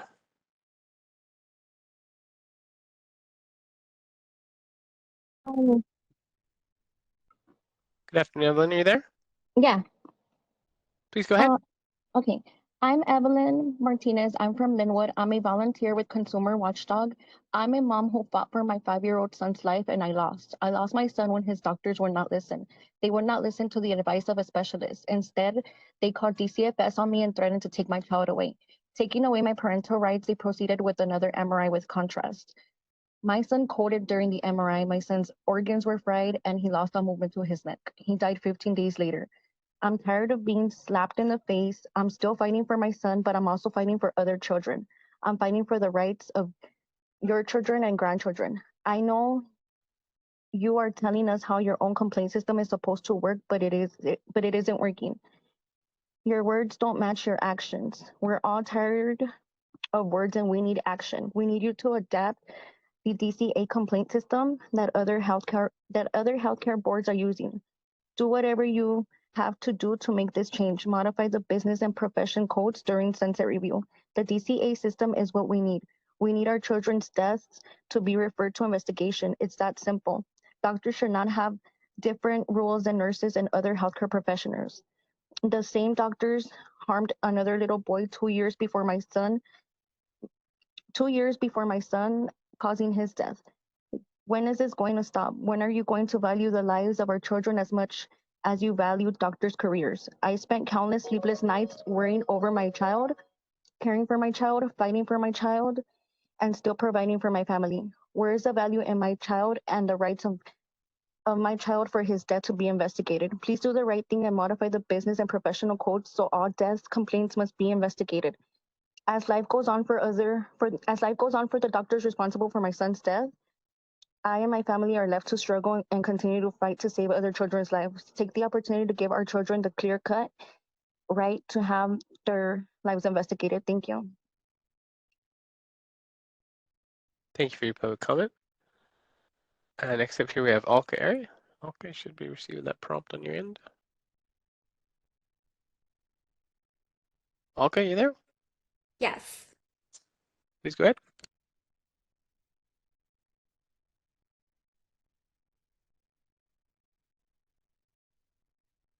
Looks like you went back on mute, Alka. Here, let's try one more time. You there? Yes. Are you able to hear me? Yes, we can. Please go ahead. What? Perfect. Hello, my name is Alka Ari. I'm from San Francisco and a volunteer with Consumer Watchdog. We need the medical board to match words with actions. We need a fair and equitable complaint process consistent with other DCA agencies. I lost my sister Shilpa to medical negligence at 2 different hospitals in San Francisco. She was only in her 40s and her death was entirely preventable. Because her initial medical error caused her to need a lung transplant, and another set of errors denied her that transplant, resulting in her death, I expected the medical board to fully investigate it. MICRA closed the legal process to us after Shilpa's death, so I turned to the medical board as my last hope for justice, not just for Shilpa, but for the other vulnerable patients who might think they have a fair chance at getting an organ transplant. They don't, by the way, certainly not in Northern California. After submitting my complaint to the medical board, I realized the process wasn't transparent or interested in getting to the truth. I didn't include all evidence in my initial letter because I thought I would have an opportunity later. But that opportunity never came. When I persisted to offer additional documents before my complaint was closed, I was given a fax number. That's it. How do you expect people to fax 1,000 pages? How do you expect people to send voice recordings by fax? Another challenge I had with naming the doctors responsible for my sister's death is that there wasn't just 1 or 2, it was a whole team. With complex medical conditions like those involving organ transplants, there is a team approach to care. Patients see different doctors at each visit, and these doctors confer in private meetings for the plan of care. Somehow, these team meetings are never documented in the medical record, and yet they form the basis for care. Another challenge had to do with medical records. I discovered hospitals will filter records when there is negligence so that patients, and presumably the medical board too, never receive a complete copy. I discovered my own doctor maintained a separate set of records as Word documents that aren't included in the official record. None of my sister's transplant records were included in the official record. I had to get those from UNOS, the federal agency that regulates organ transplants. Emails between doctors regarding patients are also excluded from the official record, and the medical board never sees any of them. Given the complexity and the team of doctors involved, and that a preventable, catastrophic injury led to my sister's death, I thought the medical board would prioritize my complaint and investigate, and also bring 30 seconds clarity remaining. around the doctors and records. At a minimum, I thought I would be interviewed along with the doctors. Instead, the medical board sent my complaint and the hospital's incomplete records to a medical consultant who never contacted me. Despite involving great bodily injury and death, my complaint wasn't referred to investigations. The medical consultant closed the complaint after a few weeks without action, without explanation. My complaint was one of the 9,000 that are dismissed each year by the medical board despite involving a patient death. It wasn't prioritized. We need complaints involving severe injury or Please death conclude. to go straight to investigations. No exceptions. Thank you. Thank you for your public comment. Next here we have Susan Lawrence. Susan, you should be receiving that prompt.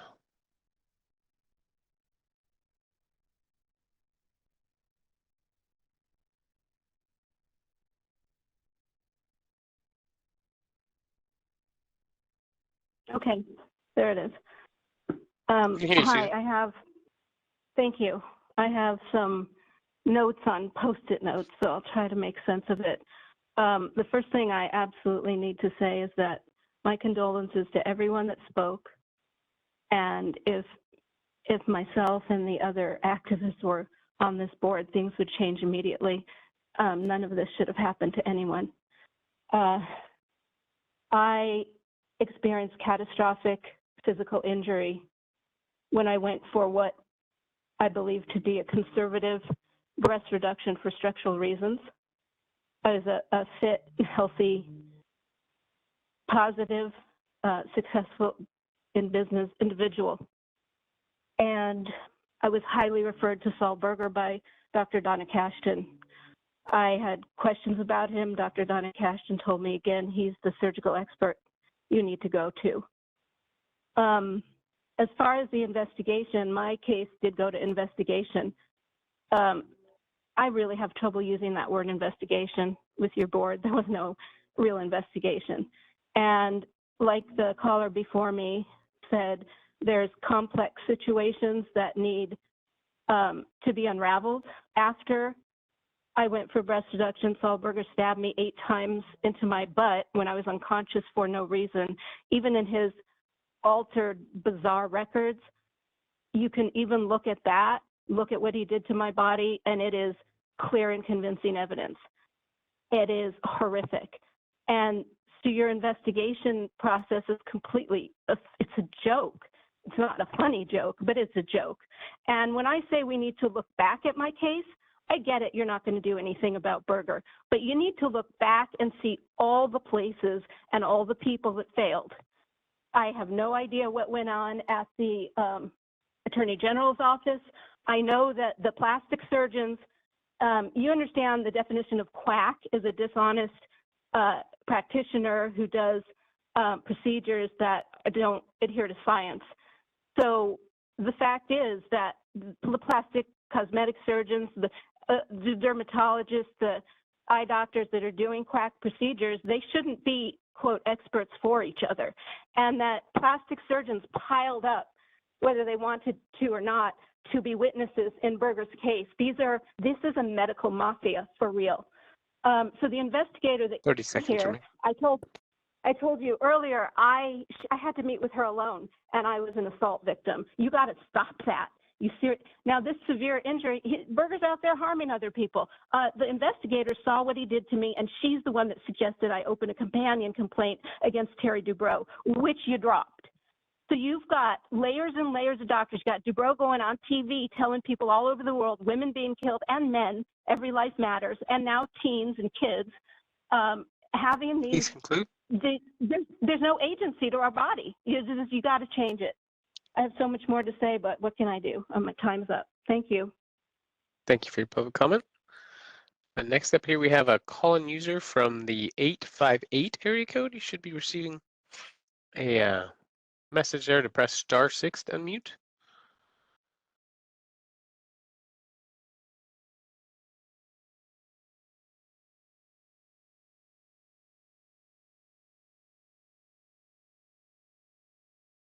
Call-in user from the 858 area code. There it goes. Hi, my name is Tracy. Can you hear me? Yes, we can. Please go ahead. Thank you. My name is Tracy Muller-Gibbs. I'm a San Diego resident, a volunteer with a consumer watchdog, and I'm here today in memory of my son, Rowan. Many of us parents have handed our consumer complaints to this board with anticipation that our children's deaths would be taken seriously, but they were not investigated appropriately. Please understand that my son's death would fall under the classification of what your specific complaint prioritization guidelines claim to issue the highest priority: gross negligence and repeated negligent acts involving death. My son died before a routine CT scan because his doctors ignored my concerns. They only saw my son as a patient number and not as an individual that needed care. Sorry. They ignored my pleas and put my son at risk by putting my son under general anesthesia unnecessarily for an outpatient procedure. My son had a known genetic anomaly that involved known grave risk of being put under general anesthesia. After many of my objections to the anesthesia, I was told that I must fill out a consent form where I wrote that my signature was conditional upon his anesthesiologist being well-versed in anesthetic risk associated with my son's specific condition. His anesthesiologist reassured me that she was well aware of the risk and was not concerned for my son. Despite profound known risks, she began to induce gas anesthesia after testing only his heart rate. I saw Rowan gasp as he fell asleep. I would understand only later that I watched my son go into sudden fatal cardiac arrest as his body interacted with the general anesthesia. My son walked into an outpatient procedure, excited to tell me about Santa Claus as we walked to the hallway to the CT room. 15 minutes later, he was dead. My son deserves the necessary precautions that were dictated by his known risk, and my son would not have died if his doctors had listened to me and taken his needs into consideration. My son deserved to be treated equitably and would not have died if his medical care was appropriate for his needs. My son's death may have been taken seriously if his death was not subject to a standard protocol which did not apply to him, but was used in considering his investigation of death. Your complaint prioritization system dedicated to physicians is not working for patients. It is not providing accountability, further destroying trust in our healthcare system, especially amongst marginalized groups, which are disproportionately affected. I am a teacher. If a student walked into my classroom and I gave them any substance that was known to carry a profound risk of death, I would lose my credential, my job, and face criminal charges. My question for you today is, where is that accountability in the medical profession? Thank you. Thank you for your public comment. Next up here we have, excuse me, Patricia Palencia. Patricia, you should be receiving that request.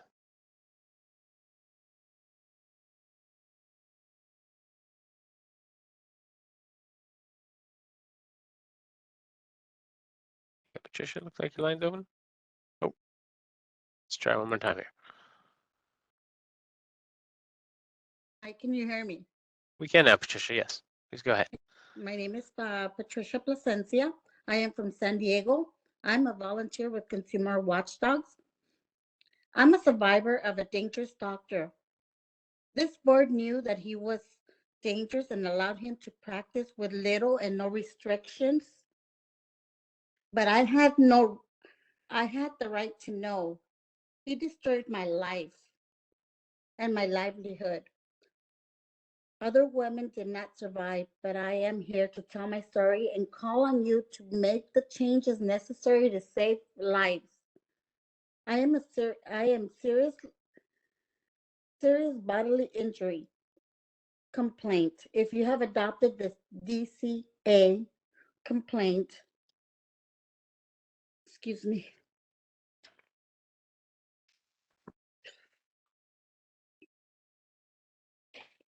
complaint prioritization system, then my complaint would have gone directly to investigation.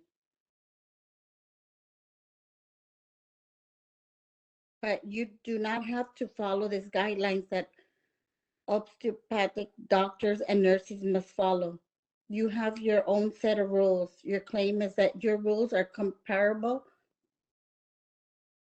to the DCA complaint prioritization guidelines, but they aren't because you don't use them. You have a gap in the system created through another business and profession code, which calls for medical consultants to review these cases and make a determination whether my serious bodily injury complaint is worthy of an investigation.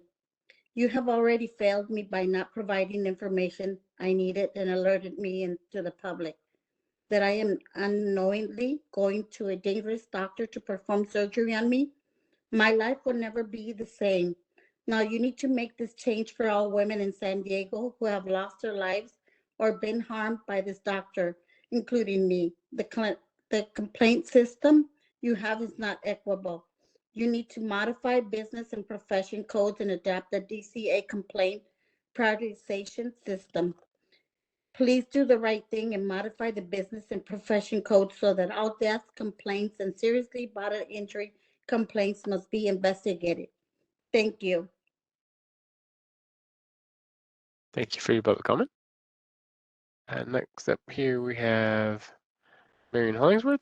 Marion, you should be receiving that prompt on your end. Hello. Can you hear me now? We can, Marion. Thank you. Yeah, Go ahead. thank you. Hello, this is Marion Hollingsworth, patient safety advocate. Your current complaint and investigation system is not designed to protect patients. It's designed to protect the doctors and keep them in practice. I know this because the medical board investigator in my case, who is now a district supervisor, told me specifically that the board's primary goal is to keep doctors in practice for as long as possible.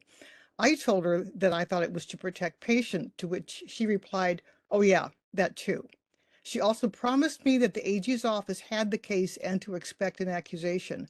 I caught her in a lie because my case never went to the AG. Instead, the board itself settled with a public letter of reprimand without my knowledge. By the way, this doctor deliberately gave antipsychotic drugs to my father without assessment or consent, which killed him. She also falsified consent forms, including a DNR. The fact that it now takes an average of 3.5 years to investigate a doctor and levy a discipline is not protection of the public. A previous caller mentioned a case where the doctor is currently facing manslaughter charges. That complaint was received in 2018. All this time and no warning about those charges on the profile page. How long should it take? The board's hearing isn't scheduled until August now. That doctor is still in practice and is actively advertising his cosmetic procedures on Instagram with Valentine's specials with no requirement to warn patients. Another doctor in my area has a decision pending after his surgical center had a near miss with a patient and he didn't have the required emergency equipment. He is still doing procedures without any decision or any requirement to have life-saving equipment on the premises that we know of. This is not patient protection, it is doctor protection. You have to do better and find a way to make this investigation process faster in order to save lives.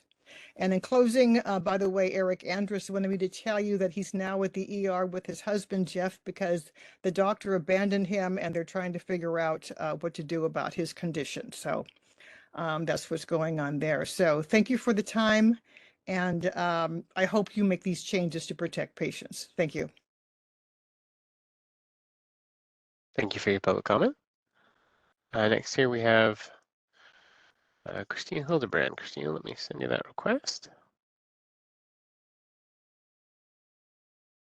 Hi, Christina Hildebrand. Can you hear me?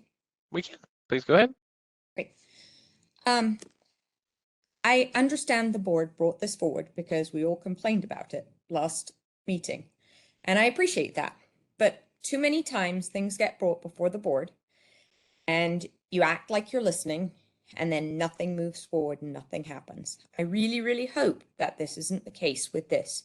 You have heard enough people give public comment on this and it needs to change. I understand, and I've read through the comparison between the DCA and between yours, and I hear the board saying, ours is good enough. Ours is very similar. There are two key differences, and I know you know what they are, but I'm going to reiterate them. Number one, you have medical consultants. You need to get rid of the medical consultants, or you need to work the medical consultants in that the DCA process and the medical board process works, that if somebody has gross bodily injury or death, that immediately goes to being investigated, fully investigated, not by a medical consultant, but fully to the board. The other piece is in 2020.05, the medical board also has an additional section which says that such that the physician and surgeon or the doctor of podiatric medicine represents a danger to the public. Who decides if they're a danger to the public? Sounds like the medical board or the DCA or the medical consultant or whoever it is decides that they're a danger to the public. I can assure you, if they have involved death or serious bodily injury, they're a danger to the public. So let's get rid of that as well. Let's just have it that if they've caused death or serious bodily injury, it goes directly to the investigative process, the full investigative process, the accusatory process. I really, really hope that you listen to us and that you do something out of this, and you haven't just put this on the agenda like you have so many other things to placate us. I do really, really want to point out that you need to have the patient voice throughout the process, through this piece of the process to the further on in the process. As I mentioned, our organization, we'll see you up in Sacramento because we're going to be up there on this issue. But I really hope in the Sunset Review you go further than the patient liaison. 30 seconds remaining. And you make these changes that are really necessary changes. Thank you. Thank you for your public comment. Next here we have Michelle Montserrat Ramos. Michelle, let me send you that request.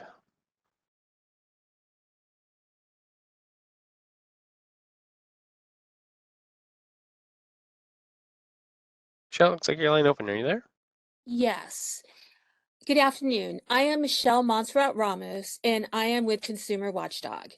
In the past couple of years, I've developed a team of courageous families that actively participate in your meetings. I want you to see and hear the critical issues that need to be addressed and the changes that need to be made to make your enforcement system fair for all, from a variety of people from all across the state. I really think we're on the same page that we can acknowledge that your enforcement process is flawed. It is not fair for families, and there are rights that families and complainants should have in this process that we don't have now. We need a cultural shift in terms of the enforcement process. We can't just focus on the rehabilitation of the doctor over the welfare of the patient.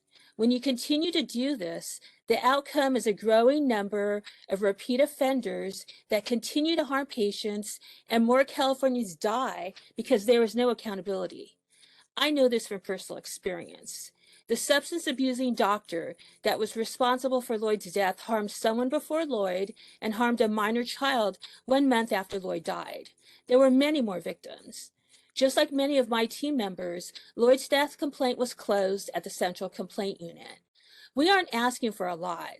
We are just calling on you to use the same complaint prioritization system that the osteopathic board must use and the nurses and other healthcare boards use. We realize that the system you use now is dictated by Business and Professions Code 2220.05 and 2220.08, but you know, and I know, that this can be changed. Make the system fair for all and adopt the same complaint prioritization system that other healthcare boards use. Making this change will require you to send our quality of care death complaints and serious bodily injury complaints to investigation. Adopt the same system that the other healthcare boards use. Make the enforcement process fair for all. Amend the Business and Professions codes and adopt the DCA complaint prioritization system. Regarding the board members' comments on this item, no, the families are not receiving the letters from the board. We are submitting complaints to the Department of Public Health, and when we receive statements of deficiencies, we're having a very difficult time getting the board to accept these additional investigative documents that support the family's complaints.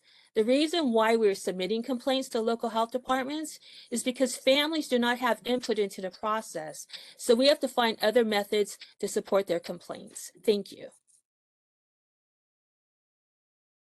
Thank you for your public comment. President Lawson, I noticed Dr. Mahmood has his hand up. I still have 2 more requests in queue, but I didn't know. Let's just finish up the public comment first, then we'll come back to the board. Thanks, Sean. Okay. Next request or hand up is from a call-in user from the 510 area code. Should be getting a prompt on your end to press *6 to unmute. Hello, my name is Kimberly Turbin. I'm from Los Angeles, and I'm a volunteer with Consumer Watchdog. I suffered from medical battery during the delivery of my son. That day will forever haunt me. What should have been the happiest day of my life turned into my biggest nightmare.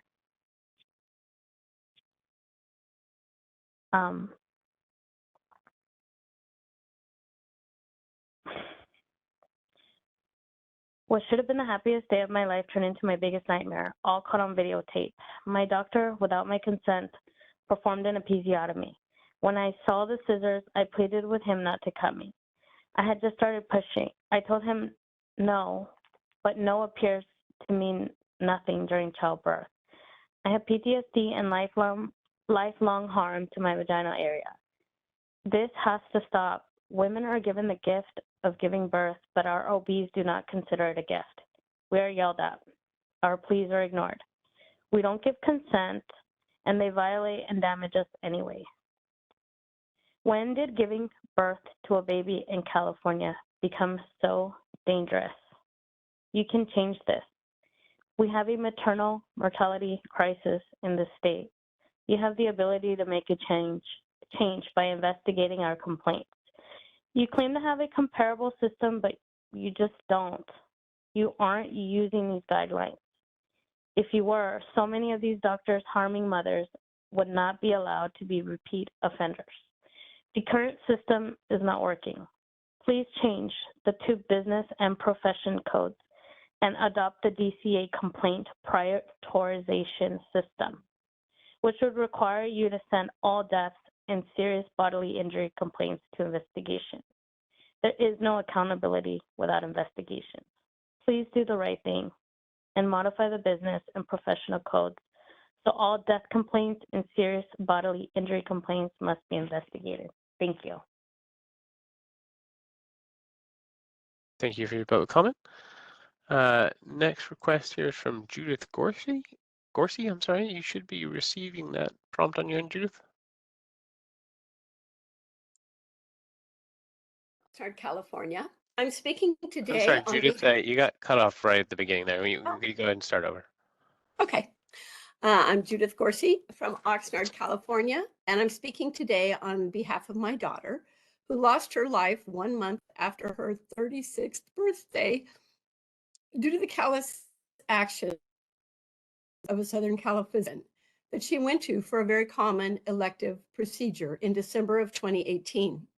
The procedure was performed in his own surgical center attached to his office. During that procedure, she stopped breathing and her heart stopped. But he waited 3 hours to call an ambulance. Had he called an ambulance with a timely fashion, other doctors have assured us she would have recovered.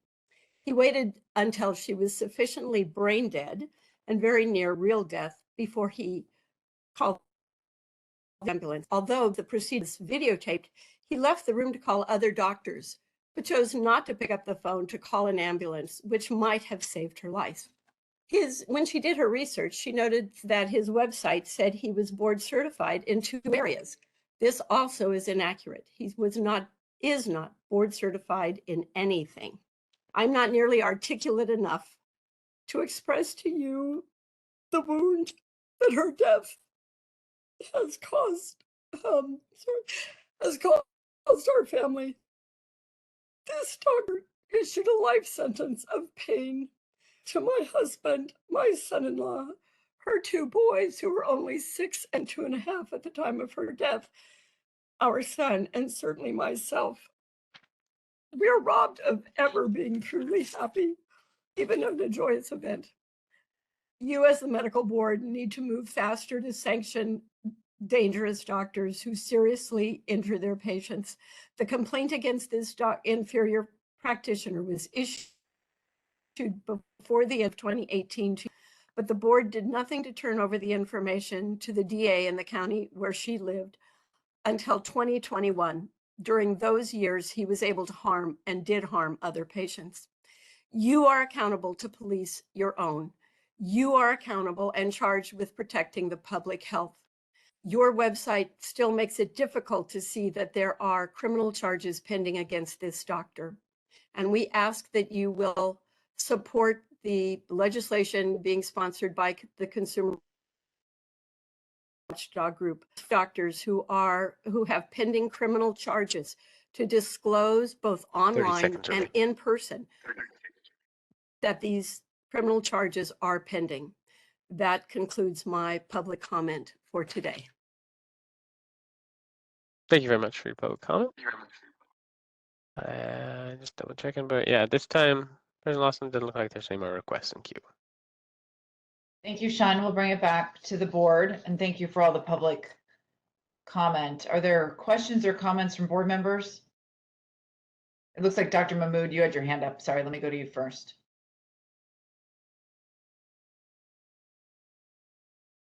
Dr. Mahmood, did you have a comment? You're on mute if you are speaking.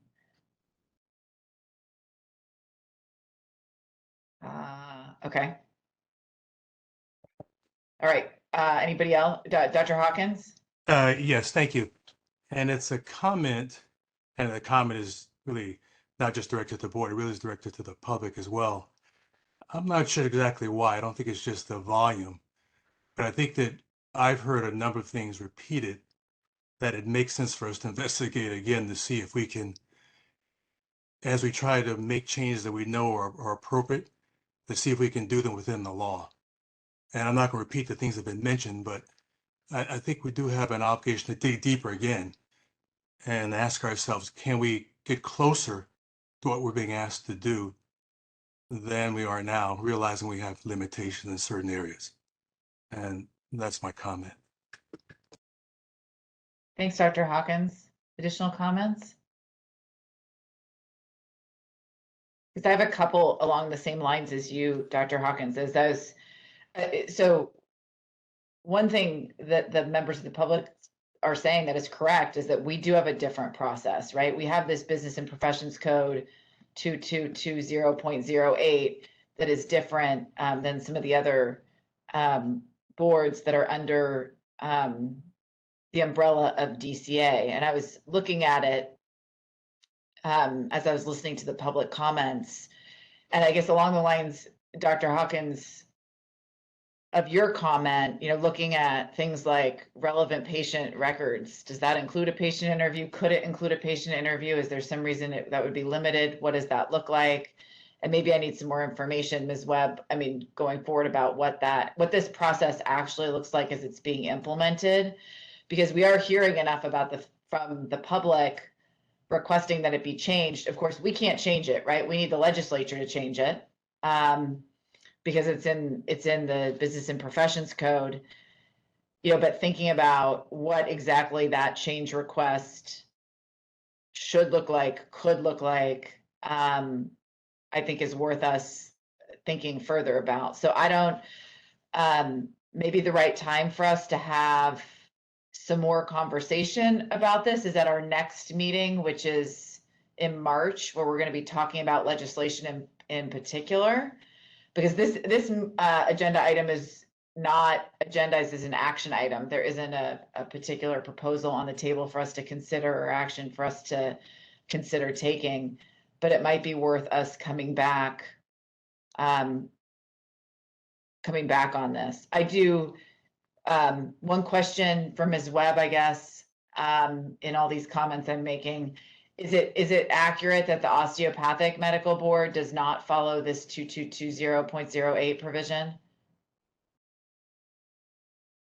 I believe this is specific to the medical board. So okay. I haven't dug into the Osteopathic Medical Board's Practice Act, but I believe this is unique to us.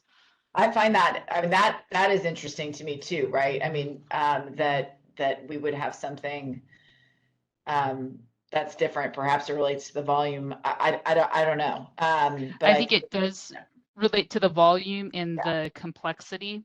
Right. And I can tell you that there has been discussion over the years about whether patient interviews could be incorporated at the central complaint unit process. And this is something that, you know, it's a resource issue and staff issue as far as who would be qualified to do patient interviews or complainant interviews. You know, investigators have special training to do this to make sure that they are interviewing appropriately in ways that will be useful to the prosecution of the case if it gets to that point. Right. So certainly something worthy of discussion, but there are issues that the board will have to factor in, and part of it will be sources. Right. I mean, so right now, I mean, so we're constrained currently by 2220.08. And I think that there's some merit to the suggestion that the statute itself is imbalanced, right? I mean, it does, in terms of what it allows the board or mandates that the board review at this particular point in time. There's 4 subsections, right? It mandates that relevant patient records be reviewed. It mandates that the statement or explanation of the care and treatment provided by the physician and surgeon be reviewed. Mandates that any additional expert testimony or literature provided by the physician and surgeon be reviewed. And then any additional facts that the medical expert thinks would be helpful. I guess under the any additional facts, to your point, Ms. Webb, I think a patient interview could be authorized, right? I understand and appreciate what you're saying about resources. But the balance is already in favor of a physician both being interviewed, providing an explanation, and then also providing expert testimony, literature, et cetera, without the patient involvement there. And I don't know what relevant patient records means, because this is all pre-subpoena as well, correct? Yeah. So anyway, I think this is worth us thinking about more. I don't think we can take specific action at this meeting, but I'd like us to bring this to have some further conversation and bring it back at our maybe at the March meeting, if that's the appropriate time, since it will be a discussion about legislation. Any other comments or thoughts? Or any disagreement with that approach, I guess I should say. Dr. Tsai? Yeah, I think it's very important that osteopathic and allopathic physicians, the process sort of be equal and similar, just because I know MDs and DOs practice alongside each other. And so it would be hard for one person to say, I'm a DO, I'm subjected to this process, whereas the MD goes, well, that's your process and not mine, where we're both seeing patients in the same specialty at the same clinic. So I think it's very important to look into that. Dr. Blunt?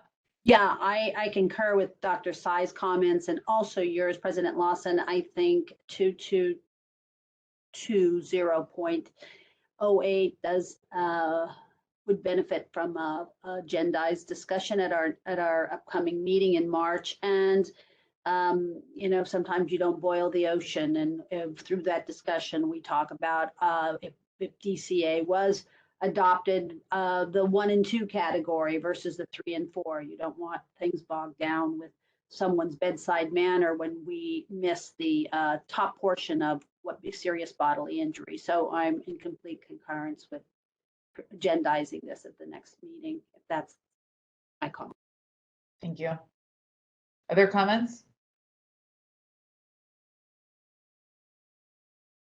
Okay, so seeing none, I think we are going to move on. Ms. Webb, thank you for that presentation. Thank you for the discussion. And thanks to all the members of the public for your input as well, and you can look for this on a future agenda of ours. Moving on now, let me just reset to agenda item 11, which is discussion of mandatory reporting requirements.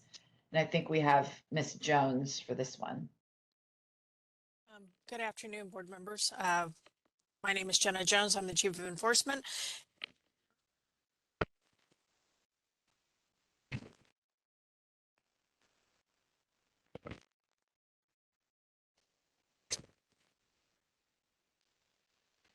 We were hearing you, Jenna. Okay. Can you hear me now? Yes. Okay. Thank you. My apologies. Anyways, I'm here today to talk about the mandatory reporting for physicians and surgeons. Okay, let's just move ahead, please, Sean. Each year, the board does receive a number of new reports mandated by the Medical Practice Act. Hopefully today I'll be able to explain what these reports are and give the board members and the public a sense of what the board does with them and how they are ultimately disclosed if they are. Okay, moving on. What is public? Many of these reports that we receive that are mandated are not public. However, under certain circumstances later in the process, particular parts of those may become public.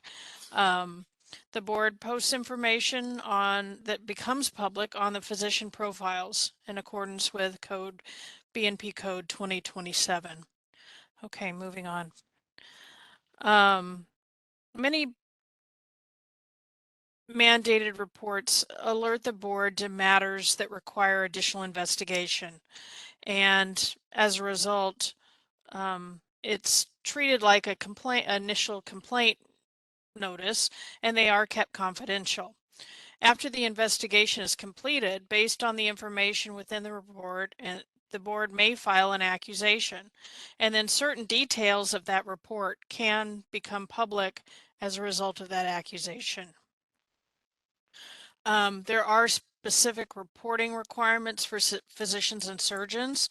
I'll run through those quickly, but you can see them listed on the page. They involve criminal actions, malpractice settlements, judgments, or arbitration awards, transfers to a hospital or death of a patient in an outpatient surgery setting that came up earlier. We also require notification of a name change, their address of record changes, and now they're required to give us their email address.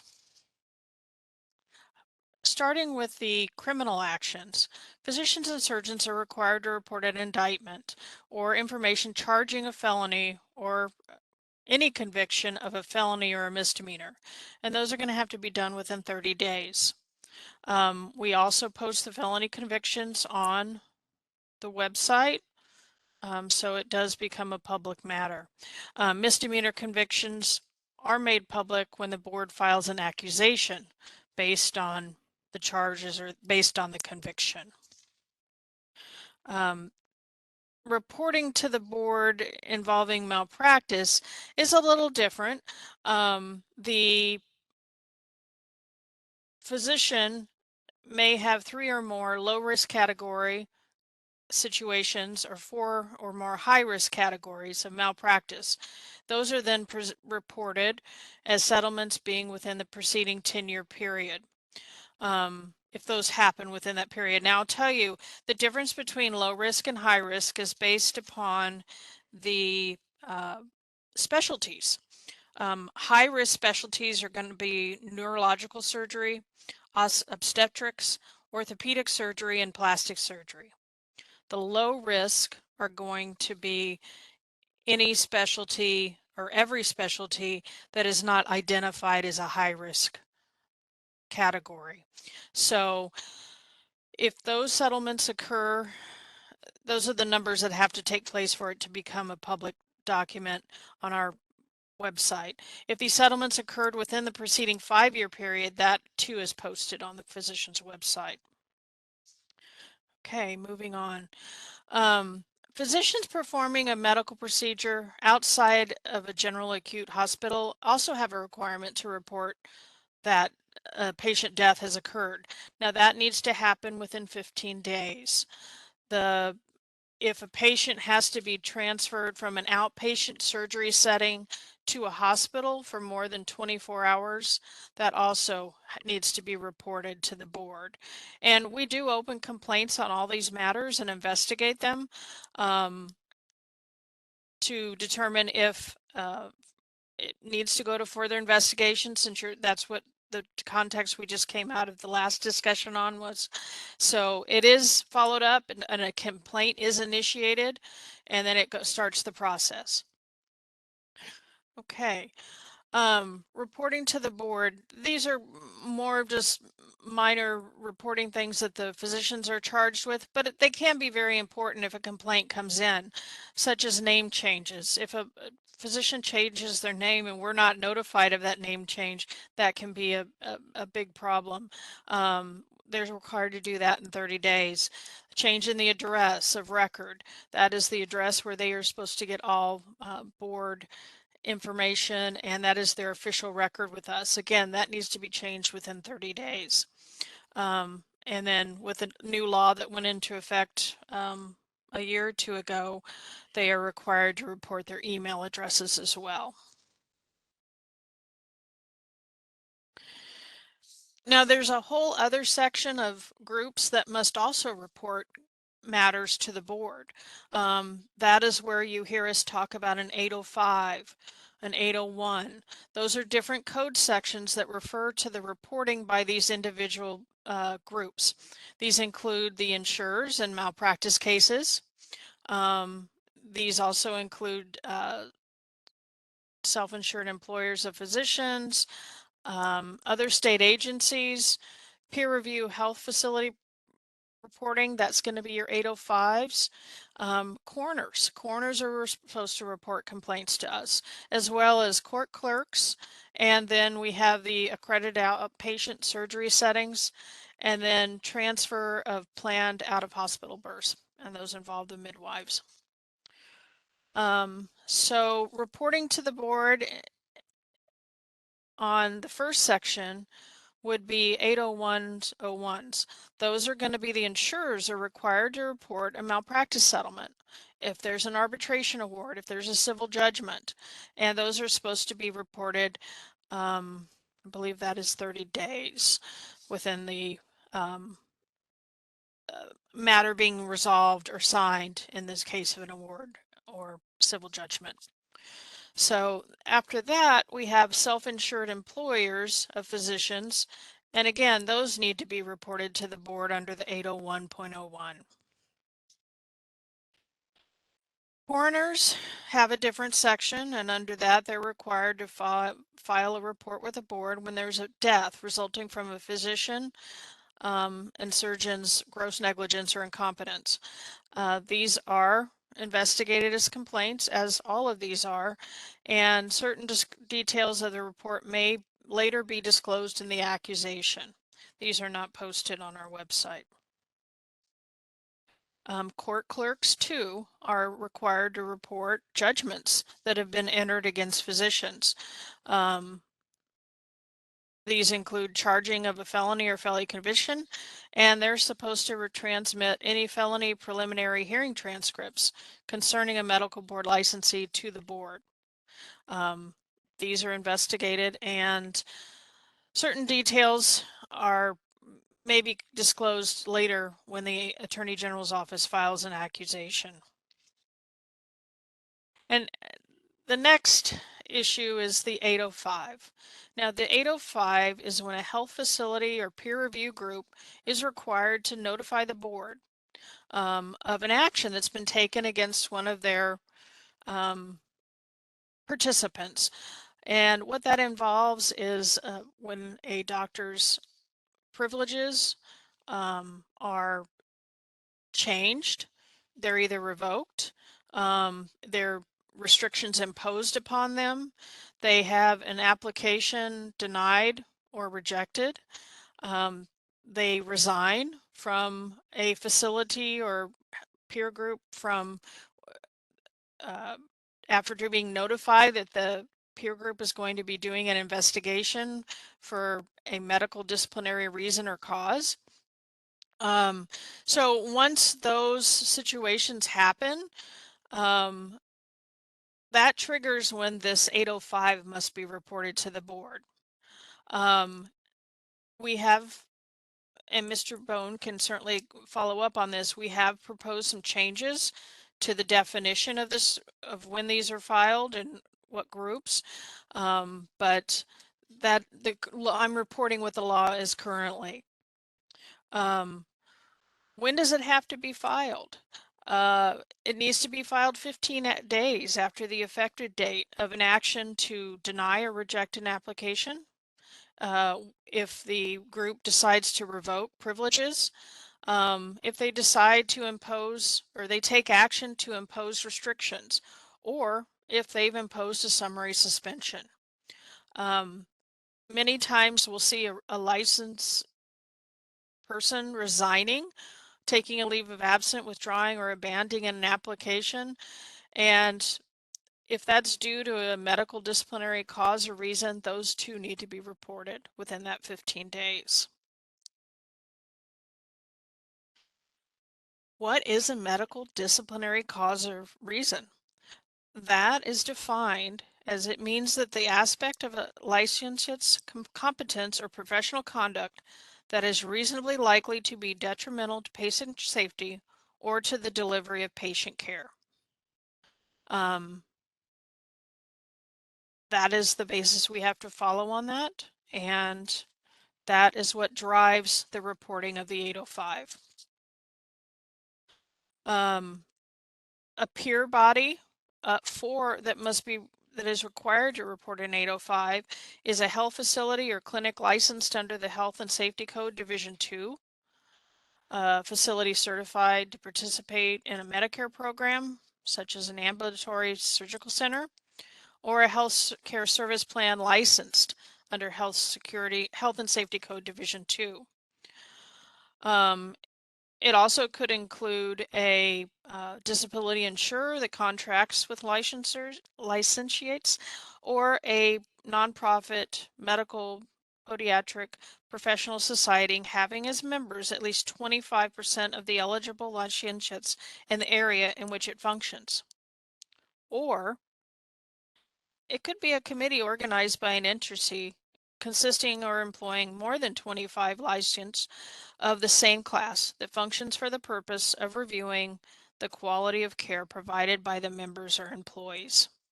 So you're going to see these in hospitals. You're going to see them in large groups. And when the 805 comes in, it is supposed to be filed by the chief of staff of a medical or professional staff, chief executive officer, the medical director, or administrator of any peer review body, or the chief executive officer, administrator of any licensed healthcare facility or clinic. Occasionally we find that the reports have not been made, and then the board will pursue an action against the individual or organization to pursue that.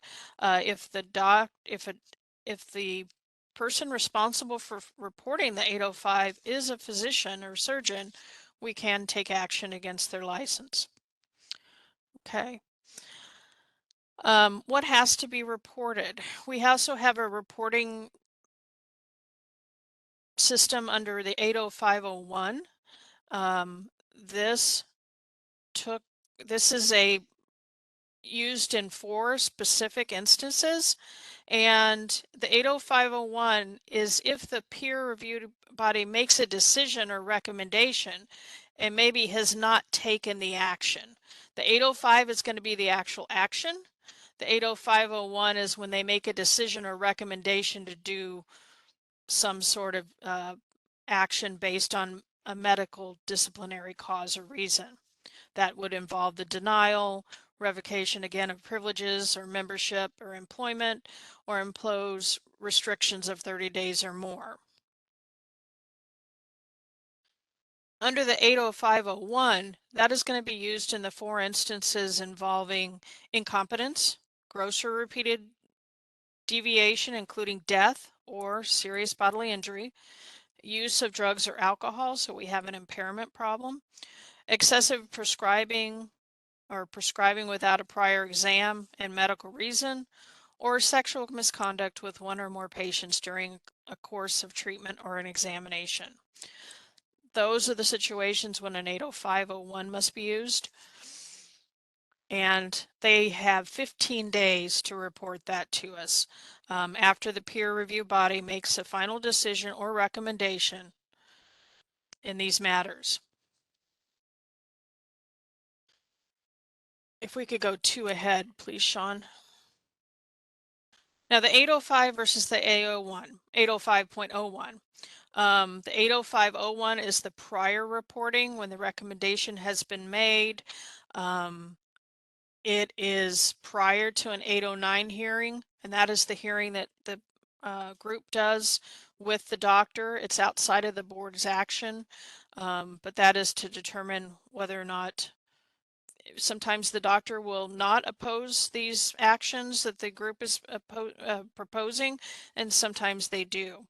The 80501 report is only used for those 4 violations that I previously noted, and the 805 report is for anything related to medical disciplinary cause or reason.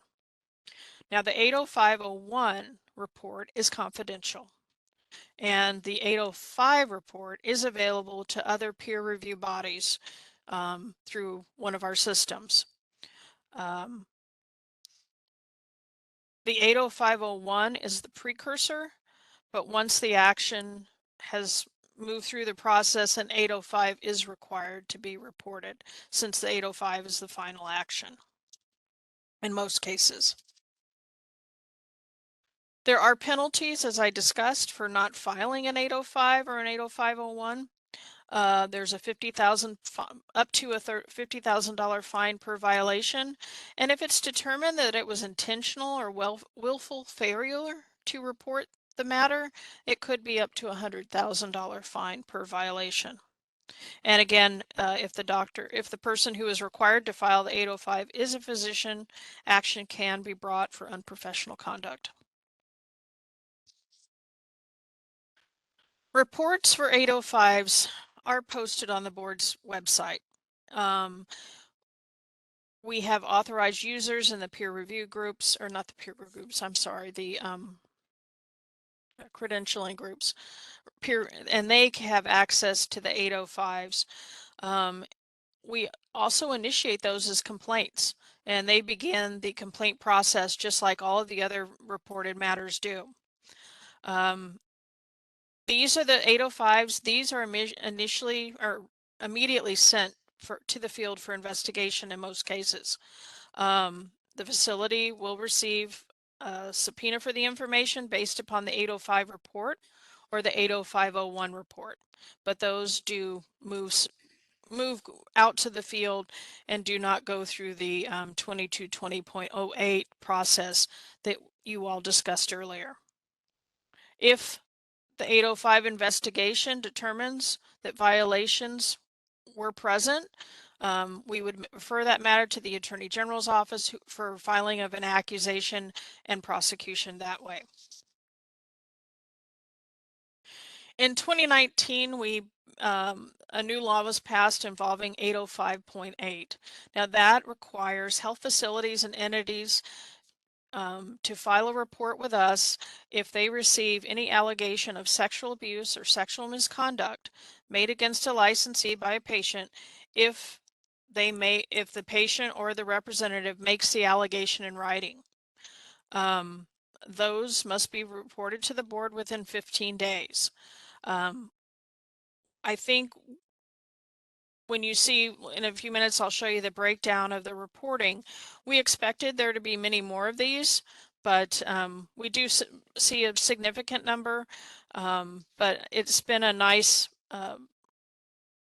way to track some of these things that the board wasn't previously receiving.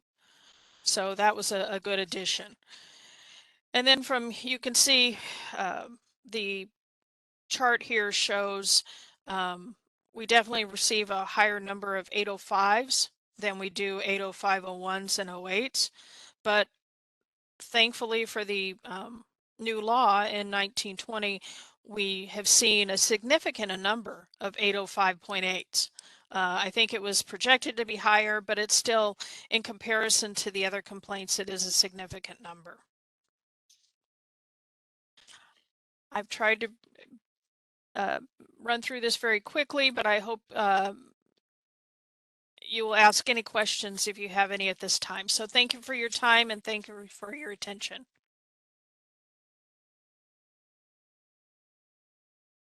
Thanks, Ms. Jones. Are there any questions? Looks like Dr. Sai has a question. Yeah, on regarding the 805.01 versus 805.08, both involve sexual misconduct. Now, if a facility receives a report from a patient alleging sexual misconduct, do they also have to file an 805.01, or does the filing of 805.8 preclude the filing of 805.01?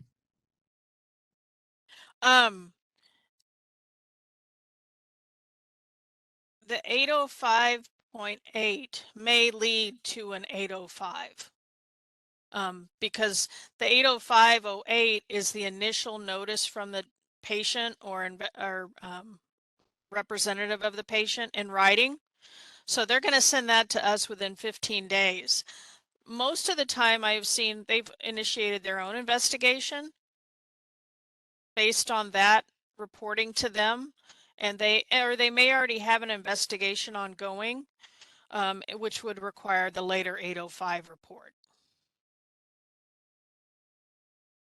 So if Dr. I'm Sai? understanding correctly, the initial 805.08, if I'm ABC Hospital, I received a complaint on a Dr. A regarding sexual misconduct. This letter comes from the patient. I have to initially file an 805.8 to the medical board.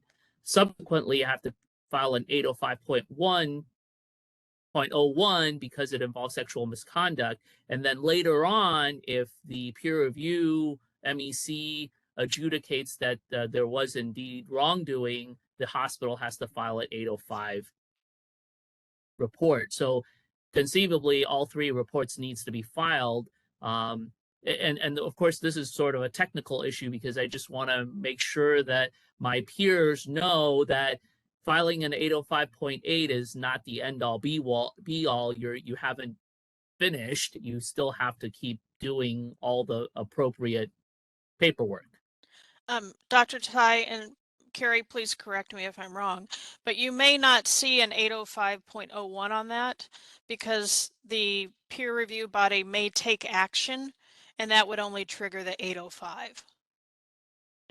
Or alternatively, like you suggested, a written complaint by a patient for sexual misconduct may trigger all three reports.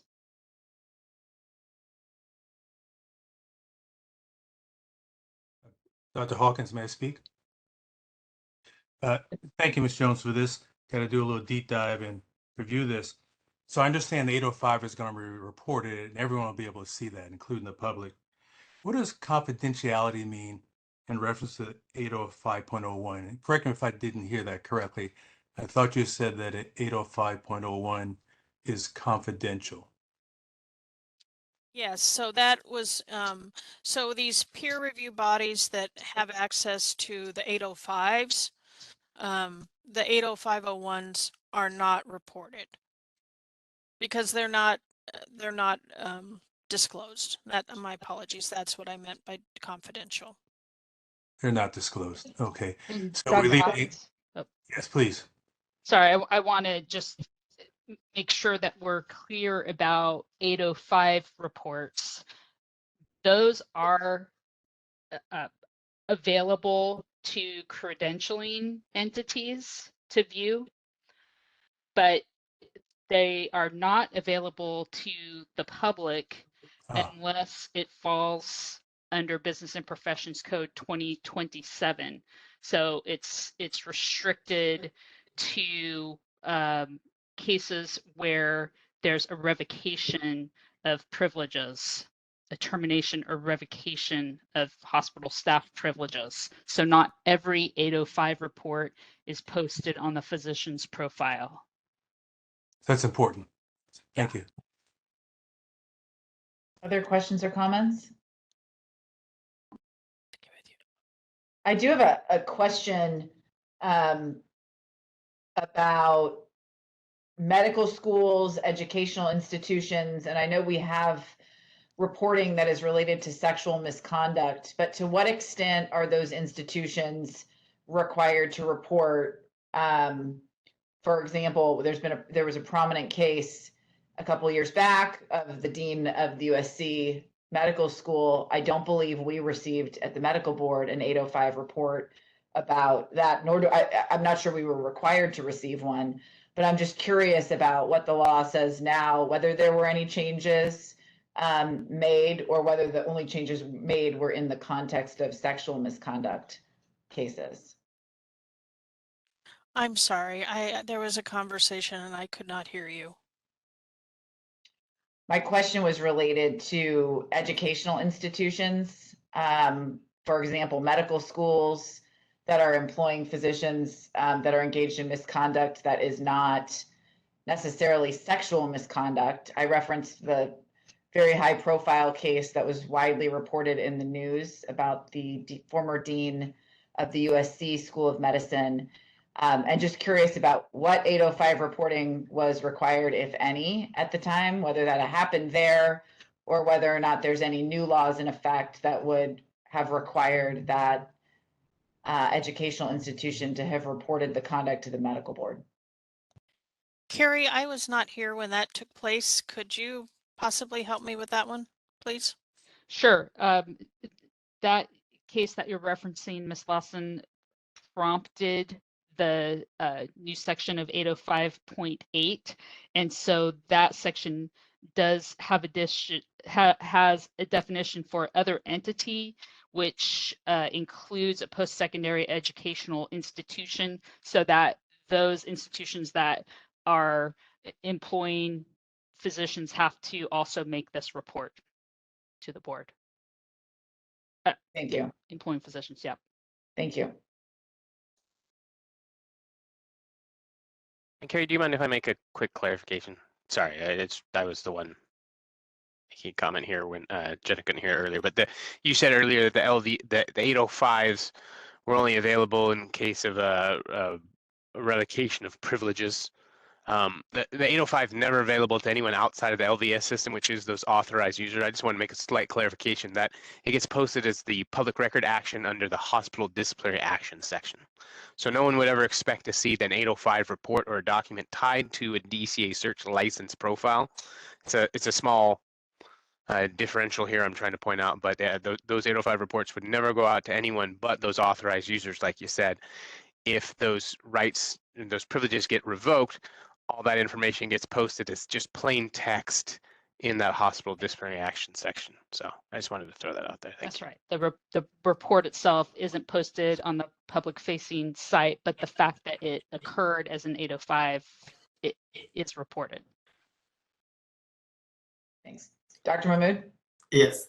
So I'm coming back on the thing. When there is a death in a surgery, in an outpatient surgery center or something, that is reportable. And even a case transferred from an outpatient surgery center to the acute care hospital is reportable. What about deaths happening in the OR in the hospital? They have to go through the MEC or their own peer thing before they get reported. I mean, many deaths happen in the hospital, that's a different story, but when somebody goes to OR and death happened in the surgery in the OR, what is the criteria for that? And why is that different? I mean, I don't know, might not be able to resolve over here, but why is that different from that outpatient surgery center in the hospital where we have everything available and patient is dying is, I think, more dangerous thing than outpatient surgery center where there's not as much support available as in the hospital.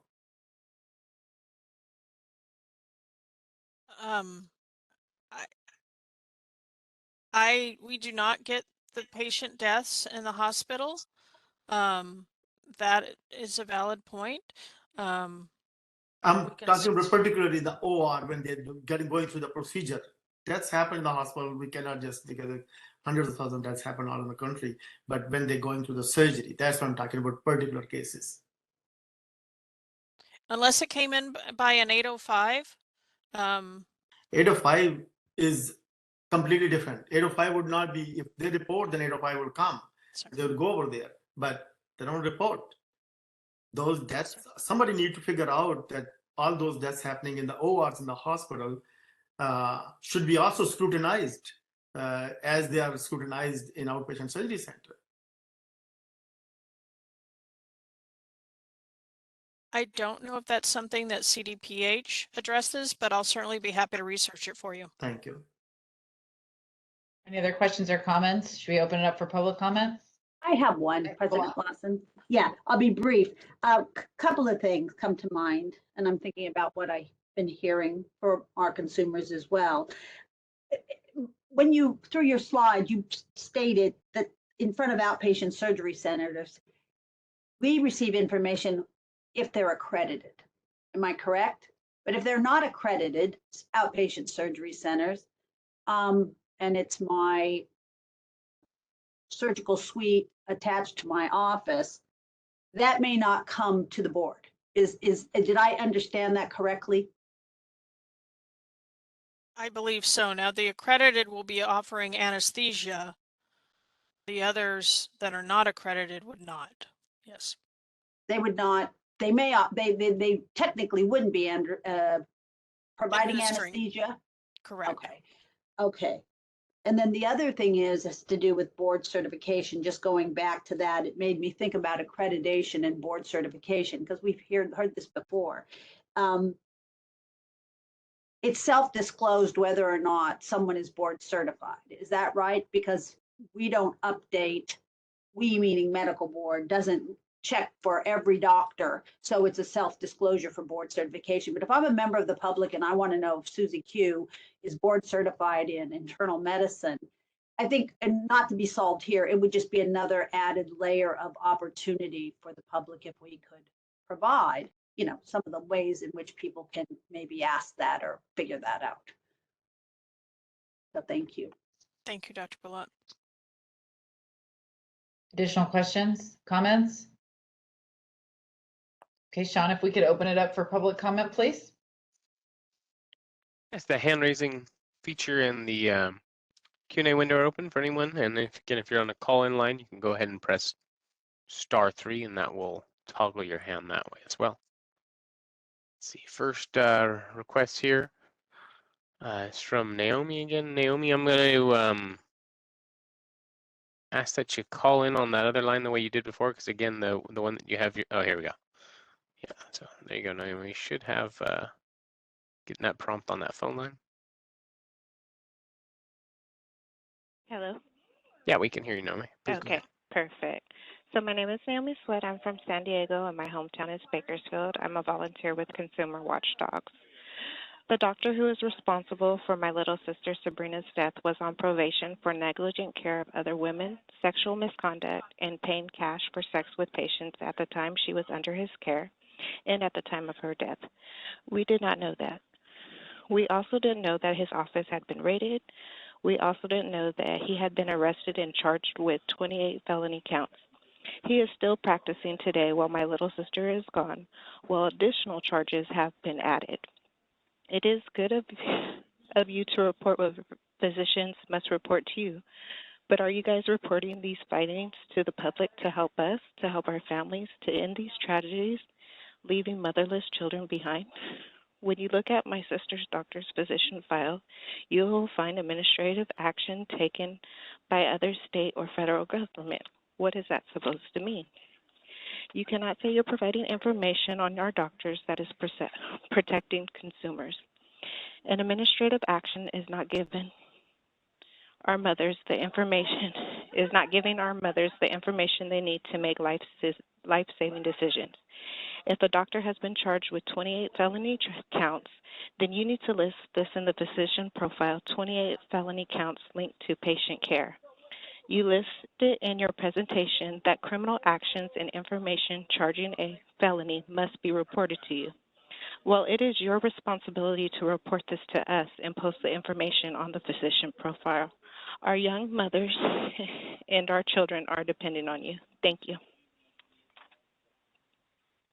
Thank you for your public comment. Next here on the list is Denise Johnson. Denise, I'll send you that request. Good afternoon again. My name is Denise Johnson, and I'm from Tracy and a volunteer with Consumer Watchdog. Members of the public count on you to provide us with information when we are looking for medical care and doctors. For those of us that have tragically and needlessly lost our children and or other family members to medical negligence, transparency takes on a whole new meaning. We understand how critical the information that you post on the physician profile is. It can be a matter of life or death for the public. We appreciate the information that you provide us as to what doctors must report to the board. But as a patient advocate, I'm interested in the information that you should provide to the public. That is what we need you to report on the physician profile. We're calling on the board to post on the physician profile when a doctor has a complaint that is under investigation, when that doctor is a repeat offender, currently on probation, has been disciplined for a patient death, or has a substance abuse problem. We realize that you are posting some legal jargon on the physician profile of a doctor who has been charged with a crime that is linked to patient care, but the legal jargon does not describe the action that occurred. For instance, when a doctor has been charged with manslaughter, you need to post on the physician profile manslaughter charges linked to patient care.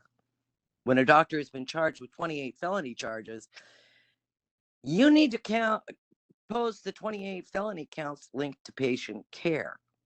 If the doctor has been disciplined, but the doctor is appealing to the disciplinary action, then you should list the discipline pending, probation, currently under appeal.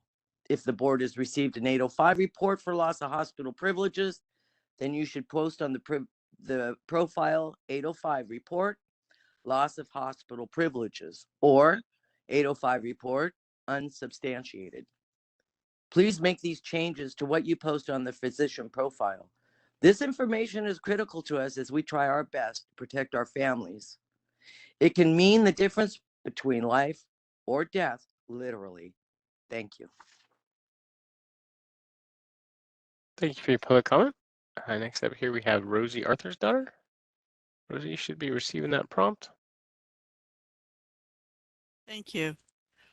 The whole peer review process, that is something we need to keep in mind. Those of us who are advocates, if you've had failures with directly reporting to the board, you might have to go through the peer review process where due diligence was lacking, and that may be a way to get some collateral relief. Two areas that were addressed in this that we don't think about very often, and we make assumptions that these mandated reporters obviously do their jobs. Well, one is the courts, and that was always the problem, is that they didn't do their mandated reporting. But the coroner's office and the competency reviews done by social workers through probate departments or whatever. And I know of instances where there's allegations that social workers went out to the home of a practicing physician with claims that the person was reported as being having Alzheimer's or whatever. So there should have been a report from that to the medical board if, in fact, this actually happened. Now, I question it because the person who makes the allegations is not a reliable reporter. I have firsthand knowledge, though, of the process that goes on, at least in one coroner's office, where their cause of death and manner of death is extraordinarily limited and based many times on assumptions. Especially when it comes to suicide, they only look at the fact that the person committed suicide, but not what brought them there. They say, oh, they committed suicide, they must have been depressed, not that they were suffering at the hands of a physician who misprescribed medications or denied them their medication or treatment, or failed to inform them that they had a serious medical condition, endangering not only that person's health, but the health of the public. And so 30 seconds remain. And they're not cooperating with the public when you ask to have particular testing done. They say, well, we don't do that. We only hold the samples for a year.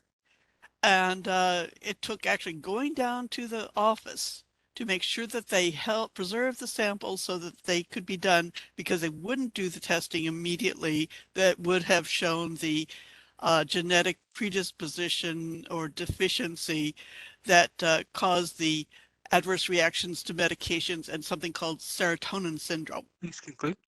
Okay, so the coroner's office needs to, be more proactive in looking for. Thank you for your public comment.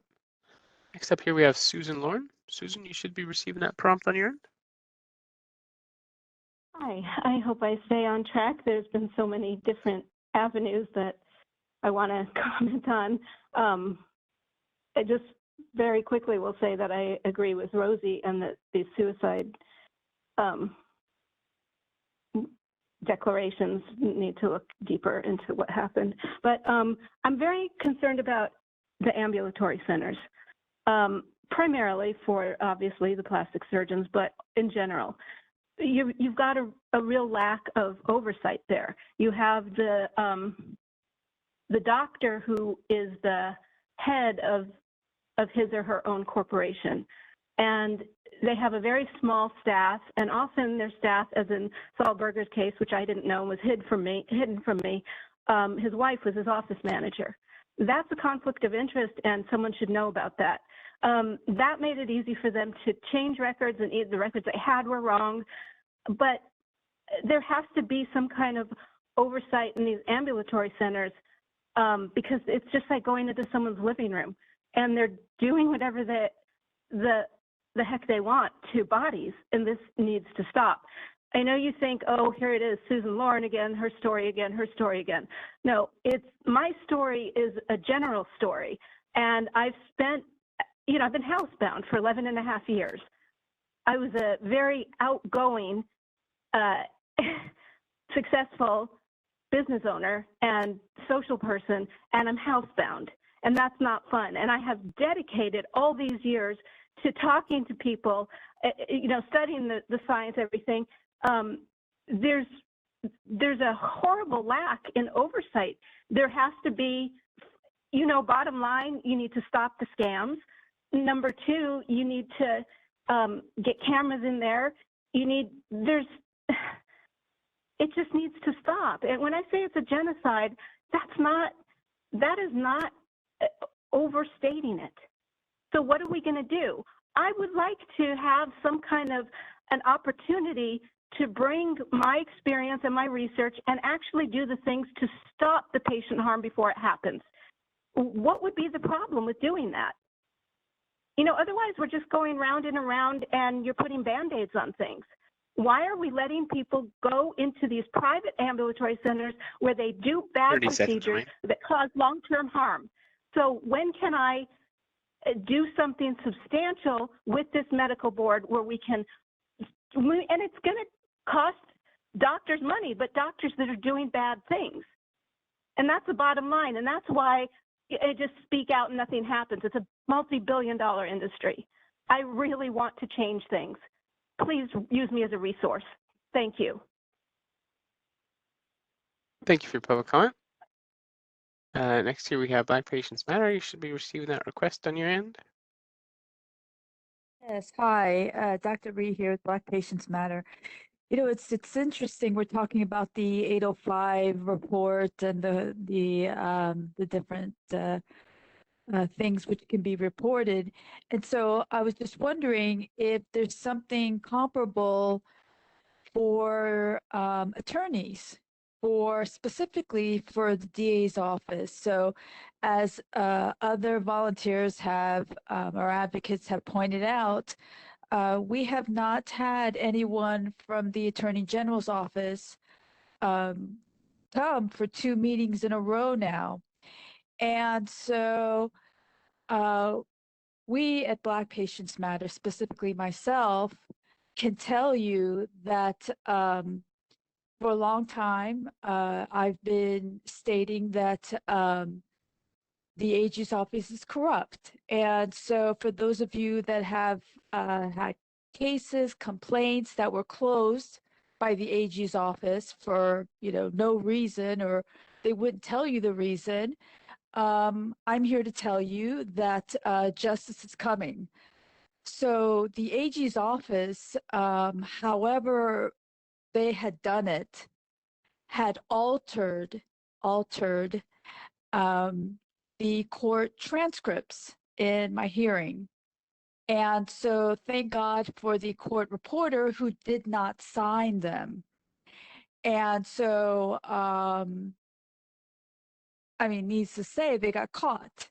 And so now the AG's office is not coming to the meetings because I guess they're being instructed not to, because they're being investigated and probably charged. I mean, this is, you know, blatant corruption, and they got caught.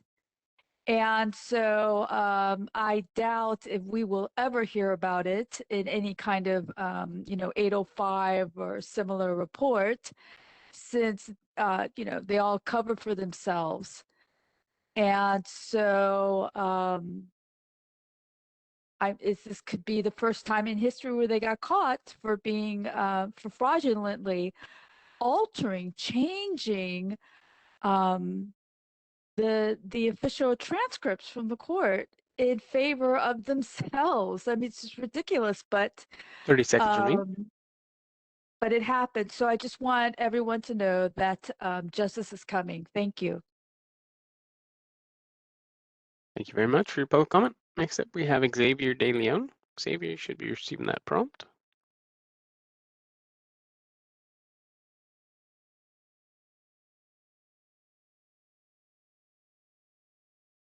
Hear me? Afternoon, Xavier. Yeah, we can hear you now, Xavier. Please go ahead. Perfect. My name is Xavier De Leon, and I'm from Bakersfield and a volunteer with Consumer Watchdog. I'd just like to take a second to talk about the wonderful doctors that we have here in Bakersfield. One of the doctors who is responsible for my son's death was on probation for 2 years. Was on probation for the death of 2 other babies. His license was suspended for the death of 2 mothers and received probation again for 23-year-old Celeste's death. She died 3 years before my son, and these are just the documented cases. I'm sure there's so many more other mothers and babies that died under the care of this doctor. This doctor had also lost hospital privileges 3 years before my son died following Celeste Ortiz's death. He had lost hospital privileges at another hospital as well, but we didn't have the right to know this. I think it's fair that we should know when our doctors lose hospital privilege. If a hospital has lost faith in a doctor and doesn't trust them to take care of their patients, then I believe we absolutely deserve the right to know this. We are calling on this board to post that you receive 805 reports on the physician's profile listed as 805 report loss of hospital privileges or 805 report unsustained. If hospitals must report this information to you, then you have the responsibility to provide this information to us so we can make the best decisions for our family. You tell the public to check our physician's profile on your website, but you don't provide us with this critical information that will save lives. We are calling on you to post 805 reports and criminal charges on the physician's profile. You cannot say that you are providing this information on our doctors that is protecting consumers without providing this information. Our young mothers and our children in this community are depending on you. Thank you. Thank you for your public comment. Next up here we have Alka Eri. Alka, you should be receiving that prompt on your end. Great. Can you hear me? We can, Alka. Please go ahead. Great. Hello, I'm Alka Eri from San Francisco. I'm a volunteer with Consumer Watchdog. It was helpful to see the slides on mandatory reporting, and thank you for presenting it so clearly. However, the information also confirms to me the disconnect between the medical board's procedures and public expectation. Before a doctor injured my sister in 2014, I thought all acts of negligence, whether investigated internally by a hospital, by private settlement, or by jury verdict, would be reported to the medical board and made publicly available. I naively assumed the medical board would give greater attention to a catastrophic injury or death, not just for investigation, but reporting as well. My sister was 43 years old when she went to a hospital with a stomach ache. She was kept overnight for observation and was scheduled for an endoscopy. Despite vomiting in the hours leading up to the procedure, her anesthesiologist chose not to intubate her. He deviated from the medical standard of care. I didn't need a lawsuit or the medical board to confirm negligence. Friends who are doctors, some of whom even worked at the same hospital, were also outraged by the breach in the standard of care. Since then, I've had others approach me whenever they need to go to that same hospital for an endoscopy or any surgery involving general anesthesia. No one wants that particular anesthesiologist to treat them, including other doctors, and they want to know his name. Can you blame them? Anyone who has heard the horrific details around my sister's anesthesia error has not sought care from this anesthesiologist. But those are just the individuals who connect with me. Don't others deserve to know this information too? Without any public notice, there were no professional or personal consequences for this doctor. He continues to treat patients without any restrictions and without any requirement to tell his patients how he previously breached the standard of care. While my sister was alive, she sued this anesthesiologist and reached a settlement.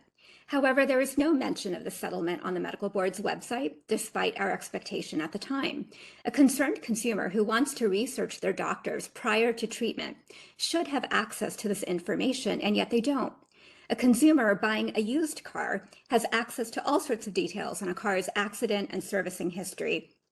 But somehow, when it comes to healthcare, we aren't allowed to have that same level of information. The current procedure for public notice after just 3 or 4 incidents is arbitrary and shows little regard toward prioritizing what is in the public interest. 30 seconds remaining. The public should have equal access to information about their doctors as they would with buying a used car. Every incident should be made publicly available. This isn't just about transparency, but common sense. Thank you.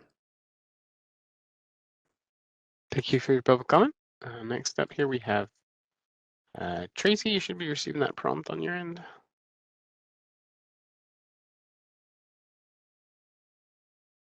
Looks like your line's open, Tracy.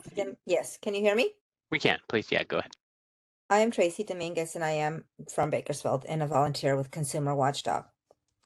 When my daughter Demi first started going to a gynecologist, she later discovered that he had been charged with sexual misconduct and paying cash for sex with patients.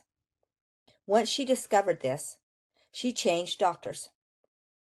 The problem is that she changed to a doctor who is just as bad, if not worse.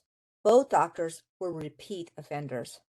When my daughter was suffering from severe complications, she went to the local hospital to seek help for herself and her baby.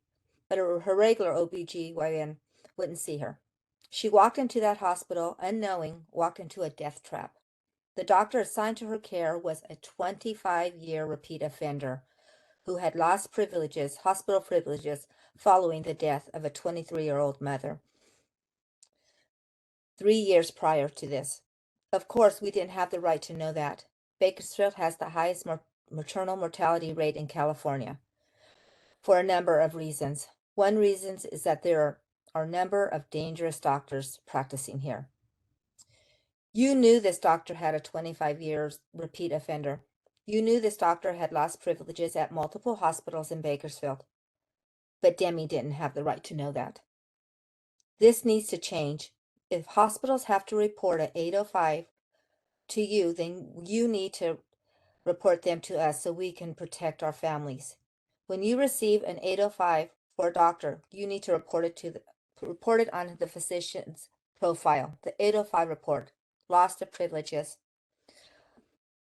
It is only fair. We need to change the culture of this board's practices and make it fair for patients.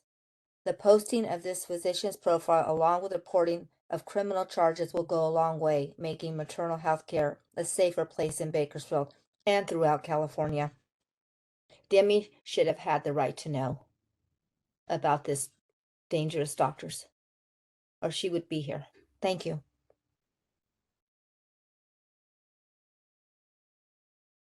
Thank you for your public comment. Next up here we have Patricia Palencia. Patricia, you should be receiving that request on your end.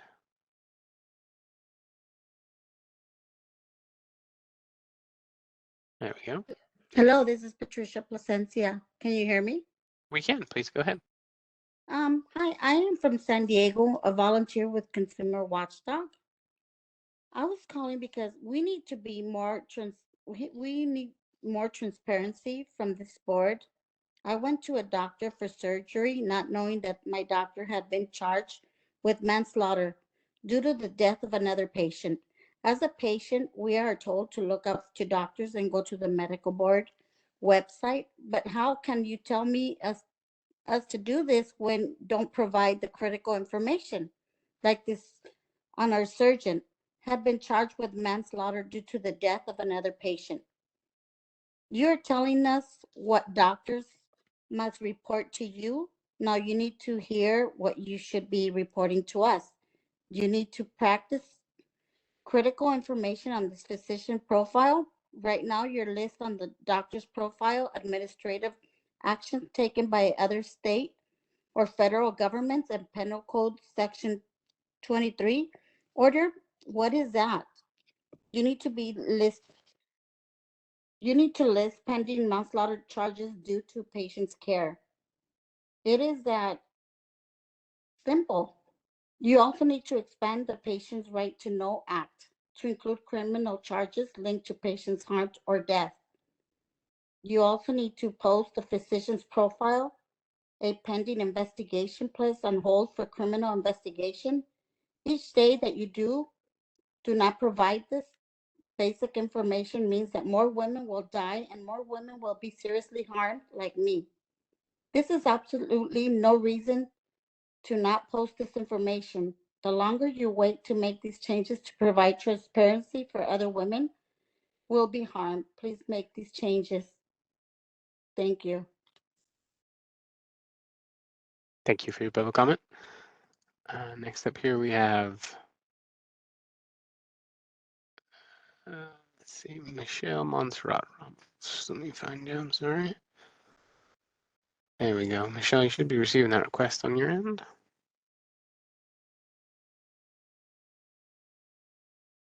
Michelle, you can see your lines open. You there? Good afternoon.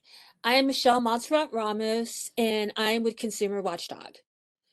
I spoke of repeat offender doctors earlier, and so did members of my team.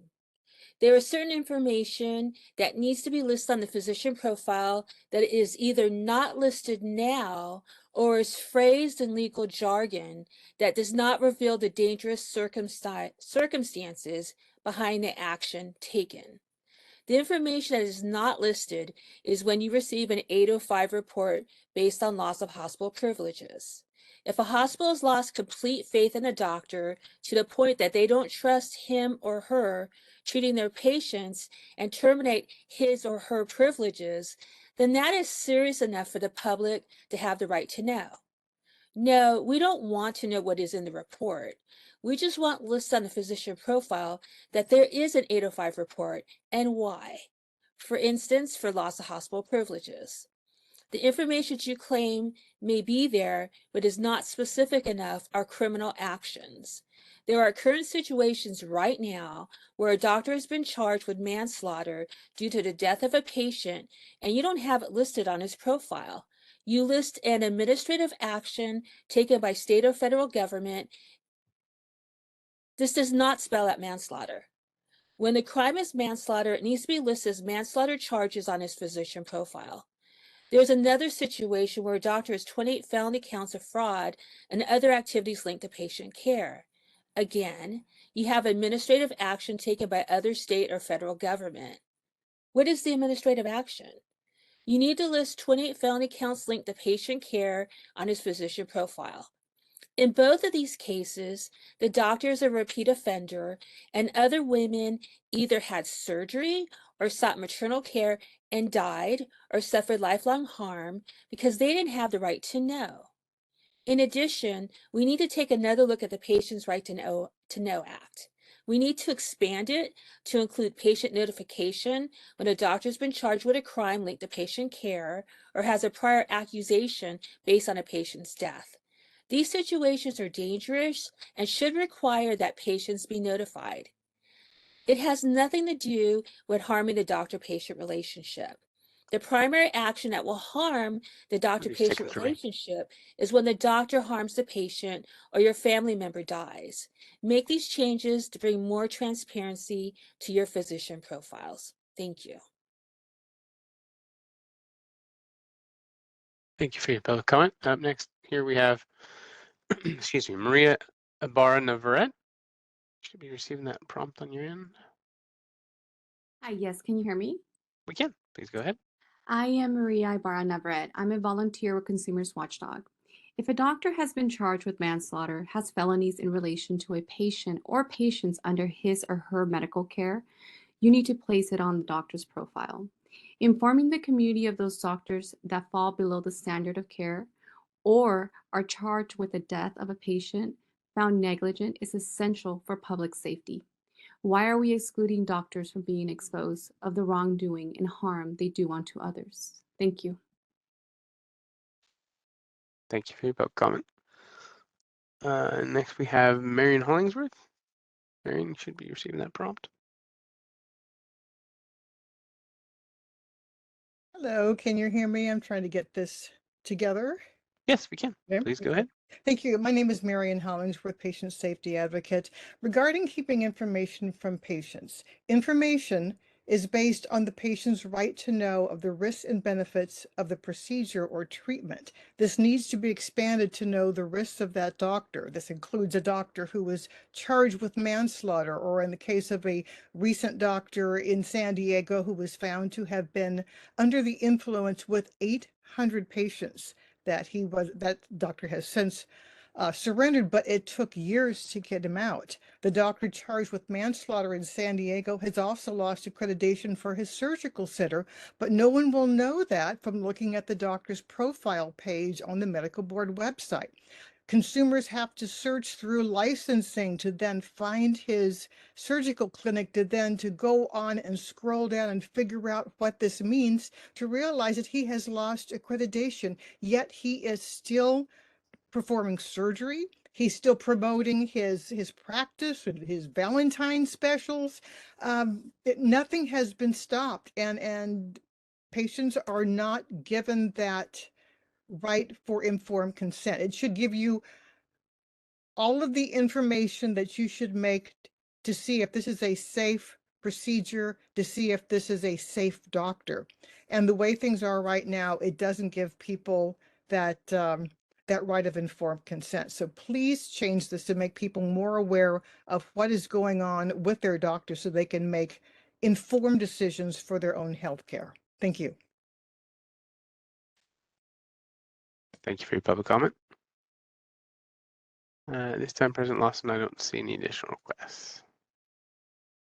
Thanks, Sean. I will bring it back to the board. I just have one question. I think, Ms. Webb, it might be for you just about whether or not it's a board policy or whether it's actually in statute, whether or not we can post some of this 805 related information on our website or on physicians' profiles.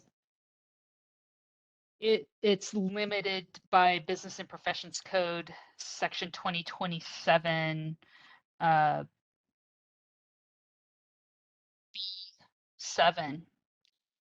So we can post information. Sean's correct. We don't post the actual 805 report itself, but information that the physician had lost hospital staff privileges. But it's specific to termination or revocation of those privileges. So Okay. there's a lot that can happen where they use privileges that don't fall within the definition of what can be posted. And so, for It would example, require a legislative change, just like you know, posting criminal charges. The board is not authorized to post pending criminal charges. If the judge grants a Penal Code Section 23, then that restricts the physician's privileges in some way, then the board posts that. But not all judges will grant those and refer it back to the board. So there's layers of efforts that staff in the Attorney General's office make to try to get this information publicly available, but we're restricted by this code section. And I can tell you that back in 2013, we made a push to get the expanded information that we now have on there, which includes if a physician's put on probation, that information remains available indefinitely. It used to fall off. So that was a big fight to get that to stay on there so that the public could see a physician's history and be more informed. But that's where the focus has to be, is addressing that code section. okay, thank you. That's really helpful. Additional questions or comments?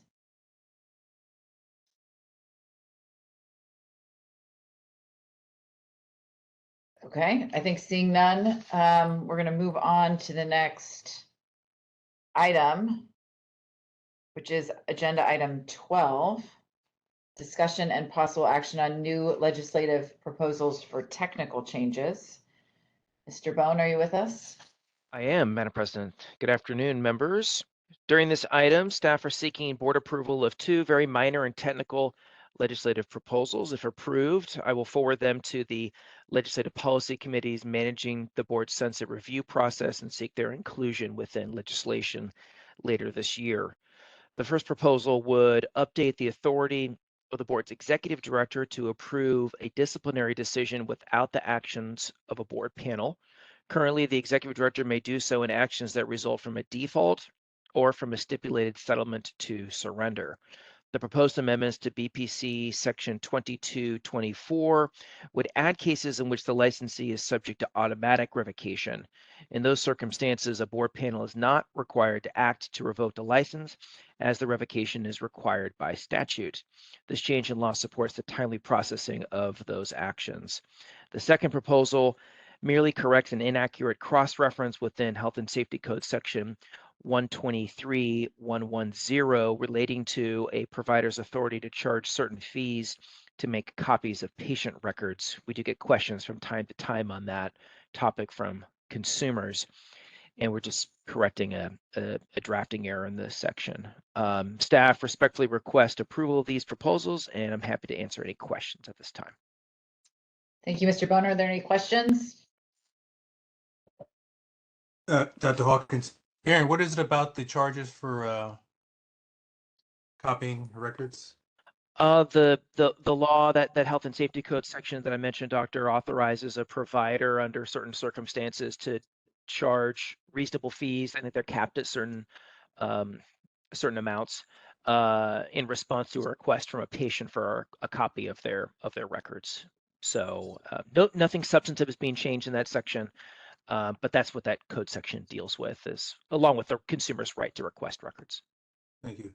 I move that we accept those changes as outlined by Mr. Bone. Second, Dr. Hawkins. Thank you. Any other questions? Or I'll open up for public comment. Sean, let's open it for public comment. Yeah, Q&A window and hand raising features are open. Wishing to make a public comment can do that, or if you're in a call only line, please press *3.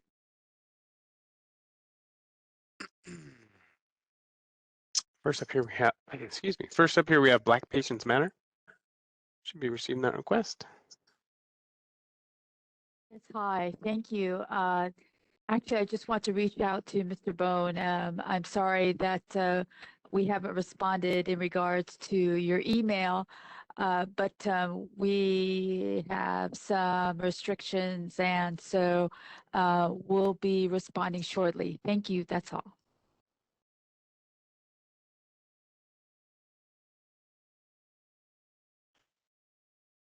Just double check here, Ms. Lawson. I don't see any additional requests at this time. Okay, I will bring it back to the board. Any further comments? Ms. Lopez, if you could please call the roll. Dr. Bullock, Yes. Dr. Hawkins, Yes. Ms. Lubiano, Yes. Dr. Mahmood, Yes. Mr. Rue, Yes. Dr. Sai, Dr. Thorpe, Yes. Madam President Lawson. Yes. Right, that motion carries. I'm inclined to just power through 14 and 15 now. Should we just continue? I think they're relatively straightforward items, or do people need to take a break? All right, let's go to item 14. Discussion and possible action on recommendations from the Special Faculty Permit Review Committee. And Ms. O'Connor, I hope I gave you enough time to get here with us. Perfect. Yes, thank you. Good afternoon, board members. Since Dr. Helzer was not able to make the meeting today, I'll be presenting this agenda item. First, I just wanted to point out that the materials for this agenda item were just provided to you this morning and posted on the website. So I apologize if you hadn't had a chance to review them, but I will go over them in my presentation.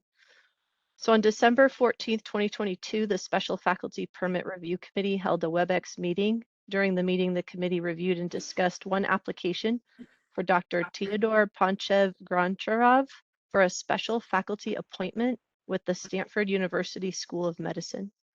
Please turn to agenda item 14 in your, it's not in your meeting packet, sorry, but it should be available to you electronically. It's also on the website for a detailed report of Dr. Goncharov's qualifications, medical education, and postgraduate training.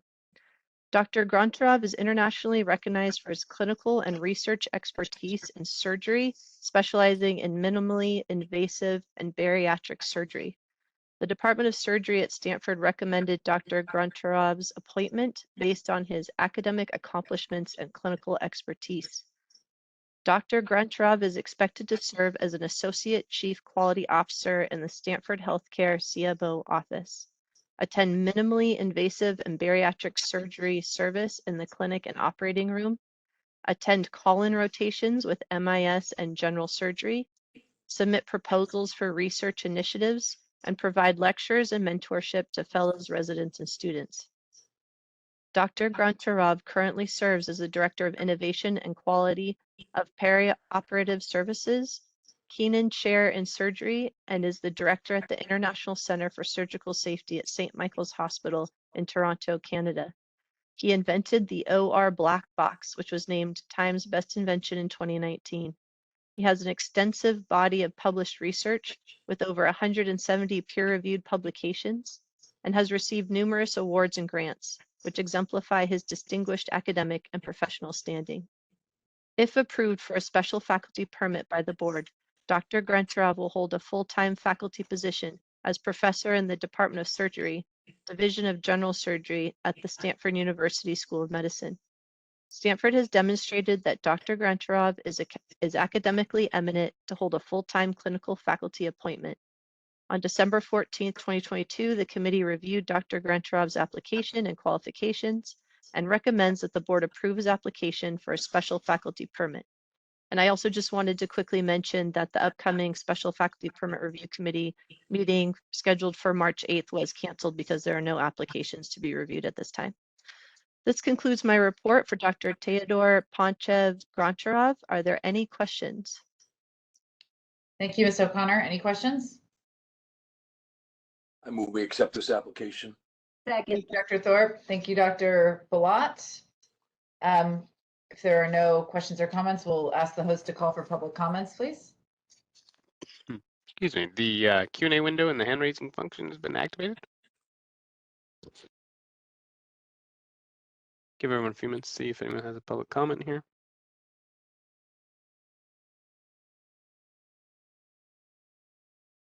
Right, I think we can bring it back to the board, Sean. Sounds good. And Ms. Lopez, if you could please call the roll. Dr. Balot, Yes. Dr. Hopkins, Yes. Ms. Lubiano, Yes. Dr. Mahmood, Yes. Mr. Wu, Yes. Dr. Sai, Yes. Dr. Thorpe, Yes. Madam President Lawson. Yes. Right, the recommendation from the Special Faculty Permit Review Committee is approved. We're going to move right along to agenda item 15, update and possible action related to the Midwifery Advisory Council. Do we have Ms. Braglio with us? Yeah, she's on. Yes, I am here. Thank you. I'm Claudia Bralia. I'm a licensed midwife and chair of the Midwifery Advisory Council. I am pleased to provide you with an update on the MAC and will be requesting a motion to appoint a new MAC member and to approve agenda items for the next MAC meeting. The last MAC meeting was held on January 5th, 2023. At this meeting, the following actions were taken, or the MAC was provided the following information. We approved meeting minutes from the March 3rd, 2022 MAC meeting, received an update from the MAC Vice Chair, discussed the goals for the MAC, received an update from the Task Force on Medi-Cal-related issues, received an update on the proposed regulatory language for the Licensed Midwife Annual Report, received an update on midwifery legislation and sunset review, received an update on the midwifery program and the 2021 ELMAR, discussed the ELMAR reminder letter and worksheet, discussed midwifery school application information listed on the board's website, voted on appointment of officers on the MAC, and voted to recommend to the board one licensed midwife for the vacant position on the MAC. Please turn to agenda items 15A and B for the MAC materials. The board received 2 applications for the licensed midwife position. Both of the applicants were present at the January 5th, 2023 MAC meeting and addressed the MAC regarding their interest in becoming members of the Midwifery Advisory Council. The MAC voted to recommend to the board appointment of Madeline Weisner, a California licensed midwife, to the vacant licensed midwife position effective March 1st, 2023. Ms. Weisner has been a licensed midwife in California for over 4 years and currently administers a freestanding birth center and home birth practice. She is also a current board member of the California Association of Licensed Midwives. Additionally, the MAC is requesting approval of the following agenda items for its next MAC meeting. Approval of minutes from the January 5th, 2023 MAC meeting. Report from the MAC chair. Establishing goals for the MAC. Report from the task force and possible action regarding Medi-Cal related issues. Update and possible action on proposed regulatory language for the Licensed Midwife Annual Report. Update on midwifery related legislation and sunset review. Update on the midwifery program. Discussion and possible action on the Licensed Midwife Annual Report reminder letter and worksheet. Discussion and possible action on midwifery school information listed on the board website. Selection of 3 new MAC members, 2 licensed midwives, and 1 licensed physician. Appointment of officers on the MAC. Discussion on new notice to consumer requirements under Title 16 of the California Code of Regulations, Section 1379.4. May I have a motion to approve Madeline Weisner's appointment to the MAC and to approve the requested agenda items for the next MAC meeting? So moved, Dr. Hawkins. Second. Thanks, Dr. Hawkins. Thanks, Dr. Mahmood. All right, we'll open it up for public comment. Sorry about that. Let me get that open here real quick. If anyone has a public comment, they can raise their hand or type anything in the Q&A window, and we'll get you called upon.